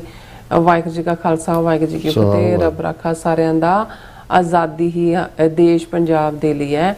ਔਰ ਫਿਰ ਇਸ ਤਰ੍ਹਾਂ ਨਾਸਰ ਚੌਧਰੀ ਜਿਹੜੇ ਖਾਲਸਾ ਜ਼ਿੰਦਾਬਾਦ ਕਹਿੰਦੇ ਨੇ। ਔਰ ਇਸੇ ਤਰ੍ਹਾਂ ਸਾਡੇ ਕੋਲ ਹੈਗੇ ਨੇ ਬਲਿਹਾਰ ਕੰਗ ਜੀ ਵੀ, ਉਹ ਵੀ ਜਿਹੜੇ ਨੇ ਉਹ ਵੀ ਫਤਿਹ ਬੁਲਾਉਂਦੇ ਨੇ। ਔਰ ਕਿਰਪਾਲ ਜਿਹੜੇ ਨੇ ਉਹ ਕਹਿੰਦੇ ਨੇ ਸੰਵਿਧਾਨ ਉਹੀ ਭਲਾ ਜੋ ਸਰਬੱਤ ਦਾ ਭਲਾ ਕਰਦਾ ਹੋਵੇ, ਜੋ ਕਾਨੂੰਨ ਤੇ ਸੰਵਿਧਾਨ ਤੁਹਾਨੂੰ ਮਾਇਆ ਦੀ ਪਕੜ ਤੋਂ ਨਾ ਛੁਡਾ ਸਕੇ। ਅਜਿਹਾ ਸੰਵਿਧਾਨ ਕਿਸ ਕੰਮ ਦਾ? ਸਿੱਖੀ ਦਾ ਸੰਵਿਧਾਨ ਸੇਵਾ ਤੋਂ ਸ਼ੁਰੂ ਹੁੰਦਾ ਤੇ ਮੁਕਤੀ ਤੇ ਸਮਾਪਤ ਹੁੰਦਾ ਜੀ। ਔਰ ਨਾਸਰ ਚੌਧਰੀ ਜਿਹੜੇ ਕਹਿੰਦੇ ਡਾਕਟਰ ਸਾਹਿਬ ਯਮੁਨਾ ਨਦੀ ਤੋਂ ਸਰਹੱਦ ਨੂੰ ਹੋਰ ਪੂਰਬ ਵੱਲ ਲੈ ਜਾਓ ਤਾਂ ਜੋ ਗੰਗਾ ਹਿੰਦੂਤਵ ਦੇ ਨੇੜੇ ਆ ਜਾਵੇ। ਦੇਖੋ ਪਹਿਲਾਂ ਸਾਨੂੰ ਪੈਰ ਤਾਂ ਰੱਖ ਲੈਣ ਦਿਓ, ਮੁੜ ਕੇ ਇਹਨਾਂ ਨੇ ਆਪ ਹੀ ਛੱਡ ਕੇ ਦੇਣਾ, ਇਹਨਾਂ ਨੇ ਤਾਂ ਭੁੱਖੇ ਮਰਨਾ, ਇਹਨਾਂ ਨੇ ਕਹਿਣਾ ਤੁਸੀਂ ਸੰਭੋ ਆ ਕੇ। ਅਮਰੀਕਾ 13 ਕਾਲਨੀਆਂ ਤੋਂ ਸ਼ੁਰੂ ਹੋਇਆ ਸੀ, ਮੁੜ ਕੇ 50 ਸਟੇਟਾਂ ਇਹਨਾਂ ਦੇ ਕੋਲ ਆਈਆਂ। ਸੋ ਅਜੇ ਤਾਂ ਪੈਰ ਧਰਾਵਾ ਕਰਨਾ ਜ਼ਰੂਰੀ ਹੈ। ਬਿਲਕੁਲ। ਜ਼ੋਰਾਵਰ ਸਿੰਘ ਜਿਹੜੇ ਨੇ ਉਹ ਵੀ ਵਾਹਿਗੁਰੂ ਜੀ ਕਾ ਖਾਲਸਾ ਕਰਦੇ ਨੇ। ਔਰ ਫਿਰ ਇਸੇ ਤਰ੍ਹਾਂ ਅਨਮੋਲ ਜਿਹੜੇ ਨੇ ਉਹ ਵੀ ਫਤਿਹ ਬੁਲਾਉਂਦੇ ਨੇ। ਔਰ ਫਿਰ ਇਸ ਤਰ੍ਹਾਂ ਮੁਹੰਮਦ ਯੂਨਸ ਜੀ ਕਹਿੰਦੇ ਨੇ ਕਿ ਡਾਕਟਰ ਸਾਹਿਬ ਮੇਰੀ ਖੁਆਇਸ਼ ਹੈ ਕਿ ਮੈਂ ਤੁਹਾਨੂੰ ਦੋਨਾਂ ਨੂੰ ਮਿਲਾਂ। ਜ਼ਰੂਰ, ਤੁਸੀਂ ਜਦੋਂ ਮਰਜ਼ੀ ਦੀਦਾਰ ਬਖਸ਼ੋ, ਅਸੀਂ ਵੈਲਕਮ ਕਰਦੇ ਹਾਂ ਤੁਹਾਡੇ ਇਸ ਚਾਨਣ ਨੂੰ। ਵੀ ਆਲਸੋ ਵਾਂਟ ਇੱਕ ਪੀਰੀਅਡ ਆਏ ਕਿ ਵੀ ਅਸੀਂ ਖੁੱਲ ਕੇ ਸਾਰੇ ਟਰੈਵਲ ਕਰ ਸਕਦੇ ਹੋਈਏ। ਤਾਂ ਇੱਕ TV 84 ਪ੍ਰੀਤ ਮਿਲਣੀ ਰੱਖੀ ਹੈ ਪਿਆਰ ਵਾਲਿਆਂ ਦੀ। ਹਾਂਜੀ। ਔਰ ਨਾਸਰ ਚੌਧਰੀ ਜੀ ਕਹਿੰਦੇ ਨੇ ਸਿੱਖਸ ਆਰ ਆਲਸੋ ਮੋਮਿਨ, not just Muslim, it's simply mean believers. Baba Nanak ji was called marde momin, marde ਕਾਮਿਲ। ਔਰ ਇਨਫੈਕਟ ਜਿਹੜਾ ਕੱਲ ਫੰਕਸ਼ਨ ਸੀ ਉਹਦੇ ਚ ਅਸੀਂ ਉਹਨੂੰ ਟੈਲੀਕਾਸਟ ਕਰਾਂਗੇ। ਜਿਹੜਾ ਅਮੀਰੁਲ ਅਜ਼ੀਮ ਸਾਹਿਬ ਦੀ ਯਾਦ ਸੀ, ਉਹਦੀ ਆਪਣੀ ਪ੍ਰੈਜੈਂਟੇਸ਼ਨ ਚ ਮੈਂ ਗੁਰੂ ਨਾਨਕ ਪਾਤਸ਼ਾਹ ਪਰਥਾਇਆ ਲਾਮਾ ਇਕਬਾਲ ਦੀ ਜਿਹੜੀ ਨਜ਼ਮ ਹੈ, ਜਿਸ ਉਹਨਾਂ ਨੇ ਫਿਰ ਉਠੀ ਆਖਰ ਸਦਾ तौहीद की पंजाब सोए हिंद को एक मर्द कामिल ने जगाया ख्वाब से मैं कोट भी कीती है। ਤੁਸੀਂ ਠੀਕ ਕਹਿ ਰਹੇ ਹੋ। ਫਿਰ ਉਹਨਾਂ ਦਾ ਮੈਸੇਜ ਆ ਗਿਆ, ਕਹਿੰਦੇ ਸੇਨ ਮੀਆਂ ਮੀਰ ਸਾਈਂ ਮੀਆਂ ਮੀਰ ਇਜ਼ ਕਾਲਡ ਗੁਰੂ ਅਰਜਨ ਦੇਵ ਏ ਮਰਦੇ ਮੋਮਿਨ। ਔਰ ਪੀਰ ਬੁੱਧੂ ਸ਼ਾਹ ਕਾਲਡ ਗੁਰੂ ਗੋਬਿੰਦ ਸਿੰਘ ਮਰਦੇ ਮੋਮਿਨ। ਬਿਲਕੁਲ। ਔਰ ਮੁਹੰਮਦ ਜਾਕੂਬ ਜੀ ਲੇਟ ਸਾਨੂੰ ਜੁਆਇਨ ਕਰ ਰਹੇ ਨੇ, ਵੀ ਖਾਲਸਾ ਜ਼ਿੰਦਾਬਾਦ ਕਹਿੰਦੇ ਨੇ। ਜ਼ਿੰਦਾਬਾਦ ਜ਼ਿੰਦਾਬਾਦ। ਤੁਸੀਂ ਕਿੱਥੇ ਚਲੇ ਜਾਂਦੇ ਹੋ? ਇਹ ਕੱਲ ਮੈਂ ਕਿਹਾ ਕੋਨੀ ਆਈਲੈਂਡ ਚ ਗਏ ਹੋਣੇ ਨੇ, ਉਹਨਾਂ ਦਾ ਯੋਮੇ ਆਜ਼ਾਦੀ ਜਿਹੜਾ ਸੀ ਉਹ ਸੈਲੀਬ੍ਰੇਟ ਆਈ ਥਿੰਕ ਕਰ ਰਹੇ ਸੀ ਸਾਰੇ ਜਣੇ ਉਧਰ ਗਏ ਹੋਣੇ, ਤਾਂ ਹੀ ਲੇਟ ਉਹਨਾਂ ਜੁਆਇਨ ਕੀਤਾ ਸਾਨੂੰ। ਸੋ ਉਹਨਾਂ ਦਾ ਬਹੁਤ ਬਹੁਤ ਸ਼ੁਕਰੀਆ। ਹੁਣ ਆਪਾਂ TV 84 USA ਦੇ ਜਿਹੜੇ ਚੈਨਲ ਤੇ ਉੱਥੇ ਵੀ ਆਪਣੇ ਵਿਊਅਰਸ ਦੇ ਮੈਸੇਜ ਆਪਾਂ ਸਾਂਝੇ ਕਰਨ ਜਾ ਰਹੇ ਹਾਂ। ਇਹਦੇ ਵਿੱਚ ਸਾਡੇ ਕੋਲ ਪਹਿਲੇ ਹੈਗੇ ਨੇ ਗੁਸਕੇ ਜੀ ਵੀ, ਇਹ ਸਾਡੇ ਦੂਸਰੇ ਜਿਹੜੇ ਰੀਅਲ ਚੈਨਲ ਤੇ ਨਹੀਂ ਆਏ। ਸੋ ਇੱਥੇ ਆਏ ਨੇ, ਵੈਲਕਮ ਜੀ ਇਹਨਾਂ ਦਾ, ਔਰ ਫਤਿਹ ਬੁਲਾਉਂਦੇ ਨੇ। ਵਾਹਿਗੁਰੂ ਜੀ ਕਾ ਖਾਲਸਾ, ਵਾਹਿਗੁਰੂ ਜੀ ਕਾ ਖਾਲਸਾ, ਵਾਹਿਗੁਰੂ ਜੀ ਕੀ ਫਤਿਹ। ਔਰ ਧਰਮ ਸਿੰਘ ਜੀ ਵੀ ਜਿਹੜੇ ਨੇ ਉਹ ਵੀ ਫਤਿਹ ਬੁਲਾਉਂਦੇ ਨੇ। ਸੋਇਨਮਾਲ ਜੀ ਵੀ ਇੱਧਰ ਆਏ ਨੇ, ਉੱਧਰ ਮੈਂ ਇਹਨਾਂ ਨੂੰ ਮੈਂ ਕਰਦਾ ਕਿੱਥੇ ਚਲੇ ਗਏ ਨੇ, ਉਹ ਵੀ ਫਤਿਹ ਬੁਲਾਉਂਦੇ ਨੇ। ਮਾਈ ਪਲਵਿੰਦਰ ਸਿੰਘ ਜਿਹੜੇ ਨੇ ਉਹ ਵੀ ਫਤਿਹ ਬੁਲਾਉਂਦੇ ਨੇ। ਔਰ ਫਿਰ ਇਸ ਤਰ੍ਹਾਂ ਟੋਨੀ ਢੀਂਡਸਾ ਜੀ ਵੀ ਫਤਿਹ ਬੁਲਾਉਂਦੇ ਨੇ, ਔਰ ਖਾਲਸਾ ਜ਼ਿੰਦਾਬਾਦ ਕਹਿੰਦੇ ਨੇ। ਔਰ ਫਿਰ ਇਸ ਸਤਨਾਮ ਸਿੰਘ ਜੀ ਵੀ ਫਤਿਹ ਐਂਡ ਖਾਲਸਾ ਜ਼ਿੰਦਾਬਾਦ। ਅਮਰਜੀਤ ਸਿੰਘ ਜਿਹੜੇ ਨੇ ਉਹ ਵੀ ਫਤਿਹ ਬੁਲਾਉਂਦੇ ਨੇ। ਗੁਰਵਿੰਦਰ ਮਾਨ ਜੀ ਵੀ ਫਤਿਹ। ਔਰ ਖਾਲਸਾ ਦੇਸ਼ ਪੰਜਾਬ ਜੀ ਕਹਿੰਦੇ ਬਹੁਤ ਸੋਹਣੀਆਂ ਵੋਟਾਂ ਪਈਆਂ, ਸਾਰੇ ਵੀਰਾਂ ਮਿੱਤਰਾਂ ਮਾਵਾਂ ਭੈਣਾਂ ਭਰਾਵਾਂ ਨੇ ਬਹੁਤ ਵੱਧ ਚੜ ਕੇ ਹਿੱਸਾ ਲਿਆ, ਔਰ ਵੋਟਾਂ 'ਚ ਚੜ੍ਹਦੀ ਕਲਾ 'ਚ ਰੱਖੇ ਮਾਲਕ, ਛੇਤੀ ਆਪਣਾ ਦੇਸ਼ ਬਣਾਏ।